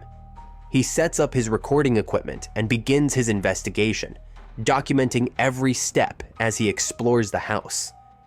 Inside, the house is dark and cold, the air thick with the smell of mildew and something else, something metallic like old blood. Jason brushes it off, attributing it to the decay and age of the house. He walks through the rooms, narrating his observations for the podcast, but as he moves deeper into the house, he starts to feel uneasy. There's something off about the place, something he can't quite put his finger on. The rooms feel too quiet, the shadows too deep. He hears faint noises, scratching, whispering, but every time he stops to listen, they disappear. He pushes on, determined to get to the bottom of the mystery. As night falls, Jason reaches the basement door. It's the only part of the house he hasn't explored, and he can't shake the feeling that something important is down there. He opens the door, and the smell of decay hits him like a physical force. He hesitates, but his curiosity drives him forward. The basement is pitch black, and his flashlight barely cuts through the darkness. The walls are damp, the floor covered in a thin layer of water that splashes under his boots. As he moves further into the basement, the air grows colder, and the whispers return, louder this time, more insistent. Jason's flashlight flickers, and in the brief moments of darkness, he sees figures moving at the edges of the light, shadows that shouldn't be there. His heart races as he realizes that the house isn't empty. The Petersons are still here, their spirits trapped in the basement, reliving their final moments over and over. The whispers grow into screams, and Jason feels a presence behind him, cold fingers brushing the back of his neck. He spins around, his flashlight illuminating the ghostly figure of Mrs. Peterson, her eyes hollow, her mouth twisted into a scream of terror. Behind her, the rest of the family stands, their bodies broken and bloody, their eyes fixed on him. Jason tries to run, but the basement door slams shut, trapping him inside. The spirits close in, their whispers turning into a cacophony of voices, accusing him, blaming him for their deaths. The air grows colder, and Jason feels his breath leave him, his body freezing as the spirits draw closer. In his last moments, Jason realizes that the Petersons aren't just trapped. They're angry, vengeful, and they've been waiting for someone like him to come along. He was so focused on solving the mystery that he didn't see the danger until it was too late. The next morning, the neighbors notice that Jason's car is still parked in front of the house, but there's no sign of him. The police are called, but when they search the house, they find nothing. No equipment, no notes, no sign that Jason was ever there. The basement door is locked, and no one dares to open it.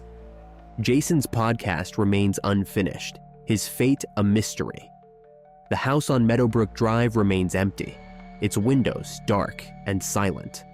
But at night, if you listen closely, you might hear the faint sound of a man's voice, desperately narrating a story that no one will ever hear. The Faceless Man. In a bustling city where the streets are always crowded and the nights never truly quiet, there's a chilling rumor that circulates among the locals. They speak of the Faceless Man, a figure who appears in the shadows, his face blank and featureless, like a smooth sheet of clay. Those who see him are never the same, haunted by nightmares and whispers that follow them wherever they go. The faceless man doesn't kill his victims, but he takes something far more valuable, their identity. Allison, a young woman working long hours in a high-stress job, hears the rumors but dismisses them as urban legends. She's too focused on her career to worry about ghost stories. But when she starts seeing strange things on her late-night walks home, she begins to wonder if there's more to the legend than she first thought. It starts with subtle occurrences, a shadow moving just out of sight, a feeling of being watched, a strange figure standing at the corner of her vision that disappears when she turns to look. Allison tries to brush it off, telling herself it's just her imagination playing tricks on her after too many late nights. But the sightings become more frequent, and the figure begins to take on a more defined shape. A tall man in a long coat, his face completely blank. No eyes, no mouth, no features at all. Just a smooth, pale surface where a face should be. Allison's unease grows into fear as the faceless man starts appearing closer and closer to her home, standing silently in the shadows, always watching. She confides in her friends, but they laugh it off, telling her it's just stress and lack of sleep. Allison wants to believe them, but the faceless man's presence is becoming impossible to ignore. He doesn't speak, doesn't move, just watches her with that blank, empty face. One night, as Allison walks home from work, she feels the faceless man's presence more strongly than ever. The streets are unusually quiet, the usual city noise muted as if the world is holding its breath. She quickens her pace, her heart pounding in her chest, but the air feels thick and heavy, making it hard to move. She turns a corner and sees him standing directly in her path, blocking her way.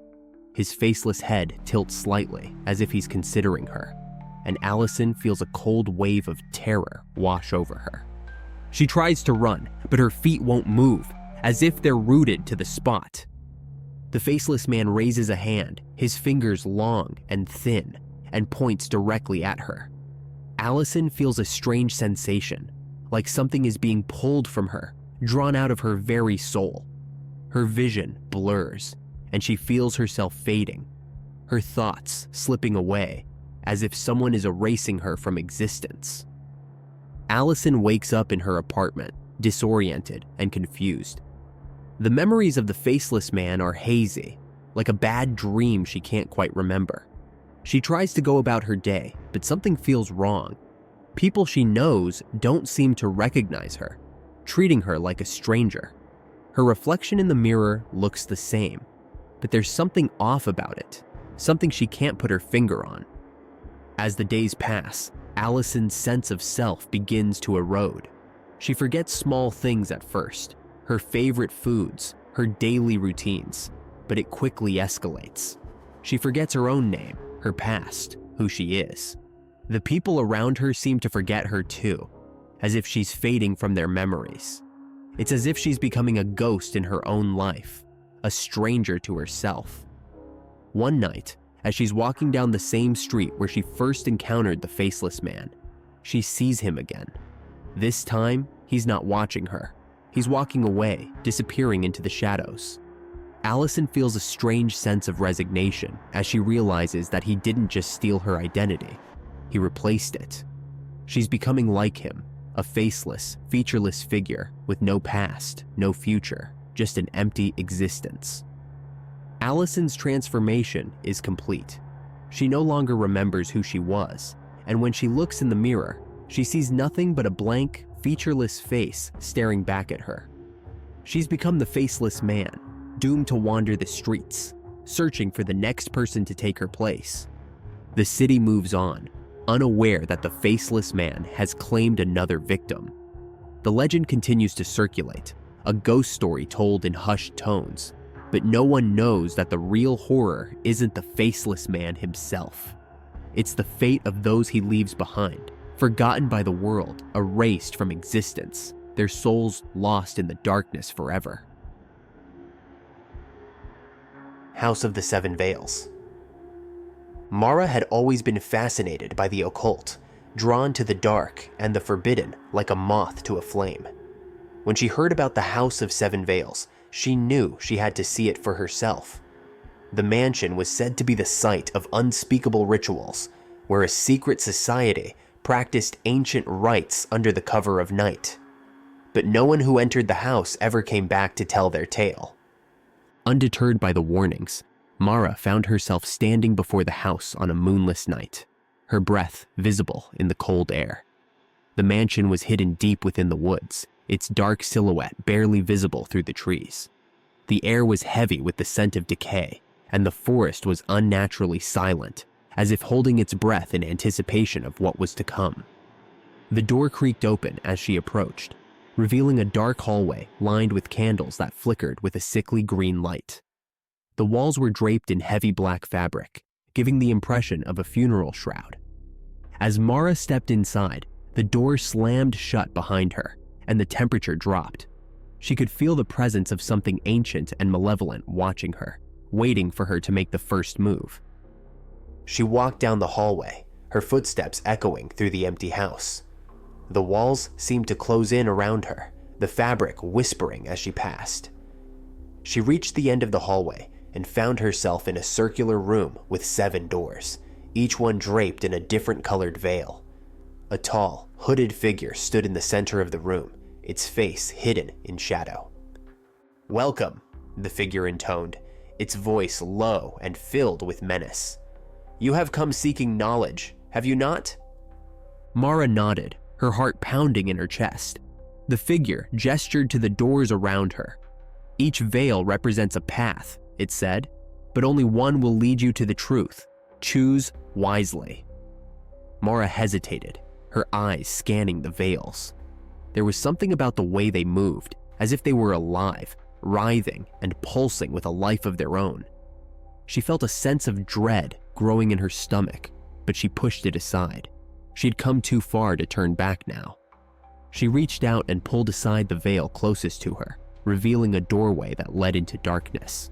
The hooded figure stepped back, its laughter echoing through the room as Mara stepped through the doorway, her fear mounting with each step. She found herself in a long, narrow corridor that seemed to stretch on forever. The walls were lined with mirrors, each one reflecting a distorted version of herself. As she walked, the reflections began to change, showing her as she would be if she had made different choices in life. In some, she was successful and happy, but in others, she was twisted and grotesque, her face a mask of pain and suffering. The corridor ended in a large chamber where 7 hooded figures stood in a circle, chanting in a language that made Mara's skin crawl. In the center of the circle was a stone altar, and lying on the altar was a young woman, her eyes wide with terror. Mara recognized the woman from the mirror. She was herself, but from another time, another life. The figures turned to Mara, their chanting growing louder, more insistent. She tried to back away, but the door behind her had disappeared, leaving her trapped in the chamber. The hooded figures advanced on her, their hands reaching out to grab her, to drag her to the altar. Mara screamed, but her voice was swallowed by the darkness. She felt herself being lifted off the ground, her body laid out on the cold stone. The chanting reached a fever pitch, and Mara realized with horror that she was about to be sacrificed, her soul offered up to whatever dark god the cult worshipped. But just as the knife descended, the chamber exploded with light. The walls began to shake, the mirrors shattering into 1,000 pieces. The hooded figures screamed as they were pulled into the light, their bodies disintegrating before Mara's eyes. She felt herself being lifted up, carried away from the chamber, away from the house. When she opened her eyes, she was lying in the middle of the forest, the House of Seven Veils nowhere in sight. The air was still, the night silent. She looked down at her hands, expecting to see blood, but they were clean. She had been spared, but at what cost? Mara stood up, her mind racing. The knowledge she had sought had come at a terrible price. The truth was more horrifying than she could have ever imagined. She knew now that the house was real, that the rituals were real, and she knew that the cult was still out there, waiting for the next soul foolish enough to seek them out. As she made her way back to the village, Mara vowed to never speak of what had happened, to bury the memory deep within her. But the darkness she had encountered would never leave her. It would follow her for the rest of her days, a constant reminder of the horrors that lay hidden in the shadows, waiting to consume those who dared to seek the truth.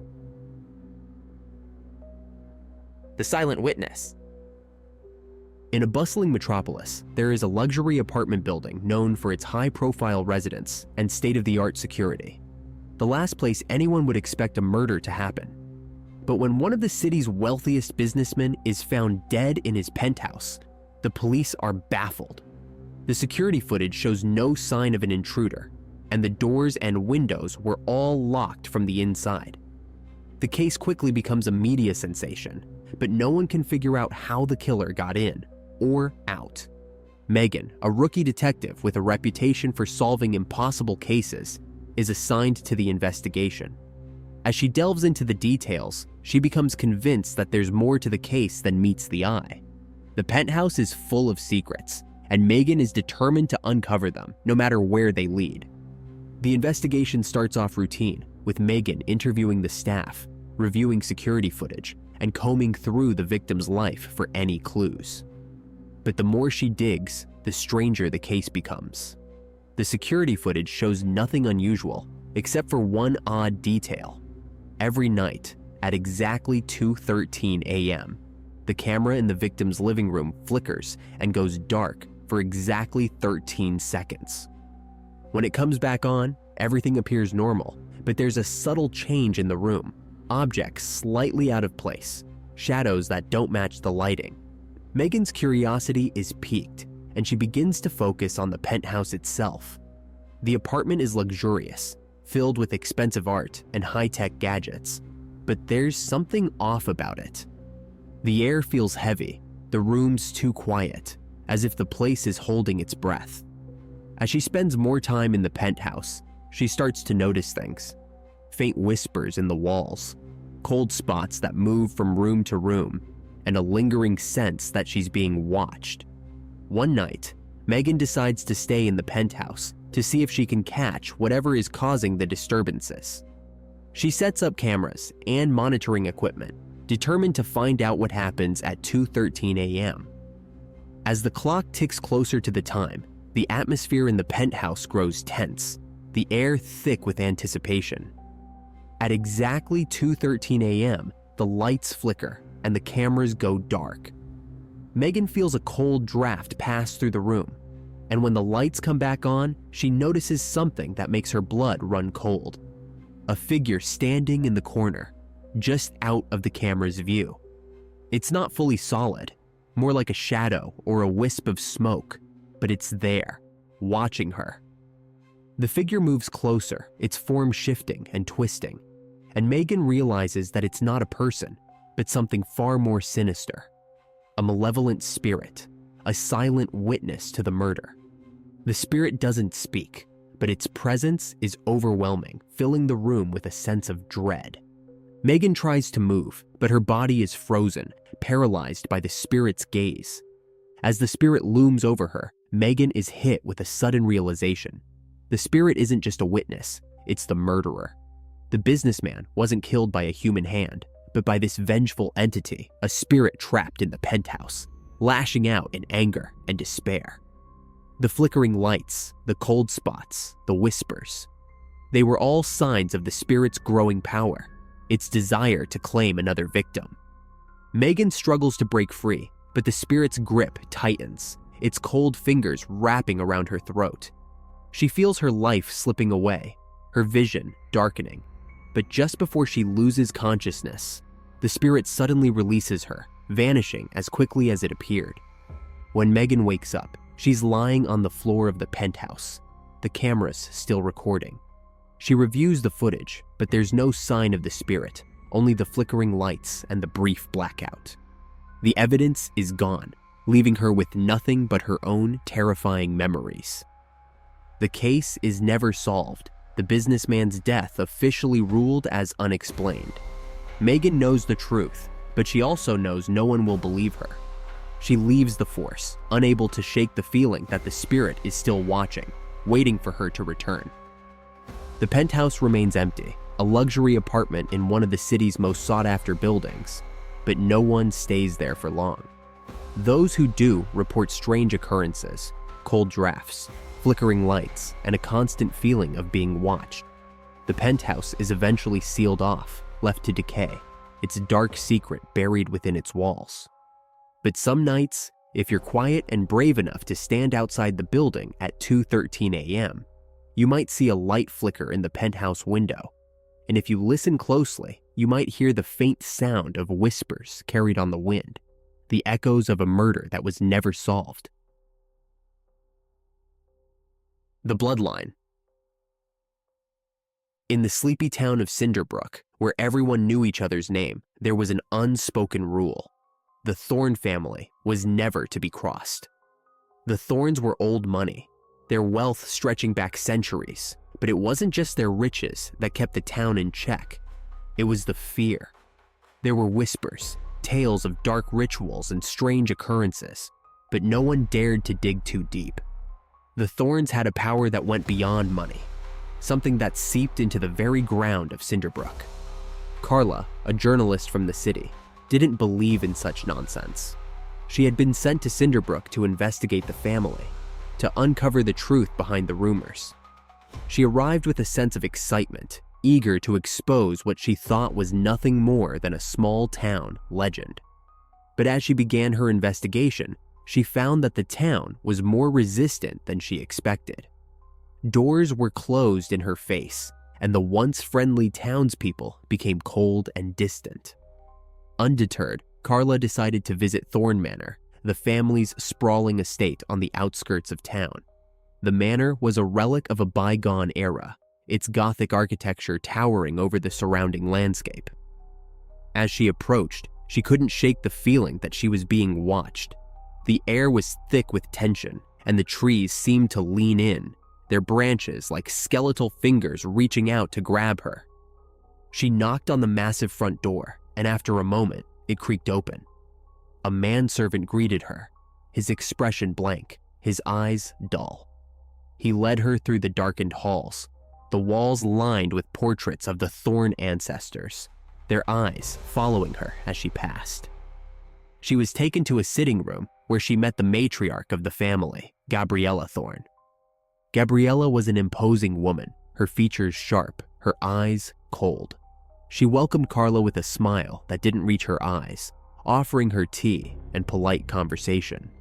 But there was an undercurrent of menace in her words, a warning that Carla should heed. The conversation turned to the history of the Thornes, and Gabriella spoke of their bloodline with reverence, hinting at secrets that had been passed down through generations. Carla pressed for more, her curiosity piqued, but Gabriella's demeanor changed. The smile faded, replaced by a look of disdain. She told Carla that some secrets were best left buried, that the Thorne bloodline was not to be trifled with. The conversation ended abruptly, and Carla was shown out of the manor, her questions unanswered. But Carla wasn't ready to give up. That night, she returned to Thorne Manor, determined to find the truth. She snuck in through a side entrance, making her way through the darkened halls. The manor was eerily silent, the air heavy with the scent of dust and decay. She reached the library, where she had noticed a peculiar painting earlier that day. A portrait of a man with eyes that seemed too alive, too knowing. As she approached the painting, she saw that it had changed. The man's eyes were now bloodshot, his expression one of rage. A chill ran down her spine, but she forced herself to look closer. Behind the painting, she found a hidden door, leading down into the depths of the manor. The stairs were steep, the air growing colder as she descended. The walls were damp, the stone slick under her fingers. She could hear a faint chanting echoing from below, a sound that filled her with dread. She reached the bottom and found herself in a massive underground chamber, lit by torches that cast long, flickering shadows. In the center of the chamber was a stone altar surrounded by hooded figures. The chanting grew louder as they raised their hands to the ceiling, calling out to something ancient and powerful. Carla's breath caught in her throat as she saw what lay on the altar. A young woman, unconscious, her wrists bound by iron shackles. The figure in the center removed their hood, revealing Gabriella Thorne's face, her expression one of manic glee. Carla tried to back away, but her foot slipped on the damp stone and she stumbled. The chanting stopped and all eyes turned to her. Gabriella's smile widened as she gestured for the others to seize her. Carla was dragged to the altar, her heart pounding in her chest. She was forced to kneel beside the young woman, and as she looked into the girl's face, she realized with horror that it was her own. Gabriella Thorne began to speak, her voice echoing through the chamber, telling Carla that the Thornes had made a pact long ago. A pact that had kept their bloodline strong. The ritual required a sacrifice, a life taken to extend the life of the next generation. Carla had been chosen, her bloodline a perfect match to continue the Thornes' dark legacy. The hooded figures chanted louder, their voices rising in a crescendo of madness. Carla struggled, but the iron grip of her captors held her in place. Gabriella Thorne raised a dagger, its blade glinting in the torchlight, and as she brought it down, Carla screamed. But the dagger never struck. The young woman on the altar opened her eyes, a look of determination on her face. She raised her hands, breaking the iron shackles with a surge of unnatural strength. The chamber was flooded with light, and the hooded figures were thrown back as if by an invisible force. Gabriella Thorne's face twisted in shock as the young woman rose from the altar, her eyes glowing with an otherworldly power. The young woman turned to Carla, her voice calm and strong. She told her that the Thornes' pact had been broken, that their bloodline would end tonight. She raised her hand, and the chamber began to shake, the walls cracking as the ceiling caved in. The hooded figures screamed as they were crushed by falling stone, their bodies dissolving into ash. Carla watched in awe as the young woman walked towards Gabriella Thorne, who was now cowering in fear. The young woman placed her hand on Gabriella's chest, and the Thorne matriarch let out a final, blood-curdling scream as her body crumbled to dust. The chamber continued to collapse, but the young woman led Carla back up the stairs, through the hidden door, and out of the manor. The house was engulfed in flames as they walked away, the fire consuming everything in its path. The young woman disappeared into the night, leaving Carla standing alone in the field, her heart pounding with a mixture of fear and relief. Cinderbrook was never the same after that night. The Thorne family was gone, their manor reduced to ashes, and the town's dark secrets were buried with them. But Carla knew that the young woman's power still lingered, protecting the town from the darkness that had once consumed it. She returned to the city, her story untold, but the memory of that night would haunt her forever, a reminder of the horrors that lurk in the shadows. The Silent Ones. In the heart of a modern, bustling city, a new apartment building stands tall, boasting sleek designs and state-of-the-art amenities. But there's one thing that sets it apart from the rest. A strange, unsettling silence that falls over the building every night at precisely 11:57 p.m. The residents have noticed it, but no one talks about it openly, as if acknowledging it would give it power. Those who have lived there the longest simply refer to them as the Silent Ones. Addison is a young professional who's just moved into the building. She's thrilled with her new place, a stylish loft with floor-to-ceiling windows that overlook the city. She's been told that the building is one of the safest and most luxurious in the area, but from the moment she steps inside, she can't shake the feeling that something is off. It's the little things. The way the elevator doors seem to close a fraction of a second too slowly, the way the lights flicker ever so slightly at night, and most unsettling of all, the silence that descends every night at exactly 11:57 p.m. On her first night, Addison stays up late unpacking. She's a night owl, used to the sounds of the city. honking cars, distant chatter, the hum of life that never truly sleeps. But tonight, as she's organizing her bookshelves, she realizes that the usual noise has faded away, replaced by an unnatural stillness. The clock on her wall ticks loudly in the silence, the numbers glaring back at her, 11:57 p.m. She brushes it off, thinking it's just her imagination, but as the days go by, the silence becomes impossible to ignore. She starts to notice other things too. The neighbors she passes in the hallway avoid eye contact, their smiles too forced, their faces pale and drawn. She hears whispers of strange occurrences, people vanishing in the middle of the night, strange figures seen moving in the shadows. The more she learns, the more she feels the weight of the building's dark history pressing down on her. One night, unable to sleep, Addison decides to investigate. She's heard rumors of strange events happening on the upper floors, the ones that are always dark, with windows that never light up. Curiosity and a growing sense of dread drive her to take the elevator up to the top floor, the floor that doesn't even have a button for it. The elevator ride is slow, the lights flickering more intensely as she ascends. When the doors open, she's met with an overwhelming sense of wrongness. The hallway is shrouded in darkness, the only light coming from the dim emergency exit signs.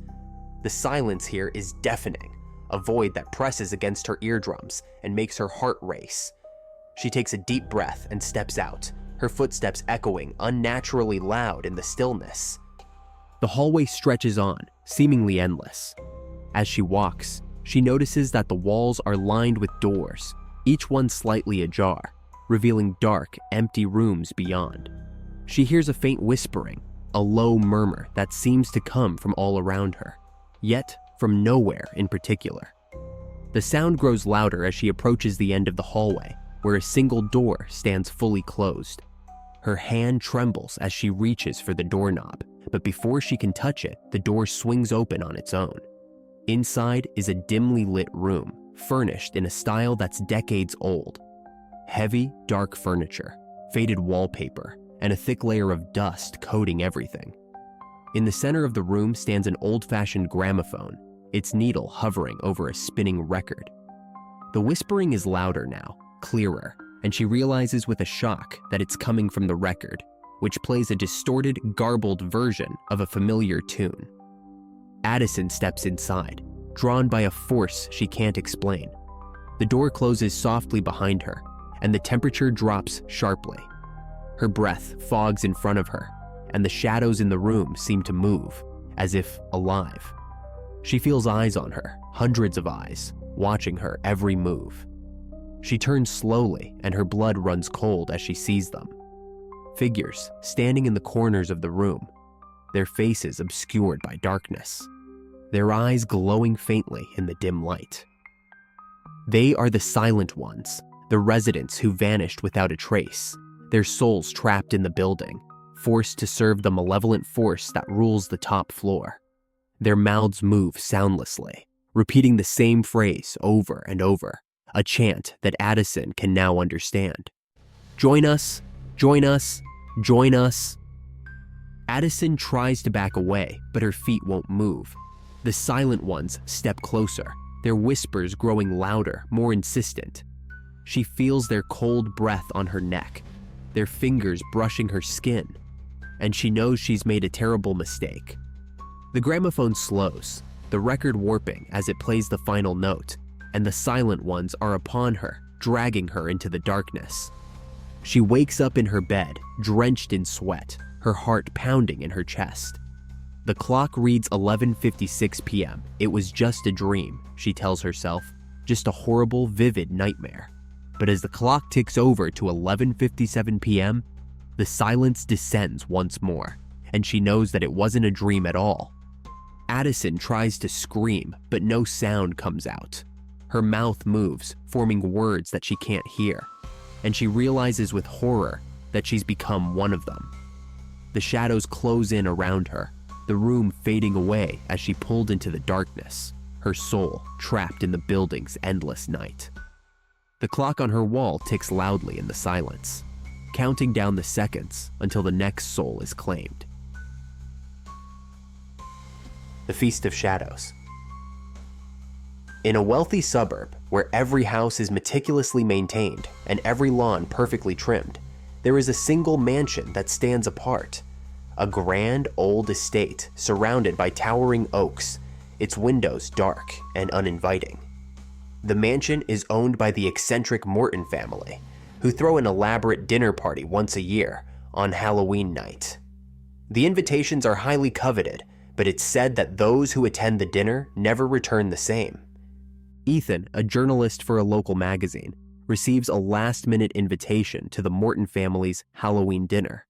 He's heard the rumors, the whispers about the strange events that take place in the mansion, but he's always dismissed them as idle gossip.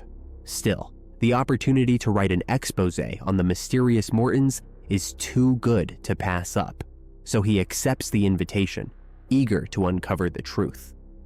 The night of the dinner, Ethan arrives at the mansion, his heart racing with a mix of excitement and trepidation. The mansion is even more imposing up close, its Gothic architecture looming over him like a dark cloud. The doors swing open as he approaches, revealing a grand foyer lit by flickering candles. A butler greets him, his expression unreadable as he takes Ethan's coat and leads him to the dining room. The room is filled with guests, all dressed in extravagant costumes, their faces hidden behind ornate masks. The air is thick with the scent of roasted meat and fine wine, the table laden with silver platters and crystal goblets. Ethan takes his seat, trying to make small talk with the guests, but there's something off about them. Their laughter is too loud, their smiles too wide, and their eyes gleam with an unnatural light. The dinner begins, and Ethan is served course after course of the most exquisite food he's ever tasted. The wine flows freely, and soon the guests are laughing and toasting, their masks slipping slightly as the night wears on. But as the clock strikes midnight, the mood shifts. The laughter dies down, the candles flicker, and the butler reappears, wheeling in a massive covered platter. The platter is placed at the head of the table, where the Morton's patriarch, Mr. Morton, sits. He rises from his chair, his mask glinting in the candlelight as he addresses the guests. His voice is deep and resonant, filled with authority and something darker, something that makes Ethan's skin crawl. Mr. Morton speaks of tradition, of the importance of the feast, and of the honor it is to be part of such an esteemed gathering. With a flourish, Mr. Morton removes the cover from the platter, revealing a roast unlike any Ethan has ever seen. The meat is dark and glistening, its surface carved with strange symbols. The guests murmur in approval, their eyes fixed on the dish with a hunger that borders on feral. Ethan feels a wave of nausea as he realizes that the roast isn't from any animal he knows. It's something else, something far more sinister. The guests begin to eat, their movements frenzied as they tear into the meat with their bare hands. Ethan tries to push his chair back to leave the table, but his body won't obey. He watches in horror as the guests' faces change, their skin growing pale and waxy, their eyes sinking into their skulls. They look like walking corpses, their mouths smeared with blood and grease as they devour the feast. Mr. Morton turns to Ethan, his mask slipping, to reveal a face that is barely human. His skin is gray and stretched tight over his skull, his eyes sunken and gleaming with a malevolent light. He smiles, revealing teeth that are too sharp, too many. "Welcome to the family, Ethan," he says, his voice dripping with dark amusement. "We've been waiting for you." Ethan feels a cold dread wash over him as he realizes the true purpose of the dinner. This isn't just a meal, it's a ritual, a dark ceremony to bind the guests to the Mortons forever. The food they've been eating is not from any beast, it's the flesh of previous guests, cursed to walk the earth as the living dead, bound to the Mortons' will. Ethan struggles to resist, but the food he's consumed is already working its dark magic. His limbs grow heavy, his thoughts sluggish as the curse takes hold. He looks down at his hands, horrified to see his skin turning gray, his fingers curling into claws. The other guests turn to him, their faces twisted into grotesque smiles, welcoming him into their cursed ranks. Mr. Morton raises his glass in a final toast, his eyes gleaming with triumph. "To the feast that never ends," he declares, and the guests echo his words, their voices hollow and lifeless. Ethan's vision blurs, and the last thing he sees before the darkness claims him is the faces of the other guests, their eyes gleaming with the same malevolent light that now burns within him. The next morning, the mansion is quiet, its doors closed and windows dark. The villagers go about their day, unaware of the horror that unfolded within the walls of the old estate. But when Halloween night comes again, the Mortons will host another feast, and another guest will join their cursed ranks, doomed to serve the family for all eternity. The echoes of madness. In a modern, sleek apartment complex where the walls are thin and the neighbors keep to themselves, there's a certain apartment that no one wants to live in. Apartment 11301 has a reputation. Strange noises at odd hours, sudden drafts of cold air, and whispers that seem to come from the walls. The last few tenants all moved out within weeks, citing the same eerie feeling of being watched. Morgan, a young woman new to the city, is desperate for a place to live. She's heard the rumors about 1301, but the price is right, and she convinces herself that it's just an old building with quirks. She moves in, determined to make the best of it. The first few nights are uneventful, but soon she begins to notice the strange occurrences. At night, when everything should be quiet, she hears faint sounds, whispers, the creak of footsteps, the distant hum of voices, as if a conversation is taking place in another room. The air grows cold without warning, and her breath fogs in front of her face. She brushes it off, trying to rationalize the events, but the feeling of being watched grows stronger with each passing day. One evening, as she's sitting on her couch, the lights flicker and go out. The apartment is plunged into darkness, and for a moment, there's only silence. Then, the whispers start again, louder this time, more distinct. Morgan can make out words, but they're twisted, warped, as if spoken through water. She grabs her phone and turns on the flashlight, the beam slicing through the darkness. She follows the whispers, her heart pounding, until she reaches the wall in the hallway. The sound is coming from inside the wall, a muffled conversation that sends shivers down her spine. She presses her ear to the cold plaster, trying to make out the words, and suddenly the voices stop. Before she can react, the wall cracks, a hairline fracture that spreads quickly, and from within, something presses against it, something that shouldn't be there. The plaster gives way, crumbling to the floor, revealing a dark, hollow space behind it. Morgan's flashlight flickers, and she catches a glimpse of something moving inside, a shadow that shouldn't exist. A hand reaches out, pale and skeletal, its fingers curling around the edge of the broken wall. Morgan stumbles back, her heart racing as the figure emerges, gaunt, with hollow eyes and a twisted grin, its face a mask of madness. The whispers start again, but now they're coming from the figure, its lips moving soundlessly, the words echoing in Morgan's mind. She realizes with a jolt of terror that the figure is the last tenant, driven mad by whatever malevolent force inhabits the apartment. The figure's grin widens, and it lunges at her, moving with unnatural speed, its bony fingers reaching for her throat. Morgan screams and scrambles back, but the figure is relentless. She's cornered in the hallway, the flashlight flickering as the figure's cold hand closes around her neck.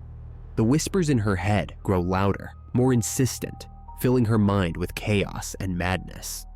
In a final act of desperation, she swings the flashlight, the beam catching the figure in the eyes. It recoils, hissing, and for a brief moment, the whispers stop. Morgan takes the chance and bolts for the door, but the apartment seems to twist and warp around her, the walls closing in as if trying to trap her inside. She reaches the door, her fingers fumbling with the lock, but just as she pulls it open, the figure grabs her from behind. The whispers flood back into her mind, louder than ever, and she's pulled into the darkness, her screams echoing through the empty apartment. The next morning, the building superintendent finds the door to 1301 ajar. Inside, the apartment is empty, the air cold and still. The walls are unmarked, and there's no sign of Morgan. The superintendent sighs and makes a note to find another tenant. But deep down, he knows it won't be long before the apartment is empty again. The whispers will find a new victim, and the cycle of madness will continue. The Forgotten Asylum. In the heart of an overgrown forest lies an abandoned asylum, its crumbling walls hidden beneath layers of ivy and moss. The locals avoid the place, calling it cursed. They say that the screams of the patients who once lived there still echo through the halls, trapped forever in the decaying building. The asylum was closed decades ago after a fire claimed the lives of several patients, but no one knows what really happened on that fateful night. Jake, a documentary filmmaker, is determined to uncover the truth about the asylum. He's heard the stories, but he believes there's more to the tale than just ghostly rumors. He convinces his team to join him on a trip to the asylum, planning to capture footage of the eerie building for a new project. They arrive at dusk, the forest around them dark and silent, as if the trees themselves are holding their breath. As they explore the asylum, Jake's team begins to feel the weight of the place. The air is thick with dust, and the corridors are lined with rusted gurneys and broken wheelchairs. Faded patient records are scattered across the floor, the pages yellowed with age. The deeper they go, the more unsettling the atmosphere becomes. The walls are covered in strange symbols, and the doors to the patient rooms are scratched and dented, as if someone, or something, tried to claw their way out. The team sets up their cameras in the main hall, where they've heard the most activity is reported. As they start filming, the temperature drops suddenly, their breath visible in the cold air. The camera lights flicker and the sound of distant whispers fills the room, growing louder and more frantic. Jake, eager to capture the phenomenon, pushes forward, leading his team deeper into the asylum. They reach the lower levels of the asylum, where the fire supposedly started. The air is thick with the scent of smoke, despite the fire having been extinguished years ago. The walls are charred, and the floor is littered with debris. As they move through the hallways, they hear the unmistakable sound of footsteps behind them. But when they turn around, there's no one there. The team stumbles upon a large metal door at the end of the corridor. It's partially ajar, and through the gap, they can see a dim light flickering inside. Jake pushes the door open, revealing what appears to be an old operating room. The equipment is rusted and covered in cobwebs, but the operating table is pristine, as if it's been recently used. The light is coming from a single naked bulb hanging from the ceiling, swaying gently as if moved by an unseen hand. As they step into the room, the door slams shut behind them with a deafening crash. The light bulb flickers violently and the room is plunged into darkness. The whispers return, louder now, surrounding them from all sides. Jake fumbles for his flashlight, but when he turns it on, the beam reveals something that chills him to the bone. A row of patients standing against the far wall, their eyes hollow and their mouths twisted into silent screams. The patients step forward, their movements jerky and unnatural, as if they're being controlled by invisible strings. The team backs away, but there's nowhere to go. The door is sealed shut, and the patients are closing in. The whispers turn into frantic screams, echoing through the small room, and the light flickers one last time before going out completely. In the darkness, Jake feels cold. Bony hands grab him, pulling him towards the operating table. He struggles, but the grip is too strong. The last thing he sees before the light goes out is the glint of surgical instruments on a tray beside the table, and the shadowy figure of a doctor standing over him, preparing for a procedure that was never meant to end. The next morning, the authorities find the asylum in ruins, the walls crumbling and the lower levels flooded. There's no sign of Jake or his team, only their cameras, which are still recording. The footage is later reviewed, but it's distorted, the images flickering between static and darkness. What little can be seen shows Jake and his team entering the asylum, their faces filled with determination. But as they move deeper into the building, their expressions turn to fear. The final moments of the footage are incomprehensible. A blur of shadows, flickering lights, and the faint sound of desperate, panicked breathing before the screen goes black. The authorities write off the incident as another tragic disappearance tied to the asylum's dark history, but the locals know better. They whisper that the asylum claimed the souls of Jake and his team, just as it did the patients who were once confined there. And now, if you listen closely on quiet nights, you can hear their screams joining the chorus of tormented voices that echo through the halls of the forgotten asylum. The Whispering Door. In a modern apartment complex, there is one unit that no one ever seems to rent. Apartment 13B has a reputation. Those who have lived there either leave abruptly or simply disappear without a trace. The rumors surrounding 13B are unsettling, with stories of strange noises, cold drafts, and a whispering door that speaks to anyone who stands too close. Most dismiss it as urban legend, but the apartment remains vacant, a dark spot in an otherwise bustling building. Emma, a young woman new to the city, is desperate for a place to live. After a series of unfortunate events leaves her nearly homeless. When the landlord offers her 13B at a suspiciously low rate, she hesitates, but ultimately accepts, believing the stories to be nothing more than overactive imaginations. The first few days in 13B are uneventful, though Emma notices a persistent chill in the air, no matter how high she sets the thermostat. At night, she hears faint noises, what sounds like whispering, though she can never quite make out the words. She brushes it off as the usual creaks and groans of an old building and goes about settling in. But as the days pass, the whispering grows louder. It seems to come from the door of her bedroom, a thick, ornate wooden door that looks out of place in the otherwise modern apartment. The whispers grow insistent, almost pleading, but when Emma presses her ear against the wood, she hears nothing but silence. One night, after a particularly stressful day, Emma decides to confront the source of the noise. She stands in front of the door, her heart pounding in her chest, and demands that whatever is making the noise show itself. The whispering stops abruptly, replaced by a chilling silence that feels heavier than the air itself. She turns to walk away, but the door suddenly swings open with a creak, revealing nothing but darkness on the other side. The whispering resumes, louder now, almost as if it's coming from within her own mind. Despite her fear, Emma steps closer, peering into the darkness. The darkness beyond the door seems to pulse, alive with a malevolent energy. Emma feels a force pulling her closer, the whispers urging her to step inside. The words are clearer now, a cacophony of voices speaking over each other, telling her secrets, lies, and truths she was never meant to know. Her head spins, and she reaches out to steady herself, her hand brushing against something cold and smooth. It's a mirror, standing in the center of a small, dimly lit room that she has never seen before. The mirror's surface is dark, reflecting nothing but shadows.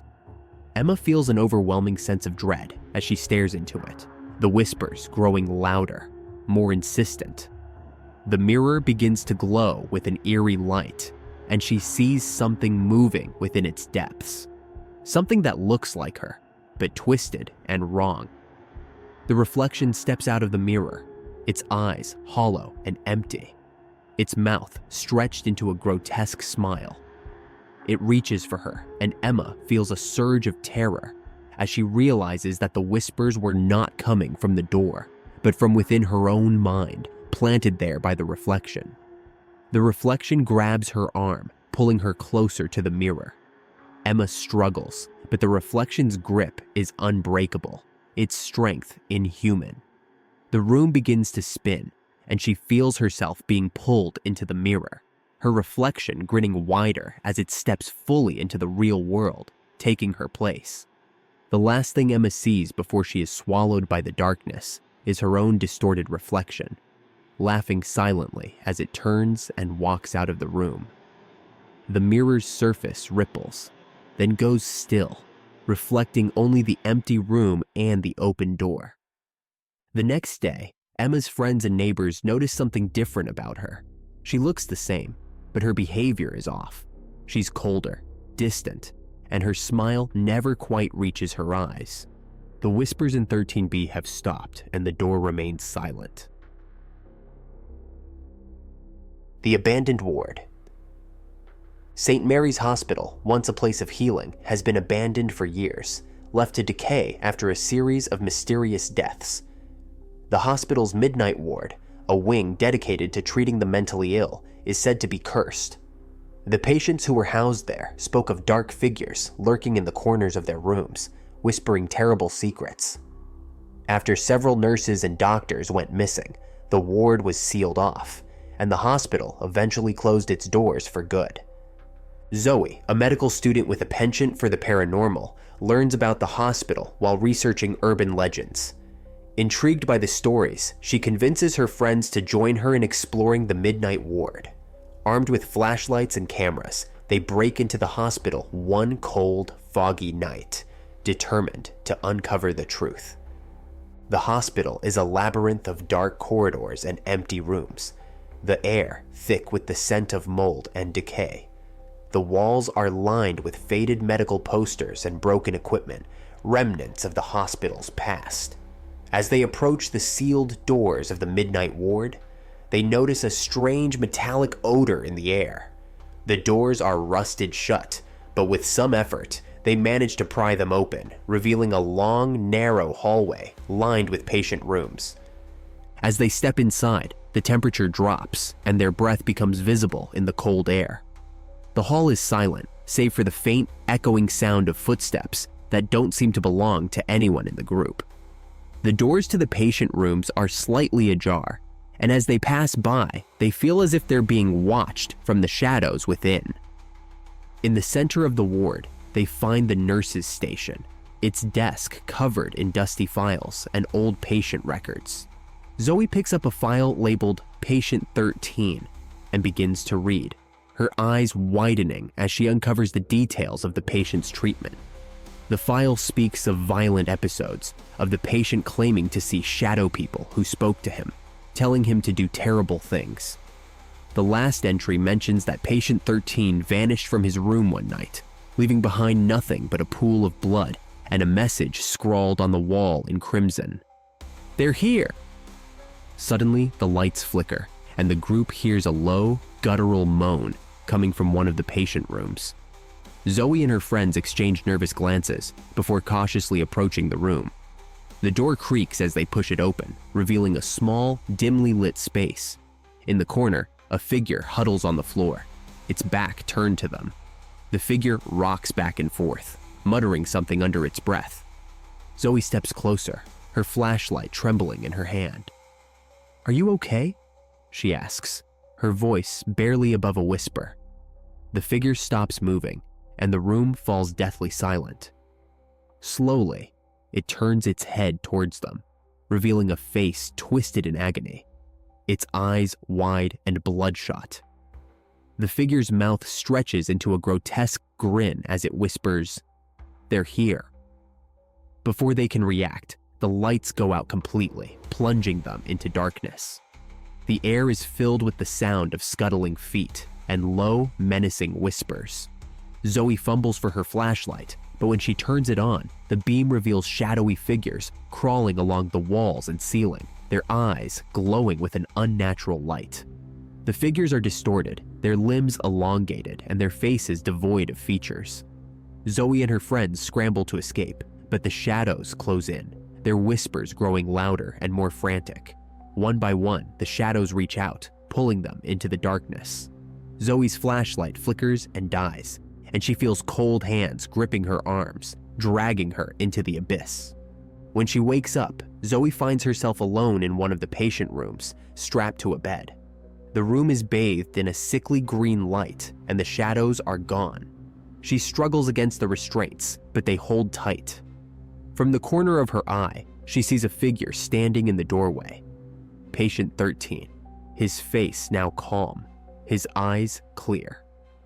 He smiles at her, a smile that sends chills down her spine. "You shouldn't have come here," he says, his voice calm and soothing. "Now you're one of us." Zoe's screams echo through the empty halls as the lights flicker once more and go out. The next morning, the authorities find the hospital's doors wide open, but there's no sign of Zoe or her friends. The midnight ward remains silent and still, its secrets buried in the darkness, waiting for the next curious soul to wander inside. The Witch's Mask. In a town known for its elaborate Halloween celebrations, there's a particular tradition that everyone follows: a mask contest. Every year, the townspeople craft intricate masks, each one more horrifying than the last, to wear during the Halloween festivities. But there's one mask that is never worn, a mask locked away in the town's museum, said to have belonged to a powerful witch who once cursed the town. Avery, an artist with a fascination for the macabre, is determined to win this year's mask contest. She's heard the stories about the Witch's Mask, a grotesque creation made of human bone and animal hide, with a face twisted into a permanent sneer. The legend goes that the witch crafted the mask herself, infusing it with dark magic, and anyone who wears it will gain unimaginable power at the cost of their soul. Despite the warnings, Avery decides to steal the mask from the museum, believing that it will give her the edge she needs to win the contest. Late one night, she breaks into the museum and finds the mask displayed in a glass case, its hollow eyes seeming to stare back at her. With trembling hands, she lifts the mask from its stand, feeling an odd warmth emanating from the cold material. As Avery places the mask on her face, she feels a surge of power unlike anything she's ever experienced. Her vision sharpens, and she can hear the faint whispers of the spirits that dwell within the mask. She rushes home, eager to finish her costume and prepare for the contest, but as she works, she begins to notice strange things happening. Her reflection in the mirror looks different, her eyes darker, her skin paler, her expression more sinister. The mask, once so beautiful in its grotesque detail, now seems to be merging with her skin, the edges disappearing as if becoming part of her face. Avery tries to remove the mask, but it won't budge, its grip on her tightening with every attempt. On the night of the contest, Avery arrives at the town square, the mask now fully fused with her face. The townspeople gasp in horror at her appearance, but Avery feels nothing but exhilaration. She steps onto the stage, ready to claim her victory, but as the clock strikes midnight, the mask begins to change. The twisted sneer on the mask's face becomes Avery's own, her eyes glowing with a malevolent light. The whispers in her head grow louder, drowning out all other thoughts as the mask's true power takes hold. The spirits of the witch's victims, trapped within the mask for centuries, now possess Avery, using her body as a vessel to exact their revenge. Avery's body contorts and twists, her hands clawing at the air as the spirits force her to enact the witch's final curse. The townspeople scream as they feel an invisible force tightening around their throats, choking the life from them one by one. The mask, now fully alive, feeds on their fear and pain, growing stronger with every soul it consumes. By dawn, the town is silent, its streets littered with the bodies of the dead. The mask lies on the ground, its features now serene and lifeless, waiting for the next foolish soul to don it. The museum is left untouched, but the mask is never returned, its dark legacy continuing to haunt the town for generations to come. The Midnight Morgue.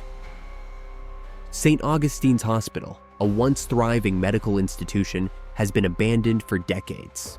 The morgue, located in the hospital's basement, is said to be the most haunted place in the building. The legend goes that at midnight, The spirits of those who died in the hospital rise from their slabs, seeking revenge on the living. Liam, a thrill seeker with a love for ghost hunting, convinces his friends to spend the night in the morgue. Armed with cameras and ghost hunting equipment, they break into the hospital on Halloween night, determined to capture evidence of the paranormal. The air is thick with the scent of decay, and the silence is oppressive as they make their way down to the morgue. The morgue is cold and dark, the metal slabs covered in dust and grime. The group sets up their equipment, the flickering lights casting eerie shadows on the walls. As they wait for midnight to strike, they begin to hear strange noises, footsteps echoing down the empty hallways, the faint sound of whispering voices, and the unmistakable creak of metal. As the clock strikes midnight, the room grows colder and the lights flicker out, plunging the group into darkness. The metal slabs begin to creak and groan as if something is moving beneath them. The whispering voices grow louder, more frantic, and the group realizes too late that they are not alone. The doors to the morgue slam shut, trapping them inside. The temperature drops even further, their breath visible in the freezing air. One by one, the metal slabs begin to move, the bodies of the long-dead patients rising from their eternal rest. The corpses, their faces twisted in pain and anger, surround the group, their hollow eyes fixed on the intruders. Liam and his friends try to escape, but the corpses are relentless, their cold, lifeless hands gripping their arms and legs, dragging them towards the slabs. The spirits of the dead patients, tortured by their untimely deaths, seek vengeance on those who disturb their rest. The group is forced onto the slabs, their bodies frozen in place as the corpses prepare to claim their souls. Just as the spirits are about to exact their final revenge, the clock strikes 1 and the lights flicker back on. The corpses collapse back onto the slabs, lifeless once more. The doors to the morgue swing open and the group is left alone, their hearts pounding in their chests. But as they stumble out of the hospital, they realize that something has changed. Their faces are pale, their eyes hollow, and their movements stiff and unnatural. The spirits of the dead patients have taken over their bodies, leaving their own souls trapped in the cold, dark morgue, waiting for the next group of ghost hunters to make the same mistake. The ritual room. Hidden deep within the forest outside of town, there's an old abandoned mental asylum known as Blackwood Asylum. Decades ago, it was the site of horrific experiments and dark rituals, leading to its closure. Now, the asylum is a crumbling ruin, its halls echoing with the screams of the patients who died there. The most feared part of the asylum is the ritual room, where it's said that a doctor turned cult leader performed ghastly rites to summon entities from another dimension. Mark, an urban explorer with a fascination for the macabre, decides to investigate Blackwood Asylum, lured by rumors of the ritual room. Armed with a flashlight and a camera, he ventures into the asylum late one night, the cold air biting at his skin. The building is in a state of decay, the walls covered in mold, and the floorboards creaking with every step. As he makes his way through the dark, winding corridors, Mark begins to feel a growing sense of unease. Strange symbols are scrawled on the walls, and he finds remnants of old medical equipment, rusted and broken. The deeper he goes, the more oppressive the atmosphere becomes, as if the very air is thick with the memories of the suffering that took place there. Mark finally finds the ritual room, hidden behind a heavy, rusted door. The room is dark and cold, the walls lined with strange symbols and old blood-stained altars. In the center of the room, a large circular table is surrounded by candles that have long since burned out. As Mark steps closer to the table, his flashlight flickers, and he feels a sudden chill run down his spine. The air in the room grows heavy, and Mark hears a low, guttural chanting coming from the shadows. The symbols on the walls begin to glow with a sickly green light, and the room seems to warp and shift around him. The table in the center of the room begins to move, rotating slowly as if powered by an unseen force. Mark's flashlight dies, plunging him into darkness. In the pitch-black room, Mark hears the sound of footsteps, slow, deliberate, and getting closer. The chanting grows louder, more intense, and Mark realizes with horror that he's not alone. The entities that the cult once tried to summon have been waiting, trapped between worlds, and now they have found a way through. The air in the room crackles with energy, and Mark feels something cold and wet wrap around his ankle, dragging him towards the center of the room. He struggles to break free, but the force is too strong. The last thing he sees before he's pulled into the void is the table splitting open, revealing a dark, swirling portal at its center. Mark's camera falls to the ground, the lens cracked, and the room goes silent. The next day, the asylum is found abandoned, but the ritual room is gone, replaced by a solid wall with no trace of a door. Mark is never seen again, but his camera is discovered in the forest, the last photo showing the ritual room, with something dark and monstrous emerging from the portal. The Silent Choir. In a small town with a deep religious history, there is an old church that stands abandoned. The church was once known for its grand choir, whose voices were said to be so beautiful they could move anyone to tears. But after a tragic event during a midnight mass, the church was closed and the choir was never heard again. Maggie, a young woman who has recently moved to the town, is drawn to the old church. She's always been intrigued by the supernatural and loves visiting haunted places. One night, she decides to explore the church, hoping to catch a glimpse of the infamous silent choir. As she walks through the crumbling nave, she hears faint whispers echoing from the walls, like distant voices struggling to be heard. The atmosphere is thick with dust and the scent of old, decaying wood.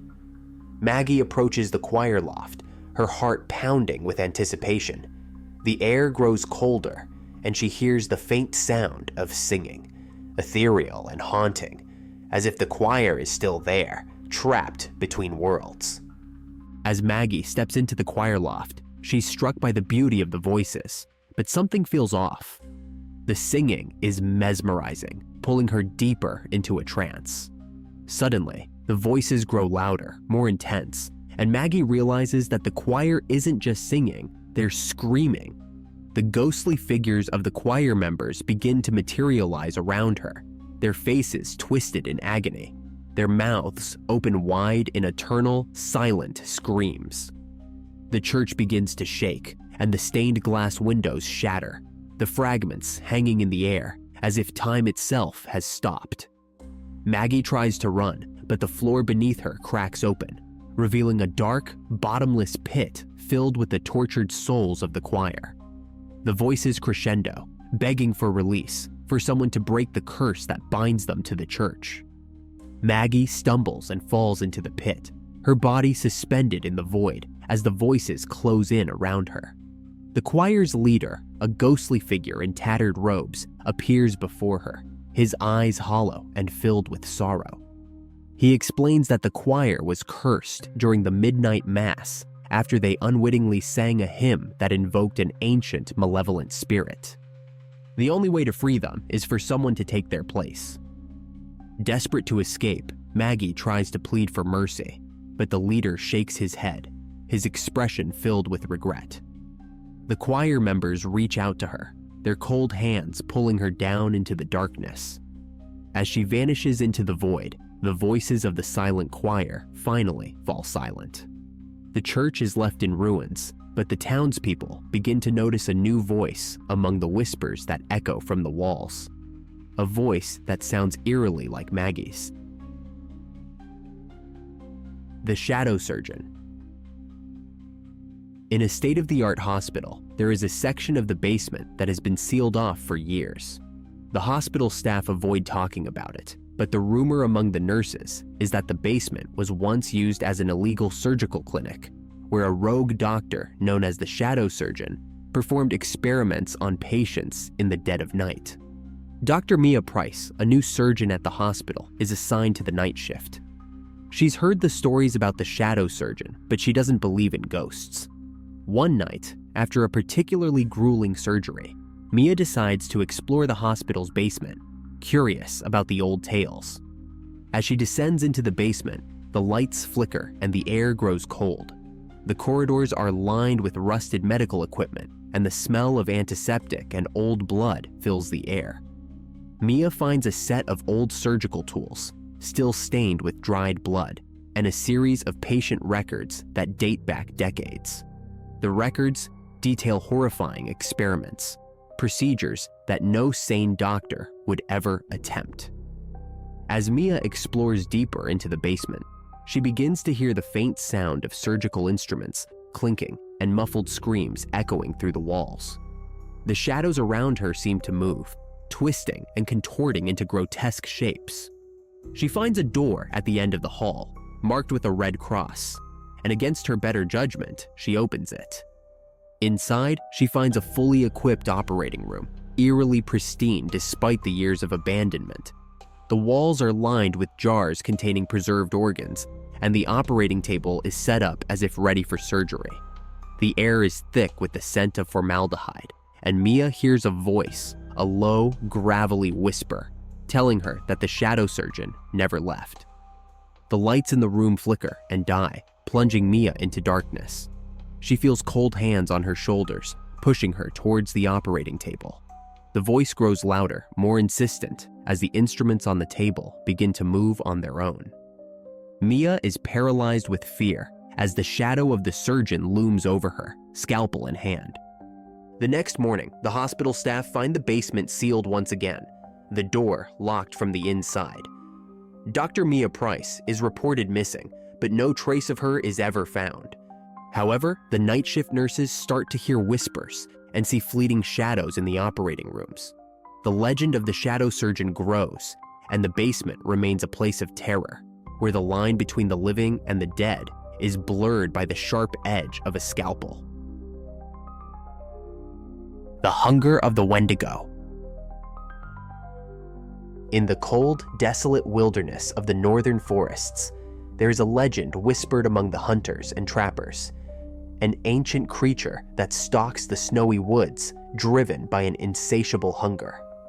The Wendigo, they say, is a spirit of famine and greed, a monster born from the darkest corners of the human soul. Those who encounter it are doomed to become like it, forever cursed to hunger for the flesh of their own kind. Elias, a seasoned hunter who has spent years in the wilderness, hears the tales of the Wendigo from the elders of a nearby indigenous village. He dismisses the stories as mere superstition, but the fear in their eyes lingers in his mind.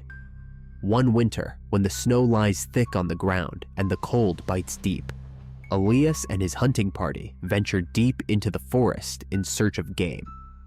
But as the days pass, the forest remains silent. No tracks in the snow, no signs of life, only the howling wind and the creaking of frozen trees. Desperate to return with food, the party presses on, but the cold and hunger begin to take their toll. One night, as they huddle around a weak fire, they hear a distant, mournful cry echoing through the trees, a sound like the wail of a lost soul. The men exchange uneasy glances, but Elias brushes it off as the wind. Still, he can't shake the feeling that something is watching them from the darkness, something that is neither man nor beast. As the nights grow colder and the food runs out, the men's spirits begin to break. One by one, they fall ill, their faces gaunt and pale, their eyes hollow with hunger. Elias feels the same gnawing emptiness in his own belly, a hunger that no amount of food can satisfy. One night, he wakes to find one of the men missing. Following the tracks in the snow, he stumbles upon a gruesome scene. The man's body torn apart, the snow around him stained with blood. Standing over the remains is a figure, tall and emaciated, its skin stretched tight over its bones, its eyes glowing with a malevolent light. The Wendigo stares at Elias with eyes that burn with a cold, cruel intelligence. Its mouth, filled with sharp, jagged teeth, twists into a grotesque smile. Elias tries to run, but the creature is upon him in an instant, its breath hot and rancid on his neck. It whispers to him in a voice like the rustling of dead leaves, telling him that the hunger will never leave him, that he will become like it, a creature of endless appetite. Elias manages to escape, but the damage is done. He returns to the camp, but his mind is plagued by the Wendigo's curse. The hunger inside him grows stronger with each passing day, until he can no longer resist its pull. One night, driven mad by the hunger, Elias turns on the last remaining member of his party, tearing into him with a savagery that horrifies even himself. As he consumes the flesh, he feels his humanity slipping away, replaced by something cold and monstrous. By the time he is found by a search party weeks later, Elias is no longer the man they once knew. His eyes are wild and hollow, his body gaunt and twisted, his hands stained with blood. They take him back to the village, but he is beyond saving. The curse of the Wendigo has taken hold, and Elias disappears into the night, leaving behind only the echoes of his hunger and the cold wind that whispers through the trees. The villagers know that he has become one of them, a Wendigo doomed to roam the wilderness, hunting and devouring all who cross his path. The Cemetery Watcher. Old Willow Cemetery has long been a place of unease for the residents of the nearby town. The graves are ancient, the headstones weathered and cracked, their inscriptions barely legible. The cemetery is said to be watched over by a mysterious figure, a cemetery watcher who ensures that the dead rest undisturbed. But the townsfolk whisper that the watcher is not a protector, but a harbinger of doom for those who dare to disrespect the dead. Jack, a skeptic who scoffs at ghost stories, bets his friends that he can spend the night in Old Willow Cemetery without getting scared. Armed with a flashlight and a bottle of whiskey, he climbs over the cemetery gates at midnight, laughing off the warnings of his friends. The night is cold and still, the moon hidden behind a thick layer of clouds, casting the cemetery in deep shadows. As Jack wanders through the rows of graves, he feels an odd sense of being watched. The wind whistles through the trees, and the leaves rustle like whispered secrets. He passes by a large, decrepit mausoleum and hears a faint scraping sound coming from within.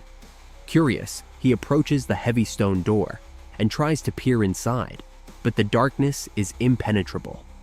He shrugs it off and continues his walk, but the feeling of being watched only grows stronger. The air seems to thicken, and the shadows around him deepen, as if something is lurking just out of sight. He hears a soft rustling behind him and whips around, but there's nothing there, only rows of silent, weathered graves. As he approaches the oldest part of the cemetery, Jack's flashlight begins to flicker. He curses under his breath and smacks it against his palm, trying to get it to work. The light sputters back to life, but in the brief moment of darkness, he glimpses a figure standing among the graves. A tall, shadowy form with glowing eyes, watching him intently.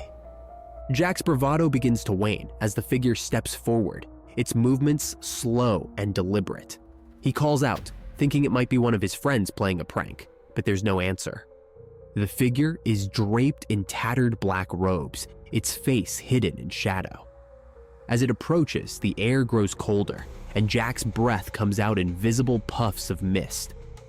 Panicking, Jack turns and runs, his footsteps echoing through the silent cemetery.